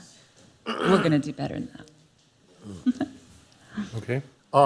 How much money, is the financial state of the chamber, is it now in better shape? We're improving things, the financial stability, or what is the We're assessment? course correcting to try and make it so.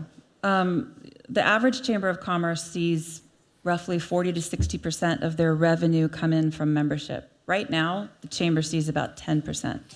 Everything is based on events, and that's what's hurting us.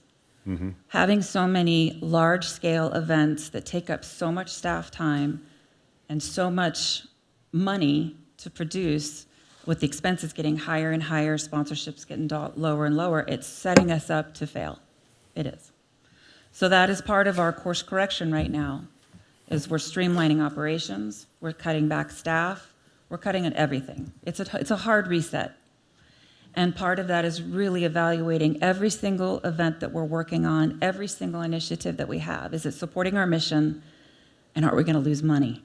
I know we're a nonprofit, but we're still a business, and we have to think along those lines. Right. So that's why the parade, if I could do the hard reset, like Mayor Seaman spoke of earlier, I would have wished that I could go back and say the parade could have been a shared agreement with someone else, or perhaps passed to someone up years ago, because that's really hurt the chamber and the foundation. Thank you. And so in the overall financial status of the chamber, did it lose money in '25? Did it break even? Did it come ahead? We lost money. About how much, do you know? Erica? $100,000. And in 2024, $125,000. Mm-hmm. So it's significant. Right, okay, so 100,000 the chamber lost in '25, and in '24, the chamber lost 124,000. Yeah, that's, okay. Anyway, thank you very much for those questions.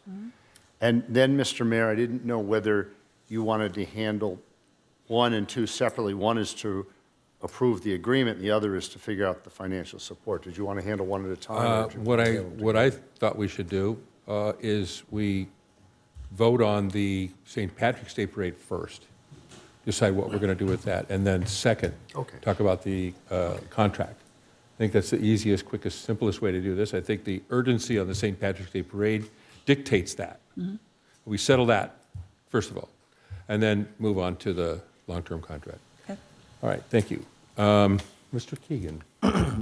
Ms. Crispin, in the past, the foundation, took in donations and then used those, like 30,000 in the past, last year, I think. And this year, that's not included in the financials. I don't know that there were 30,000 in donations this past year. I'd have to go back and look at the financials on that, but that doesn't sound accurate to me. So this foundation doesn't have any money in its checking? The foundation does have money in its checking account, but it's roughly about half that. Okay.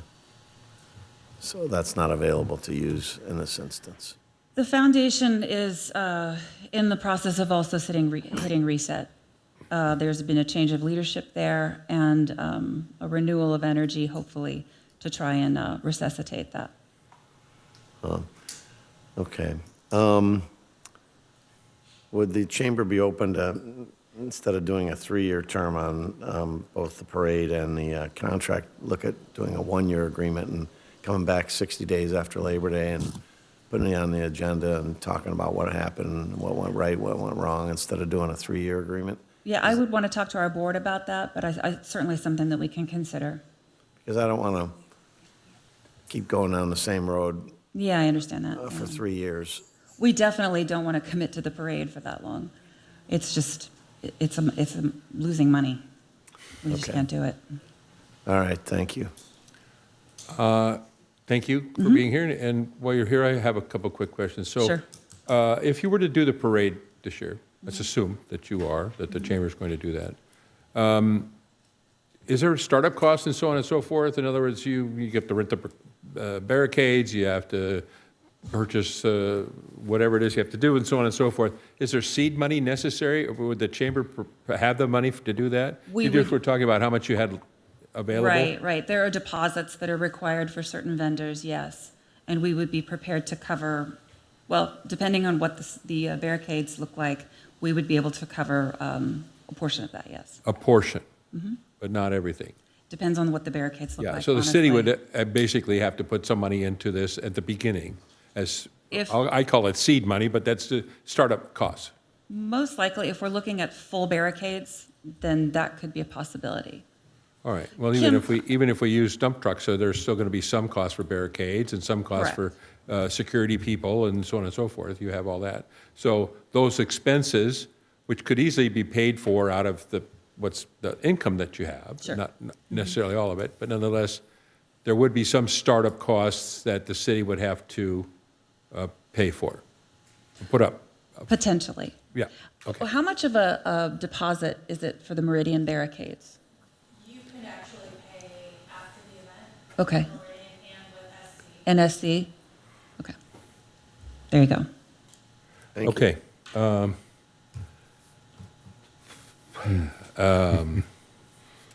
I have something I want to suggest, and I would like your opinion on if it's possible to do. First of all, I have to say that St. Patrick's Day Parade, as you have said, as everyone here has said, loses money every year. It's not a winner, it's a loser. The other festivals, make money. It's fairly obvious why, what's the difference between the two. And so if the parade is a loser every year, why don't we reverse that? And I'm going to suggest that we add a beer garden to the St. Patrick's Day Parade. I think it could be easily added to this year for this parade, because you've done it many times for the other festivals. Perhaps you know what it costs. We need to find some bands, some music. They have to stage, security, fencing. Where do we get the beer? How much is the beer? How many people do we need? And so on and so on. A beer garden would turn the St. Patrick's Day Parade into a winner, into a positive event. So here's what my suggestion is. We leave the parade route alone. Keep the one we have. we add a beer garden to the event. I was going to suggest that we put it out for bid, but I agree that there is not enough time to do that. Even if miraculously there was somebody sitting out in the parking lot listening and go, hey, I produce events and I can do that, and I can do it in 30 days. That would be great, but let's assume that's not going to happen. So rather than put it out for bid, let's assume that the chamber does this. We add a beer garden to the event. At the end of the event, and now this is where we divert from the way we've been doing it year after year after year with a long-term contract and with other events tied together. We make money on this one and pays for that one and so on.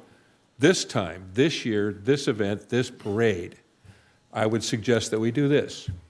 Within 30 days at the end of the event, a full accounting of all expenses and income be presented to the city. Erica could do that quite easily.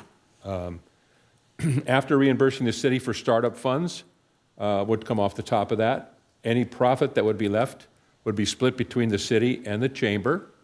Now, what that split might be, I don't know, 60-40, 50-50, whatever's fair. We could all talk about that and maybe come to some agreement if this were to come to fruition. This provides an incentive to the event producer, the chamber in this case. They would want to put this on for the least amount of money. It still has to be safe. You have to meet the requirements and so on and so forth. That I think brings back some sponsors.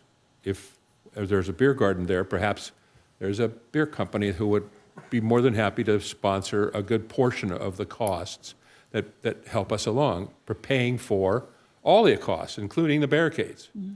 So we could turn the St. Patrick's Day Parade into a little bit larger event, add a beer garden to it, and have a profit to it, splitting the money in some convenient way that's fair to both parties. And then the chamber gets some funding to start working on other projects and so on and so forth. The city gets some money back, and that is a great sign of progress in the right direction. It's been said here many times by you folks that, you know, we've got a reset going, and we're changing the way we're doing things and all of that.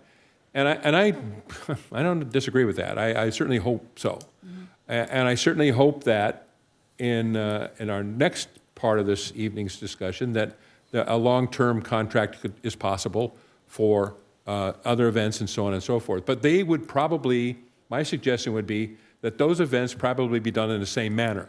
That there's a beer garden already there, so we don't have to do any of that business. But at the end of it, we have a full accounting of how much was spent and where the money is and how much did we make. And then there's some equitable split between the city and the chamber. This makes us partners. We're in this together, but it's not like, okay, here's a bunch of money and let us know how it works out. Well, we can't do that anymore. Not anymore. Maybe someday, you know, when this reset happens and trust is built and everything's going swell, you know, we'll see what happens in the future. So that is my proposal. I think it provides an incentive to you. It makes the city feel like, you know what, we're not just shelling out money that we may never see again, and so on. So the big question is a beer garden possible for this year's parade? There's a lot of work that goes into creating a beer garden. Are you, did you have a location in mind for it? Were you thinking Lot A? Like we do with usually, Fiesta? Yeah, we usually do that. Okay. Yeah. I'd like to ask Kim. Kim is our event producer for Fiesta. She handles all of the logistics for the beer garden, so you could probably speak to that. And Mike can speak to this too, because, hello. So I started looking at some of my ROI from past results of past years. Minus the large Fiesta stage, a beer garden with the infrastructure of the porta potties, the fencing, the security, tents, be about $37,000 cost. Okay. What was that? How much? $37,000. Estimating that labor costs don't go up more, but that's without a stage? That's without the stage, which is about $30K with labor, rental, all of that. So it's still 37 without the stage? Without, yeah. Okay. But we could All right. do a smaller version, Right, kind a of like smaller stage, yeah. Oktoberfest. A couple of bagpipe players and some dancers or something, yeah, whatever. Yeah. Okay, how about volunteer labor? Because I know at beer festivals, at the other festivals, we use volunteers. Yes, that's So is that included the in easier this? volunteers to Yeah. recruit. Is 37,000 included in that? Yeah, that's not including, yeah, correct. The volunteers not included, but they are free. But there, yeah, okay, all right. And then that does not include the cost of the beer, of course. Correct. Okay, so I think it seems to me in a retail sense, whatever you pay for the beer, you make more money selling it than you do paying for it. So, Correct. So Let's there's just- some profit in there. Yeah, go with the assumption of a $10 beer. The cost is maybe around $2. Okay, so a pretty good markup on the beer. Also, there is usually a cover charge to get in, or no? Well, What do we do- have what do we with do at Fiesta? Fiesta? But this- We Yeah, do this with is a Fiesta. different model, so I Well, mean, what do we possibly. do at Fiesta? Well, it's kind of like a cover charge for the bands that are on stage. Yeah, So I don't know if that's something we're offering. all right. So this is all very new, so that's okay. But I think the most important question is, would it be possible to do that, to arrange for a beer garden for this year's St. Patrick's Day Parade? Yes. Okay, well, that's good news. All right, so there's my proposal. There's some information about what it would cost and so on and so forth. I think whatever it does cost, I think there's profit involved at the end that might solve all of our problems, pay for, we could still continue with everything that Councilman Jackson suggested about saving money on the barricades. I like the original route also. I think we probably want to agree on that. If the city has to pay some seed money to start with, that's fine, because at the end, we know we're going to get it back, and then what's left is some details about, well, what kind of split would happen and so on and so forth. And I think that if this comes to fruition, and it does happen, I think it'd be a game changer for the St. Patrick's Day Parade, number one. It would be a money winner instead of a loser. I think it would also maybe be a template somewhat for what our contract could look like in the future. Rather than the way we've been doing it, we're talking about reset here, so maybe we reset and we do this process here. If it works well in the St. Patrick's Day Parade, in another meeting or two, we can come back and say, okay, now let's talk about the next year, about the fiestas. Let's see what can we do with that. Would the same thing, did it work before? Can we do it again at the next event, next two events? And then success builds success. If that's the case, then we can talk about a 2 or 3 year contract after that. So that's my proposal. I would be open to questions. Hold on, Councilman Jackson.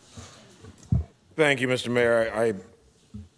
I am in support of your proposal. Oftentimes you get to the end of the parade and you kind of go, that's it, right? Because there's so much energy and so much enthusiasm, and then people kind of disperse and they're looking for something to do. So if there's a stage down there and you've got all the performers who are there, you got the Irish dancers and you got the cute girls in their other outfits and the guys with the hats. I mean, it's awesome. So I think there's an opportunity to sort of incorporate all of that into a whatever the garden is.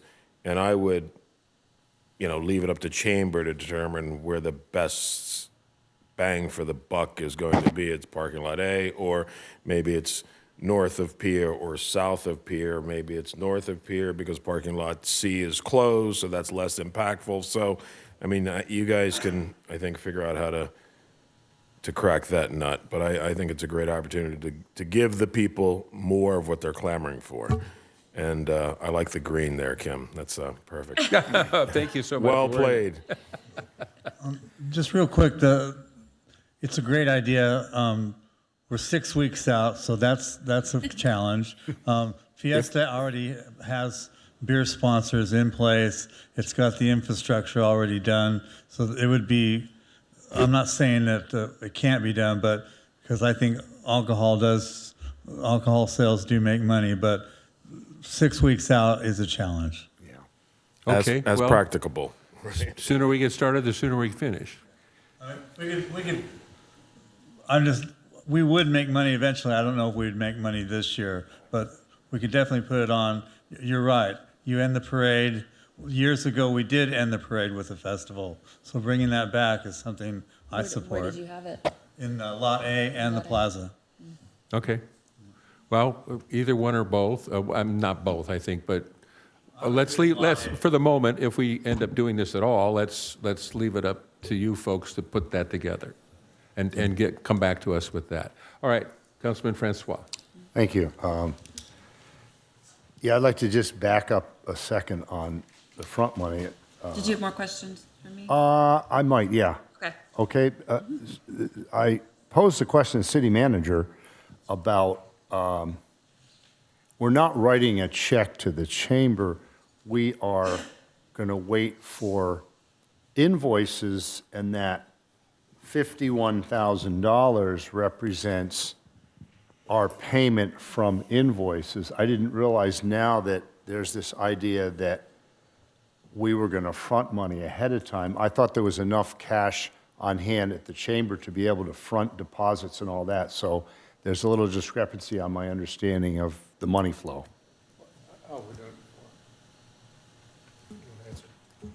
The options presented in the staff report, the first one where it would be to reimburse for the services. So it would be an invoice after the fact that would be presented to the city. So we're not fronting any money up front? It was, the options presented for discussion tonight, we were not recommending putting money up front.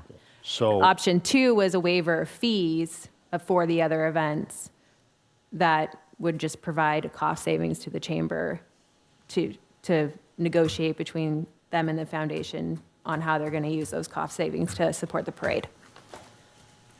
well, I mean, are we fronting money or are we not?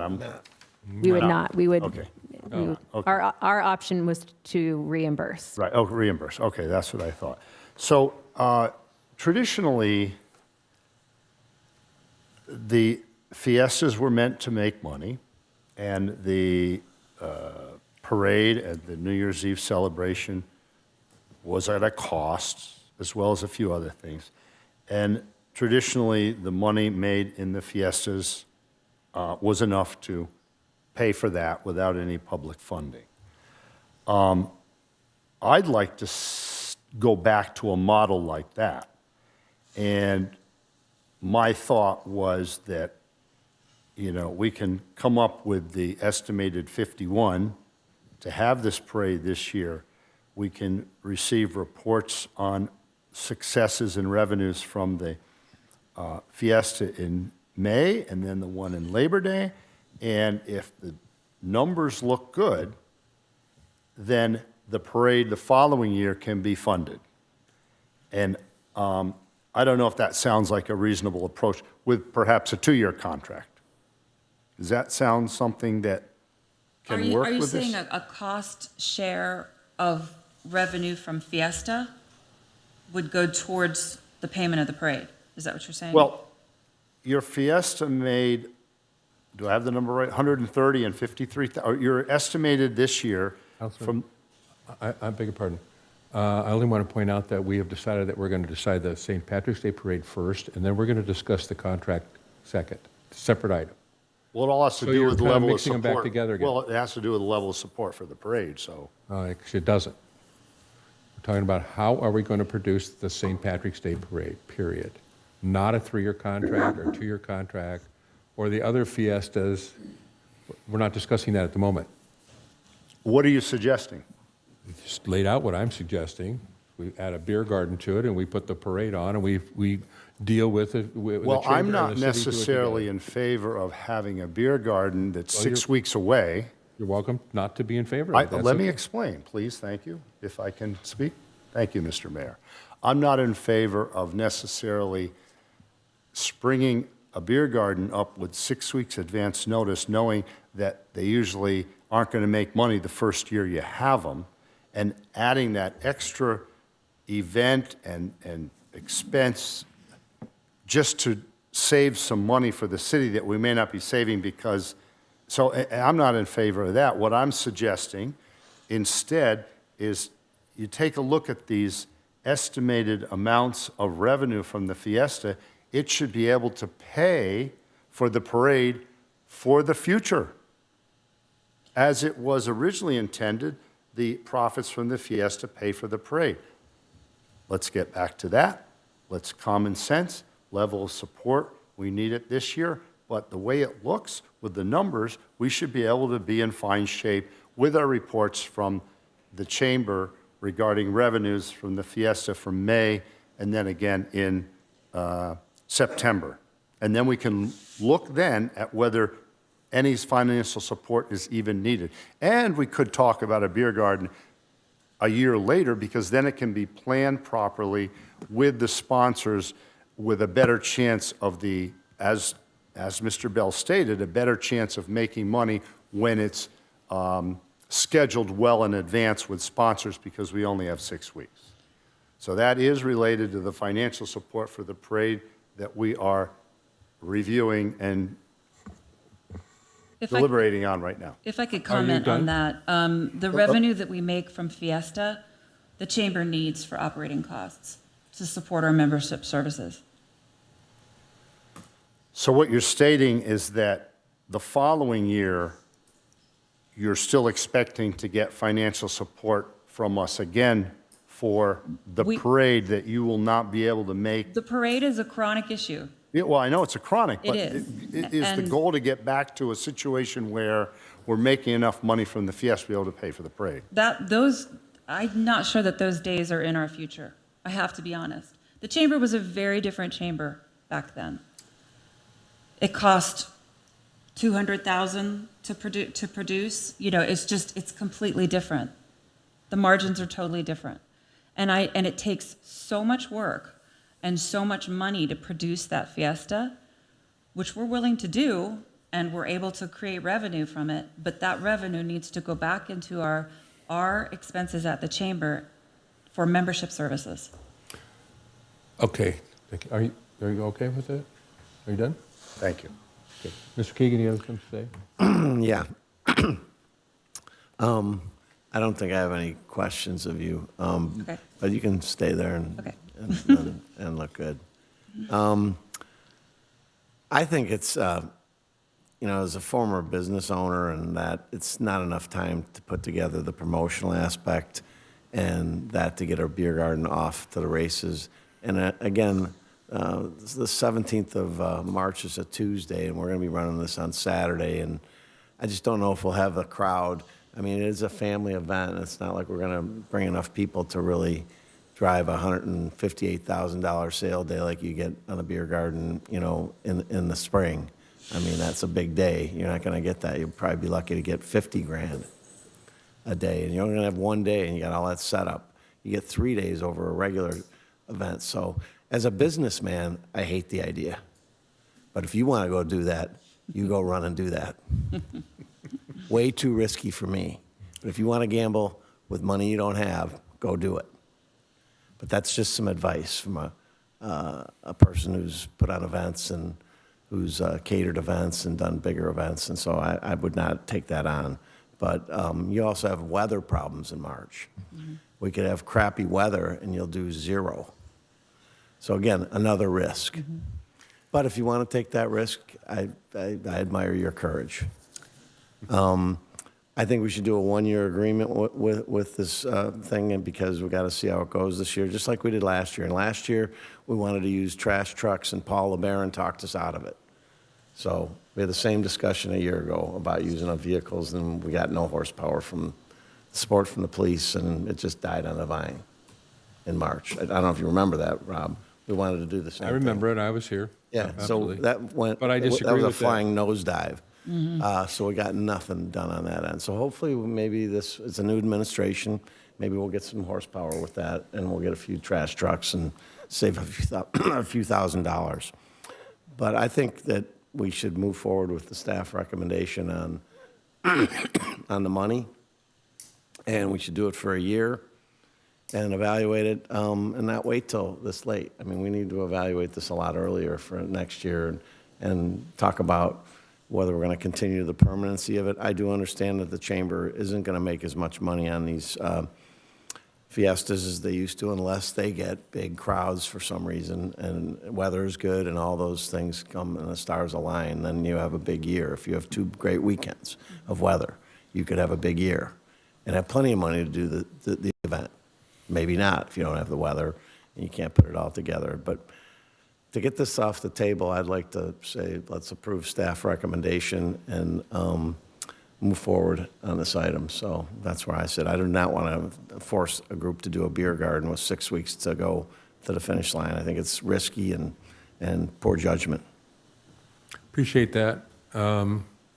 To your point about time for promotion, I think we're here toward the end of January. March is a couple months away, and there's more than enough time to promote this. The chamber has quite a bit of experience with the beer garden. The parade has already been planned ahead of time and so on and so forth. We've been doing this year after year. They know how to do that without too much problem whatsoever. I think there's very little risk in it, to be quite honest with you. I think a beer garden is an easy way and a very good way to make this thing profitable and help the chamber, help the city, and get this thing off the ground.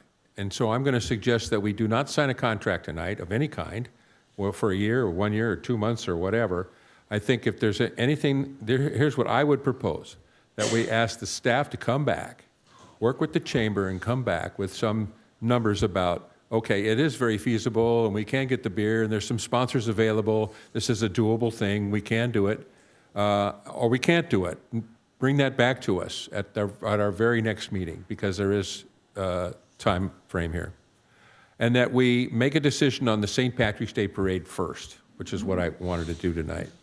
So my motion would be then, I move that we explore the possibility of a beer garden at the St. Patrick's Day Parade, that staff and the chamber work together on the plan for that.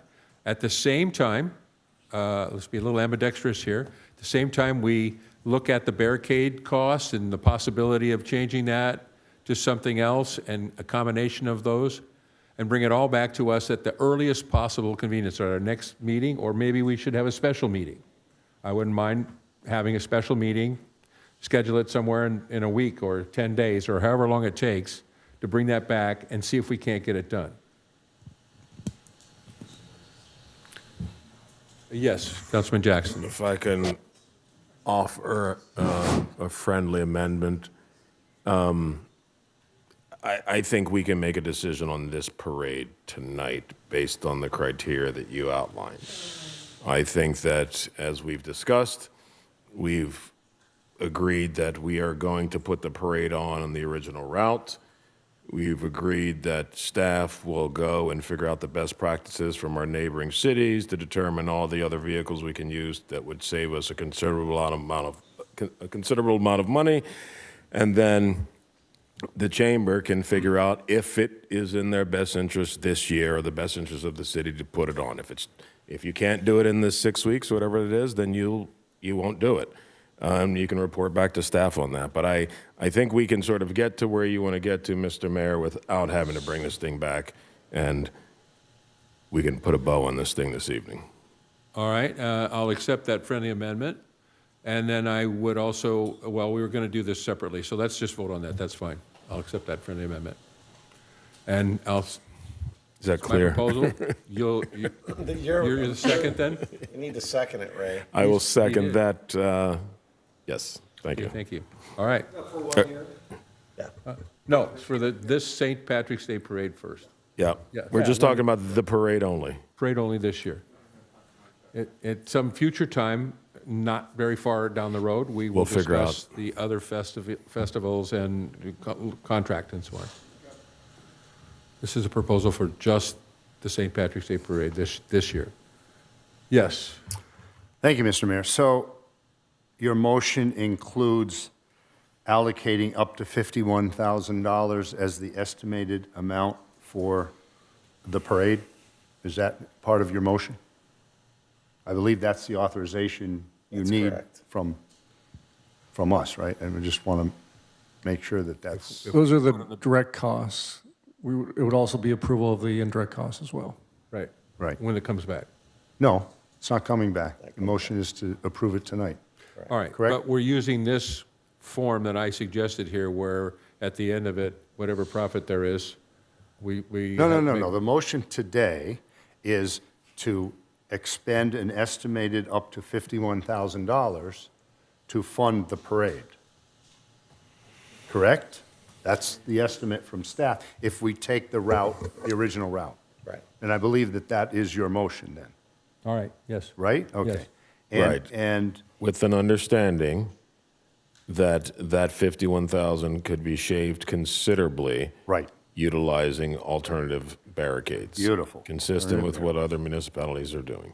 okay. And the city manager already, I mean, he's shaking his understood. head. He gets it. Yes. So, and I think the chamber gets it. So I think we all got it. Okay. And this does not address a beer garden? No, it does. It's the possibility of having, still doing the beer garden. It's available. No question about So it. the possibility is available. Well, we need to explore that a bit When they more. come Explore back it. with the Well, not coming information- back. We're approving it tonight. We're approving it tonight, and we're also going to come back with some information about the beer garden. We're not denying the beer garden. Well, my It's not- question, I guess my question then is the beer garden then a requirement? No. Only if you make it so. Okay, so If it makes sense, because. for me to say yes to this right now, I'm not comfortable with. Right, I right, need right, to- right. No, There's a lot of due No, there's diligence that there's a needs to lot happen that with goes into this, and we. It's up to you. And it was Yeah. I love the curveball the good mayor threw at you. It was good because I love the idea. It's something Yeah. new and exciting and potentially profitable. But if you come back and say, hey, this is too much too soon, Yeah. we got it. But if you know, it's up to you to determine the where, the when, the how, and we trust you can coordinate that with staff to make this happen. But to his question, if you come back and say, hey, we can do it, let's do it, then we will. And it's approved, yeah. All right. And if it is approved, then we discuss at a later date how we split the money and so on and so forth. Open for conversation. Well, no, we've authorized 51, it doesn't need to come back. We've authorized up to 51,000, right? Whatever you think. Well, I just want to make sure, nothing has to come back. It's already been said. And yes, it does. We're going to discuss we're going to discuss the beer garden. Staff's understanding of the beer garden is that if it does go forward, at some point it would come back for discussion of any profit sharing. Correct. Okay, That's correct. fine. That's what would come Thank back you. in the If future. it doesn't, then nothing comes back. Perfect, okay. I can support that motion. And that could be discussed as part of the future Correct. parades. Right. So we don't need a special meeting just No, for that. which will be but that- tabled until Okay, another great. meeting. Yeah. Thank you. All right. Let's call the question. All right. Madam City Clerk, call the question, please.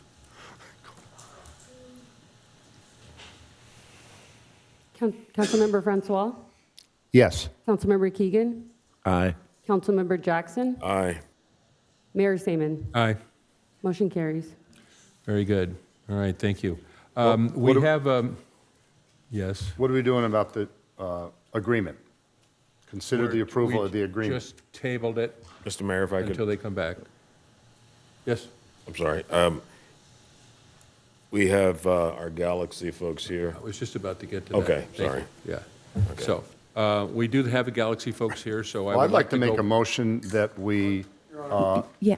Yes. Yeah, sorry. Staff just wants to make note that we can't continue to plan for this event and the sidewalk sales and the Memorial Day without an agreement in place. We're already, We haven't have a tabled very it, so short turnaround on that. They have sidewalk sales next month that are part of this agreement.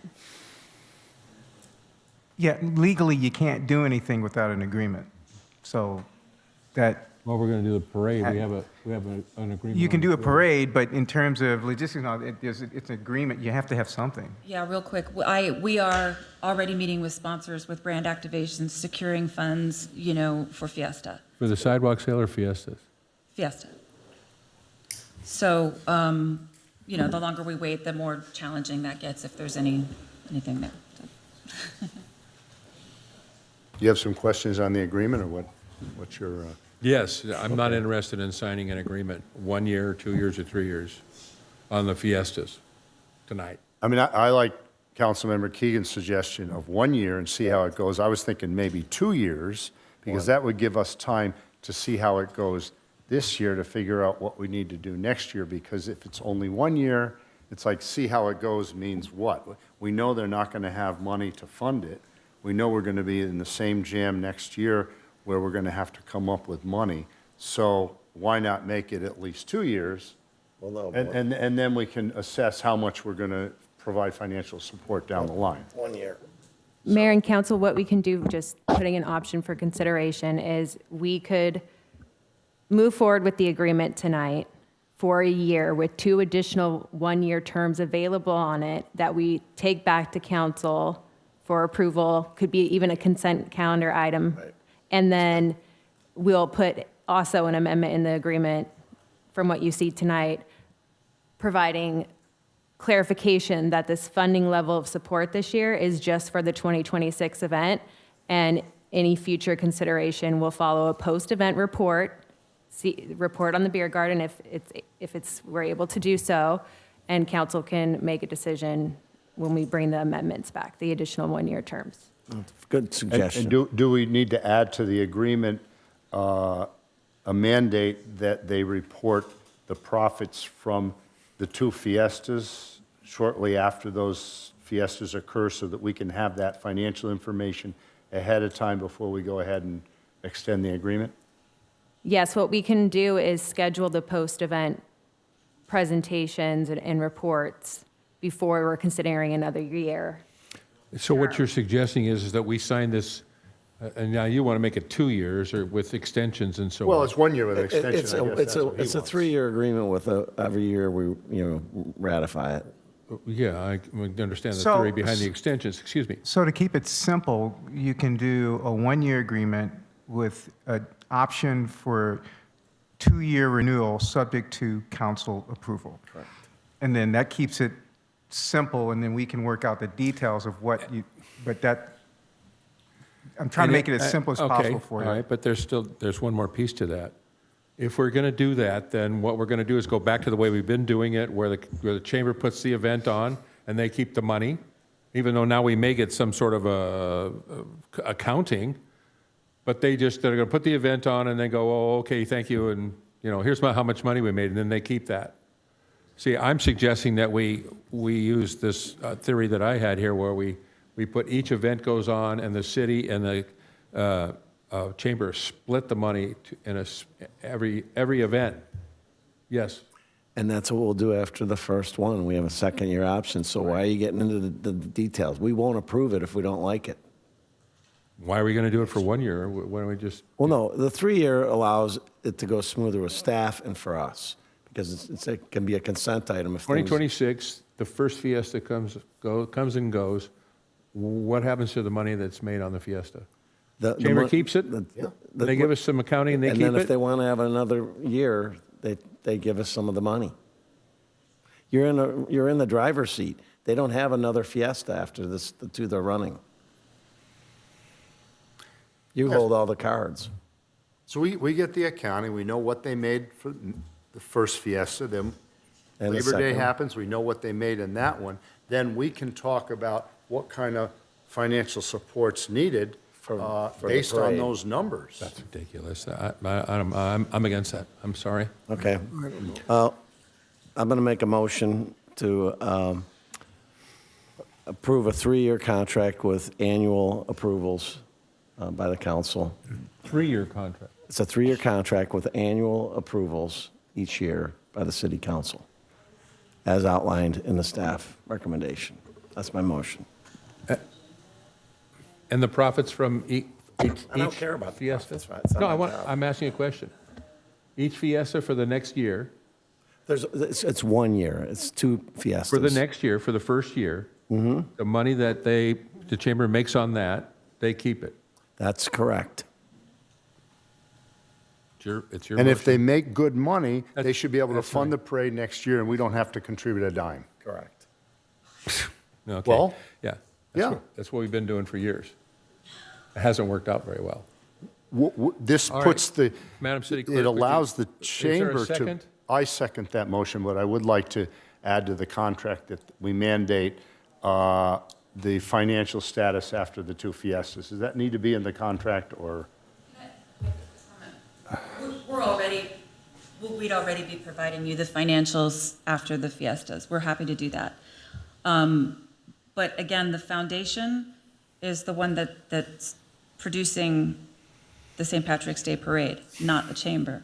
And again, the revenue that we make off of Fiesta goes directly into our operating costs at the chamber for our membership services. I understand. We need that money. Agreed.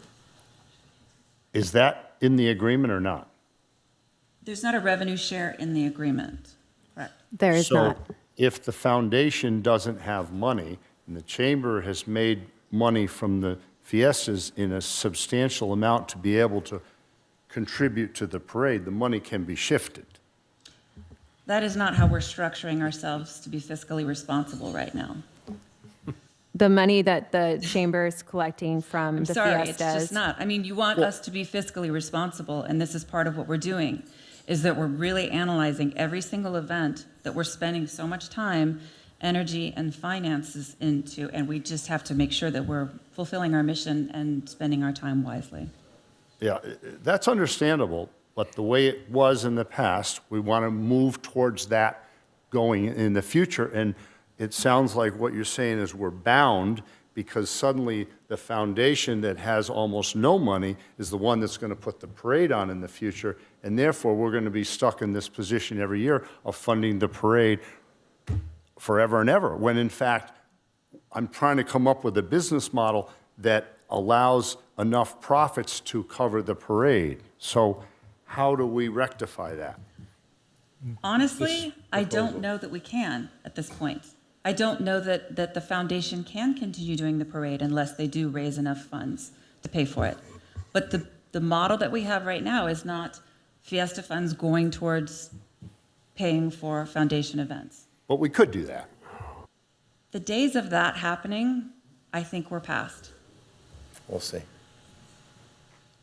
I know you want to go back to that. I would Well- love that. I wish we had enough in our reserves that we could, hand out money to nonprofits. No, it's to the not a city, matter of handing out, Which it's is a how matter of- things used to be. That's, I believe, from what I understand, that's how the foundation and the chamber ended up producing so many of these events for that reason.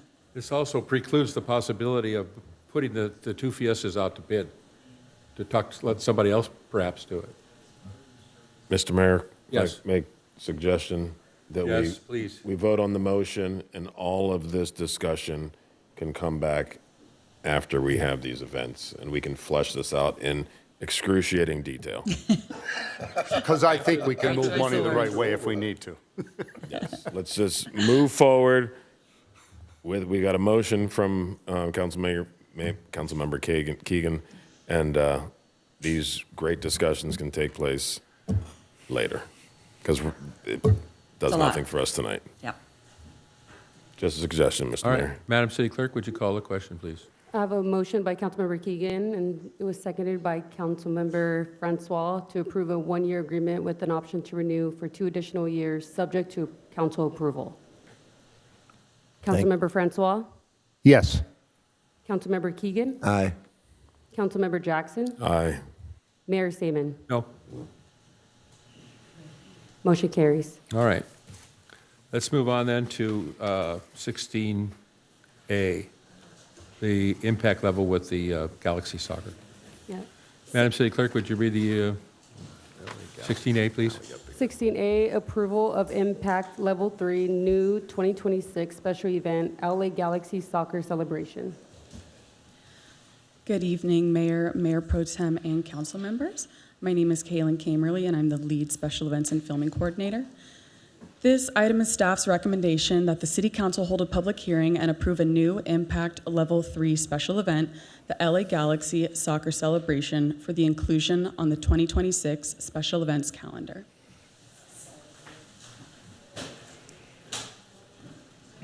Staff received a formal application from LA Galaxy in December 2025 to host FIFA World Cup watching events on the beach south of the pier. The event producer anticipates attendance of up to a maximum of 3,000 people per day. The proposed event dates in July, including setup and teardown, are listed in the written staff report and on the slide before you.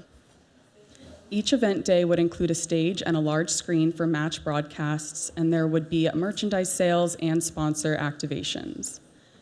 The event producer is also considering additional event elements such as food and beverage and live music on the weekend dates.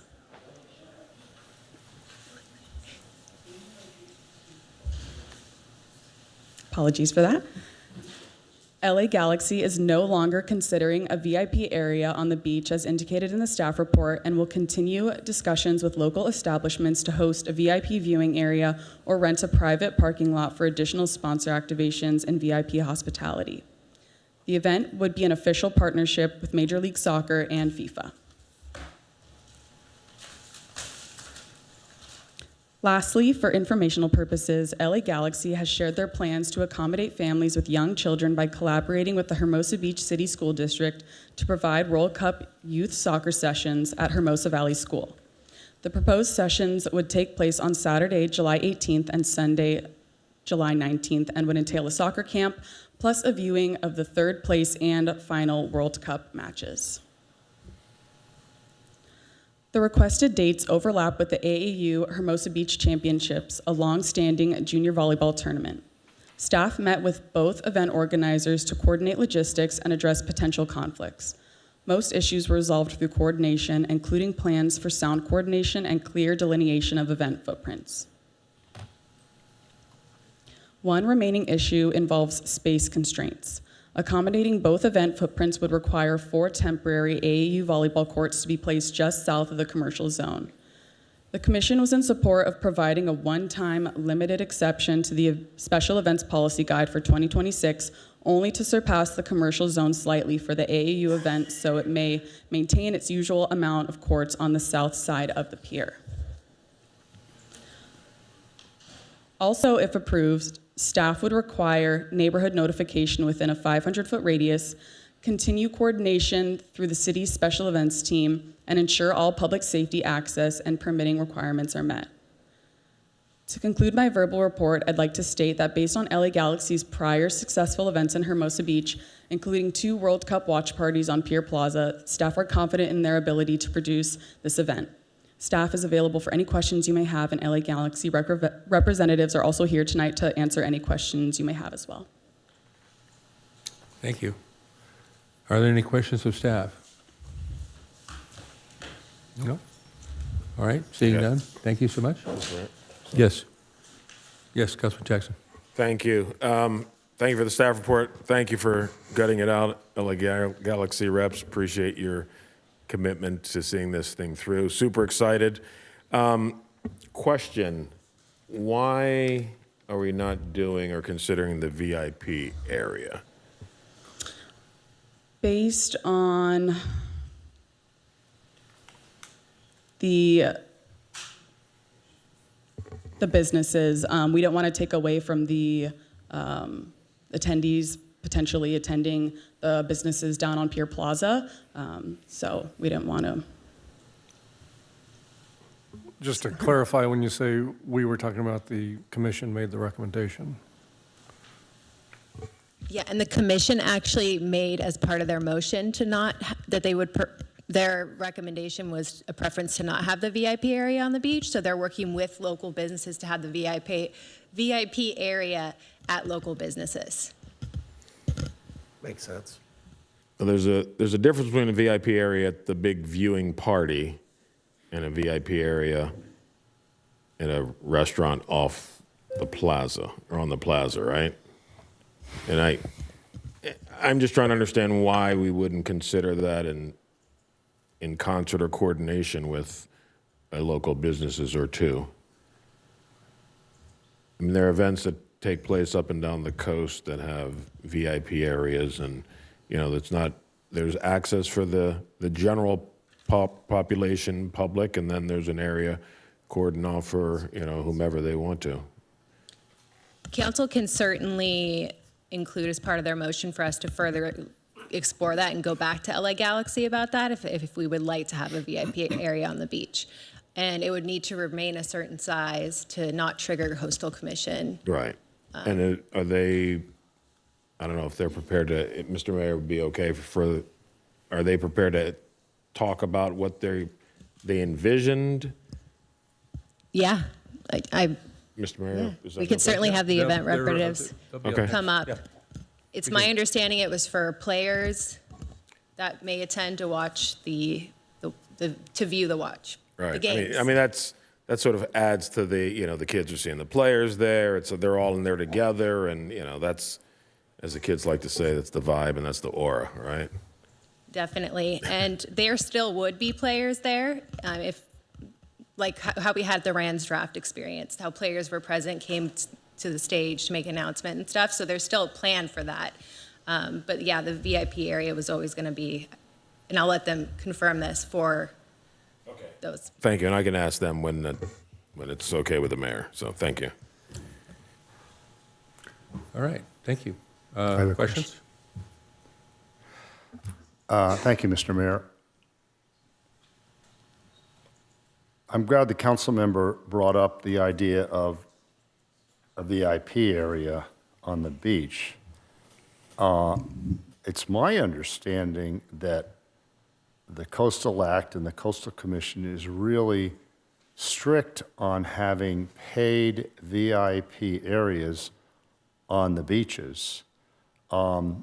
They did carve out an exception for professional volleyball tournaments. So for example, in Manhattan Beach, we have paid area up to 50% and a VIP paid section. But when the concerts were tried on our beaches, they tried to create a VIP section for paid people to get, and the Coastal Commission struck it down, and we had to take that VIP area out. So it's my understanding that the reason there is no VIP section on the sand, because it goes along with the Coastal Commission's rule, and especially in Los Angeles County, you don't see any VIP or paid sections anywhere on the sand. So I don't know if you could provide more insight into that, or whether the city manager knows more about that issue with the Coastal Commission having paid areas on the sand.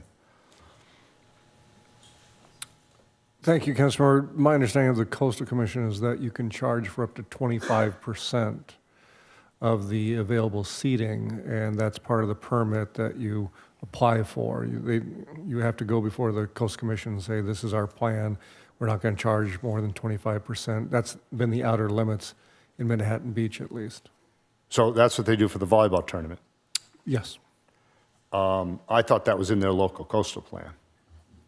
My understanding is it's just the rule that the Coastal Commission forces up and down the coast, but I'm not the expert on the Coastal Commission. If we did something like that, we'd have to go through the hoops of getting Coastal Commission approval. That would be my understanding. For a VIP area for this event, then. If they need a development permit to do this, they could make it part of that permit. All right. Thank you. I can add to that too, because Sure. I've dived into this issue a lot to better understand the rules. So basically, if the area is less than 25% of the event footprint and it's not a paid VIP area, so you have to pay to enter and ticketed, that it usually doesn't trigger a Coastal Commission concern, but we always check to see if we need an exemption permit either way, and it could be granted through that process. Okay, thank you. That's all, Mr. Mayor. Thank you. Any other questions? All right, thank you so much. Appreciate your report. Thank you. And let's move on to the applicant. Do you like to come up and provide some information? Yes, good evening, Mayor, council members. How's it going? My name is Nick Gilbert. I am the Director of Game Presentation and Events at the Galaxy. So one of my main roles is to plan our Galaxy games as well as outside events we do. I'm also joined by James McClune back there from our business development team. And then Kara Korber is also on the Zoom from our business development team. So she's up there as well. Happy to answer any kind of specific questions you might have on the event. I think to address the point about the VIP area, Kara can kind of speak to that since she has some more information on that. Good evening, Mayor and City Council members. Yes, I'm happy to speak to the VIP area. I think if the council is open to us continuing to explore the area, we're more than happy to do so. We had originally been interested in a VIP area on the sand to accommodate VIPs, players, executives, other guests who might be interested in attending one of the watch parties, especially around the World Cup final. I anticipate we will have guests who we would want to accommodate in sort of a VIP environment. It felt from our Parks Commission meeting that maybe the optics of having a cordoned off area on the beach were not as appealing to the city, and we would totally understand that. So we've had sort of pivoted to exploring a private business like Hennessy's, who we've worked with a lot in the past, to host this VIP space.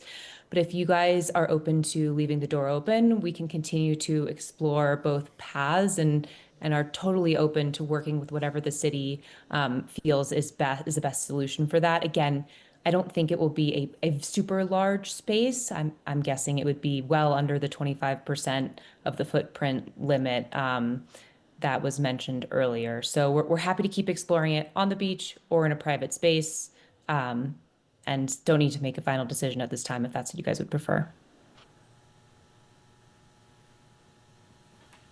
Thank you. Any other questions? No? All right. Thank you so much. Appreciate it. Thank you, guys. Thank you, Cara. All right, let's close that and open the public hearing, or public comments.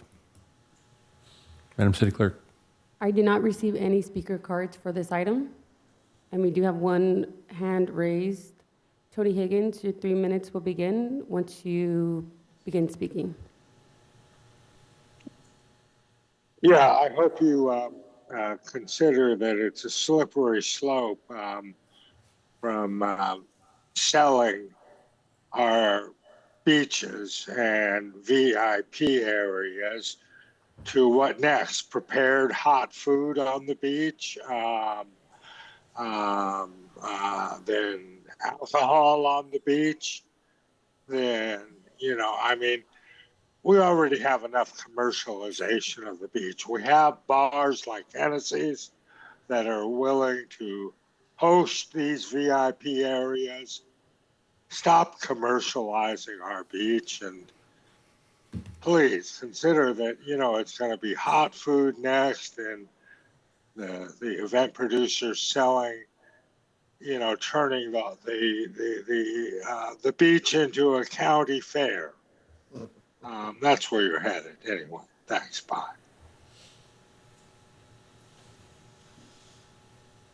There are no other hands raised.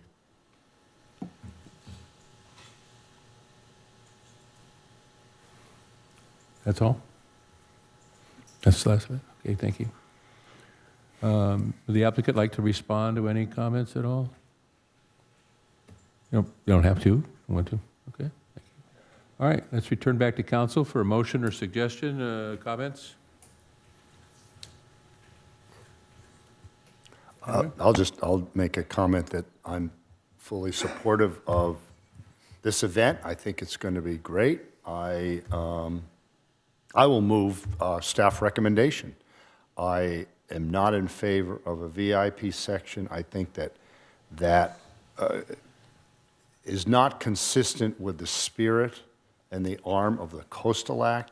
We have a Coastal Act, we have a Coastal Commission there that ensures that we have public access for people on the beach. That's what the beach is for everyone in the public, not to have sectioned off VIP sections, especially if they're paying to be there. And even if they're not, there's payments that are made to get there, and it puts a sour taste, I think, in the city of Hermosa Beach if we're going to begin to crawl down the creepy slope of having VIP sections on our beaches. So I am going to make a motion to fully support staff recommendation and look forward to this event.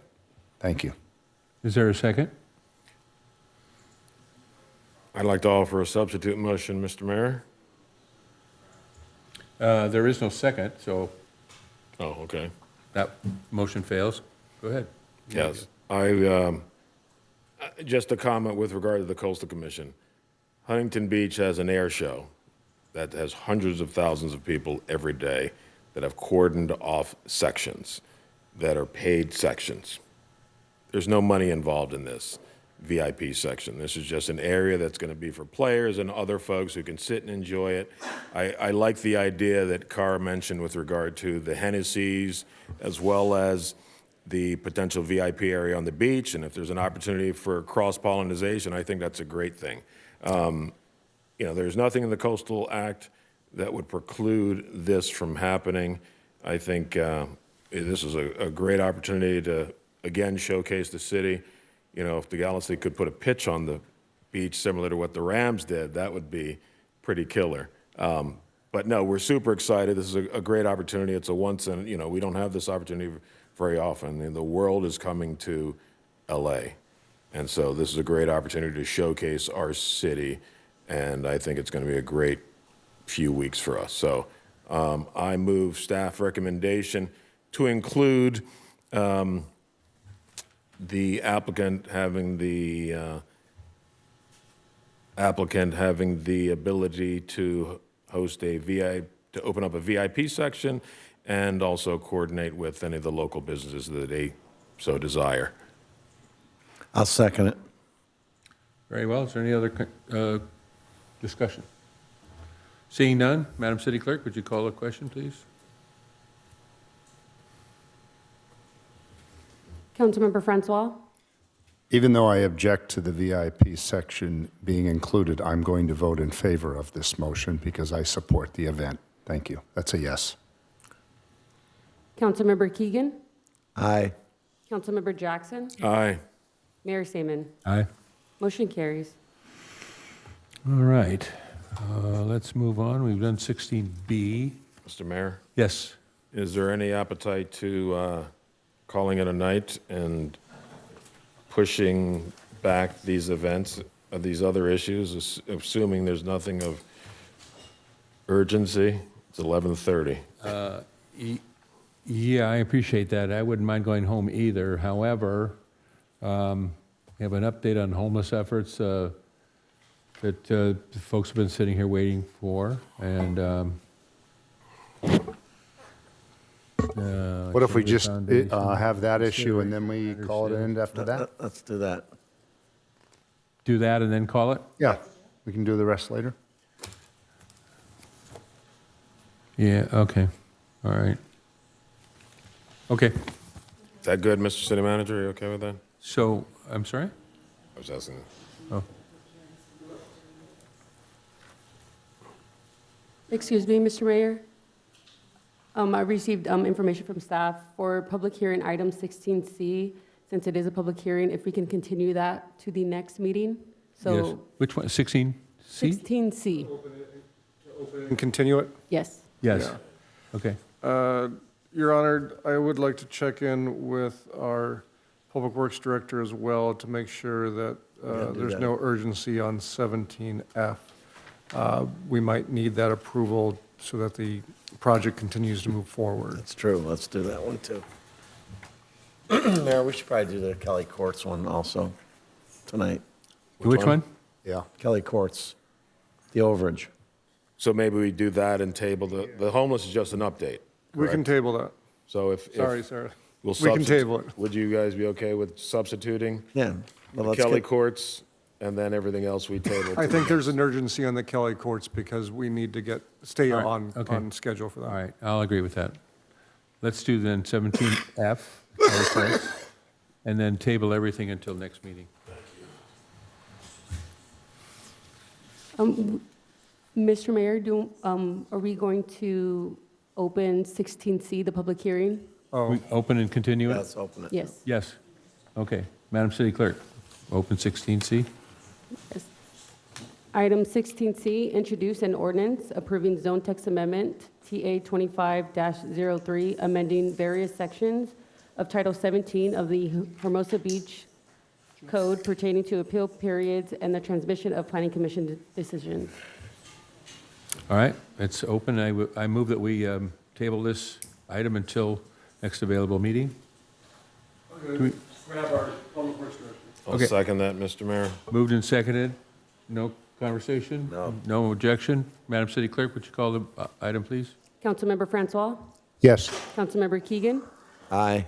Councilmember Jackson? Aye. Mayor Seaman? Aye. Motion carries. Okay. So, 17F, Madam City Clerk.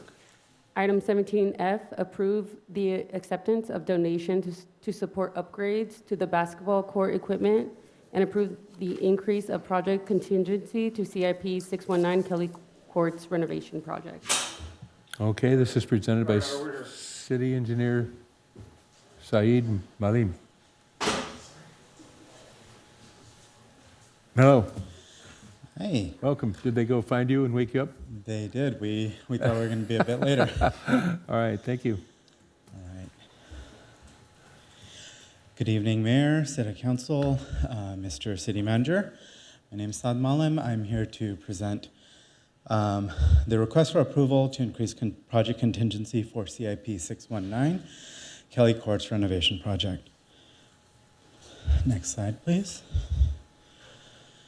So just some background information for the project.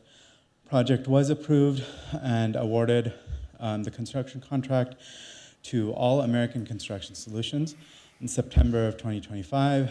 The base bid was $826,000 or so, along with the project contingency of $124,000. General project scope included new fencing, ADA upgrades, new lights, electrical upgrades, new resurfaced basketball, tennis, and pickleball courts, as well as new basketball, tennis, and pickleball equipment. As the project has started in construction in November, there have been a number of unforeseen site conditions that have utilized much of the project contingency. Some of the unforeseen conditions, or most of them, were buried in nature. We had buried utility boxes that need to be adjusted and retrofitted. We had unknown buried fence and light pole footings, which included additional demo as well as additional hauling away, buried irrigation, water, and electrical lines as well, to account for utility conflicts. And then the biggest item that is somewhat yet to be resolved is the half of the court with tennis and pickleball courts was actually about 2 inches of concrete overlaid with 2 inches of asphalt. This is a different condition from what was called out in the plans. And the asphalt condition does have some extensive cracking. So the mitigation method to correct that and find the best corrective action for that at a feasible cost is something that the city is currently dealing with. Next slide, please. One other aspect of the project contingency that's being taken up is related to Hermosa Beach Youth Basketball. Towards the start of the project, Hermosa Beach Youth Basketball reached out to the city to request an upgrade to the basketball equipment that was originally proposed in the project. The original basketball equipment that was proposed was heavy-duty basketball hoops, standard. It was similar to what was there before, similar to what's there at Edith Rothway Park. It doesn't look fancy, but it is what was standard. We did look into the specific request that Hermosa Beach Youth Basketball had, which included a polycarbonate backboard, breakaway rims, a sturdier feature, something that looked just a lot more modern. And Hermosa Beach Youth Basketball has generously offered to donate the replacement cost for replacing 4 of those basketball systems. City would pay for the replacement cost up front as a change order, and the donation amount would be reappropriated into the CIP budget. Next slide, please. Wrapping up the discussion in this, there is sufficient funding available in the CIP. So the initial estimate from Public Works was,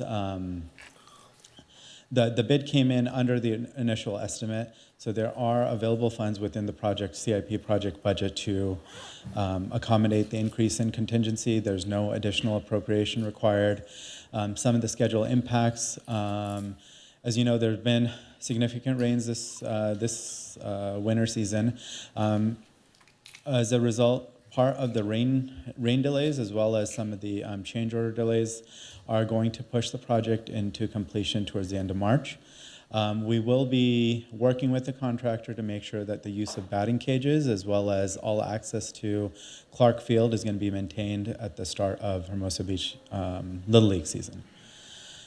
In conclusion, staff's recommending that the Kelly Court renovation project have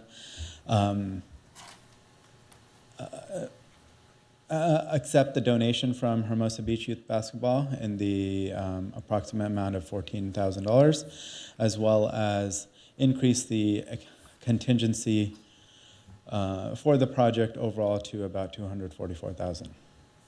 I am available for any questions. Thank you. Questions of staff? Just a quickie. Yes. Single ring rims, right? Not Single double. ring rims and breakaway rims All that right, are because not. the doubles are horrible. Yes, Thank that's you. what we heard. Good to hear. Thank you much. Any other questions? Nope. No? Thank you so much. Appreciate your report. Let's bring it back for public comment. Madam City Clerk. I did not receive any speaker cards for this item, and there are no virtual hands raised. All right. Then I'll bring it back to council then for comments, deliberation, or a motion. I'll make a motion, staff recommendation. I'll second that. Any comments? No? Madam City Clerk, would you call the question, please? Councilmember Francois, Yes. Councilmember Keegan, Aye. Councilmember Jackson, Aye. Mayor Seaman. Aye. Motion carries.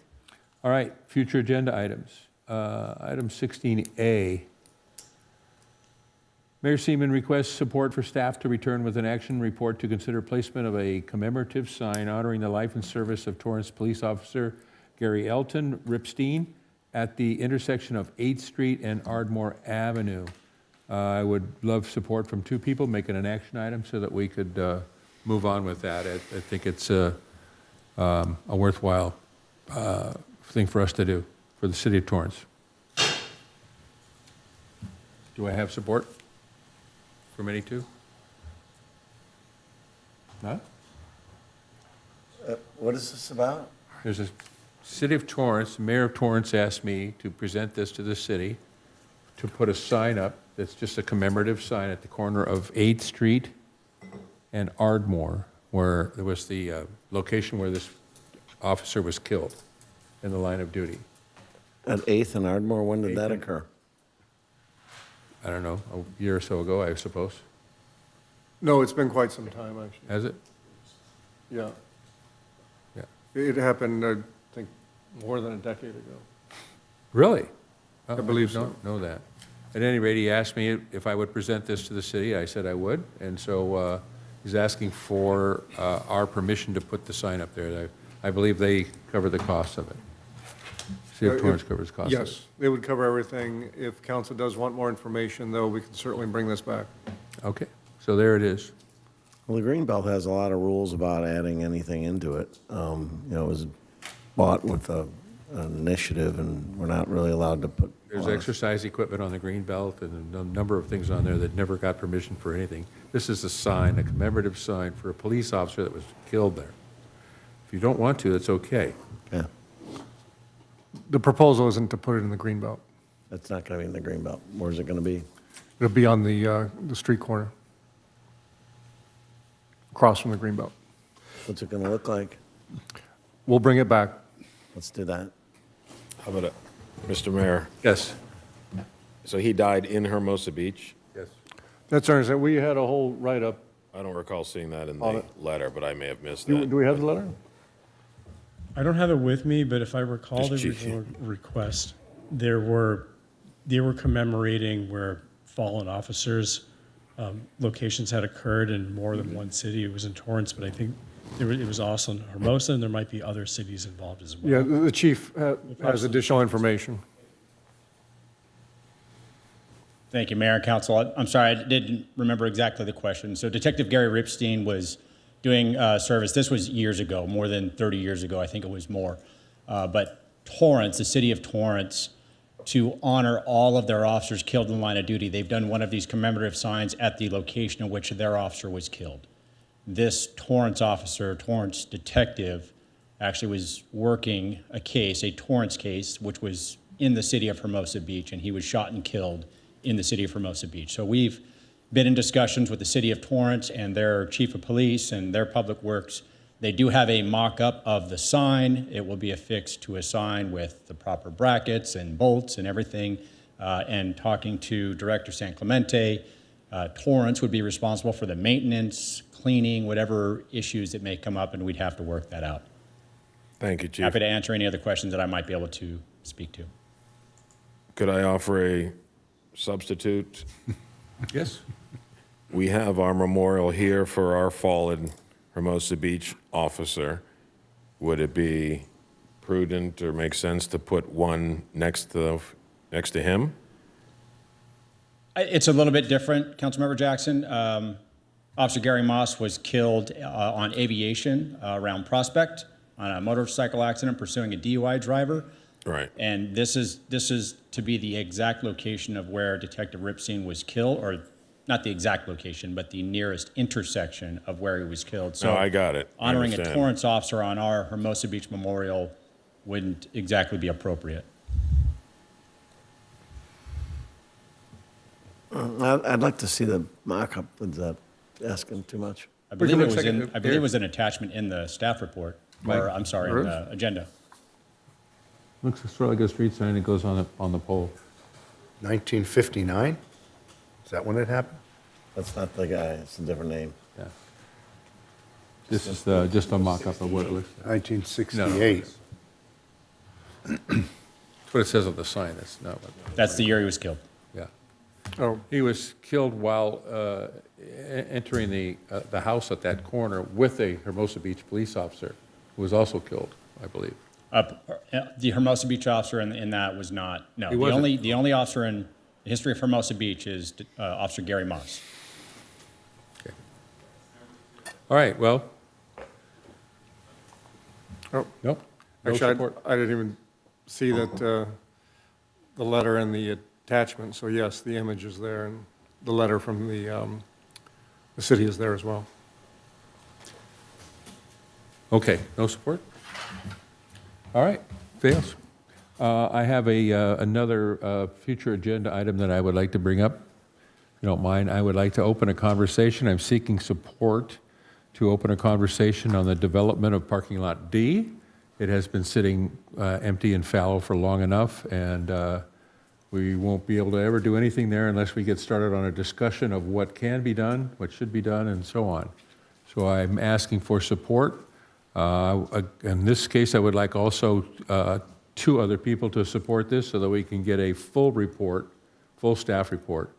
I'm not so concerned about the action item part of that, but rather than a simple report, I'd like to have a full report of possibilities to develop parking lot D. Any support for that? All right, hard sell today.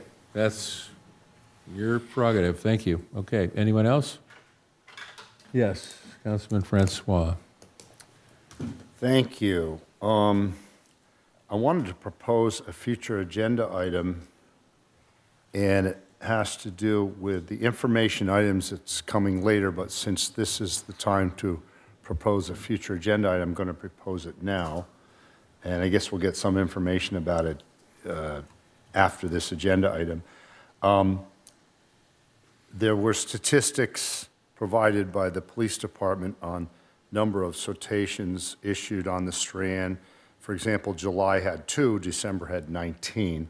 So my information item is to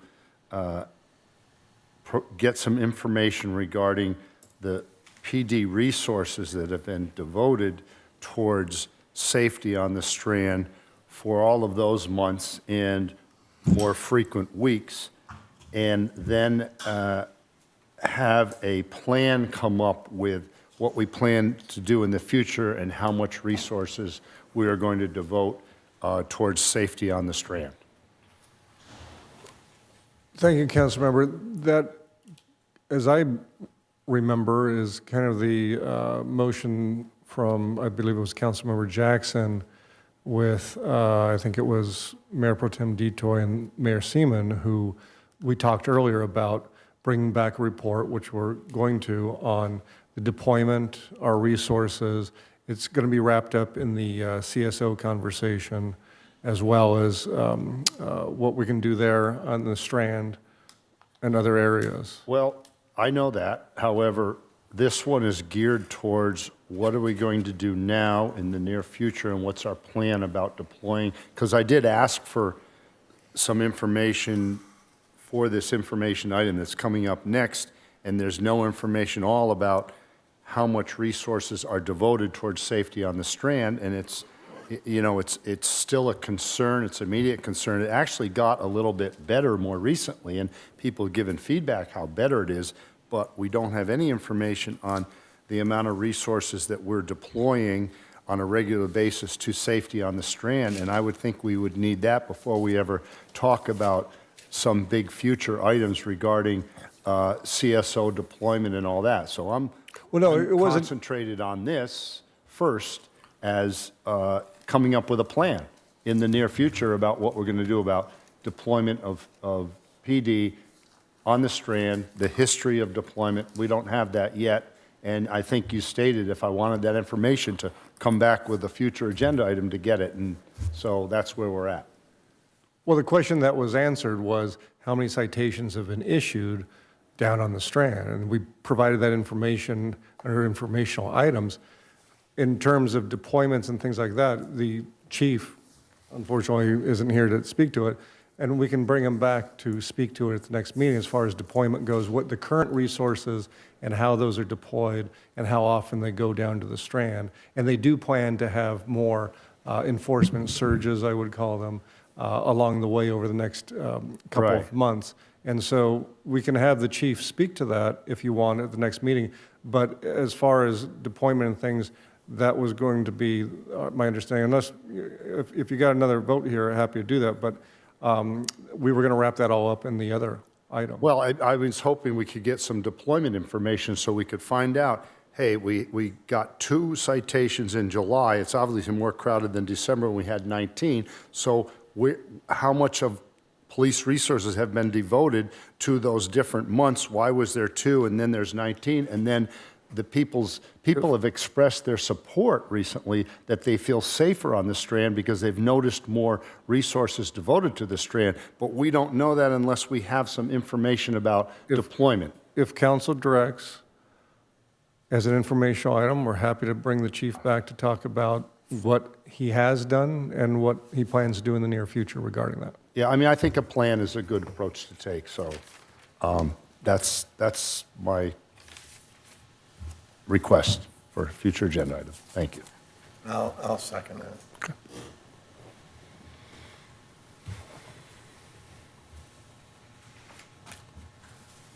There you have it. 2. Yep. All right. Anything else? We got information items. Good thinking. What? I could see that. Okay. I asked you if you had any other future agenda items. No, I don't. No. Okay. Let's move on to the city manager's office. A report, please. Nothing this evening, Your Honor. Thank you. Informational items, no action to discuss. All right, that moves to adjournment. I adjourned this meeting at 12:46. 11:46. Excuse me, 11:46. Got to get that clock fixed.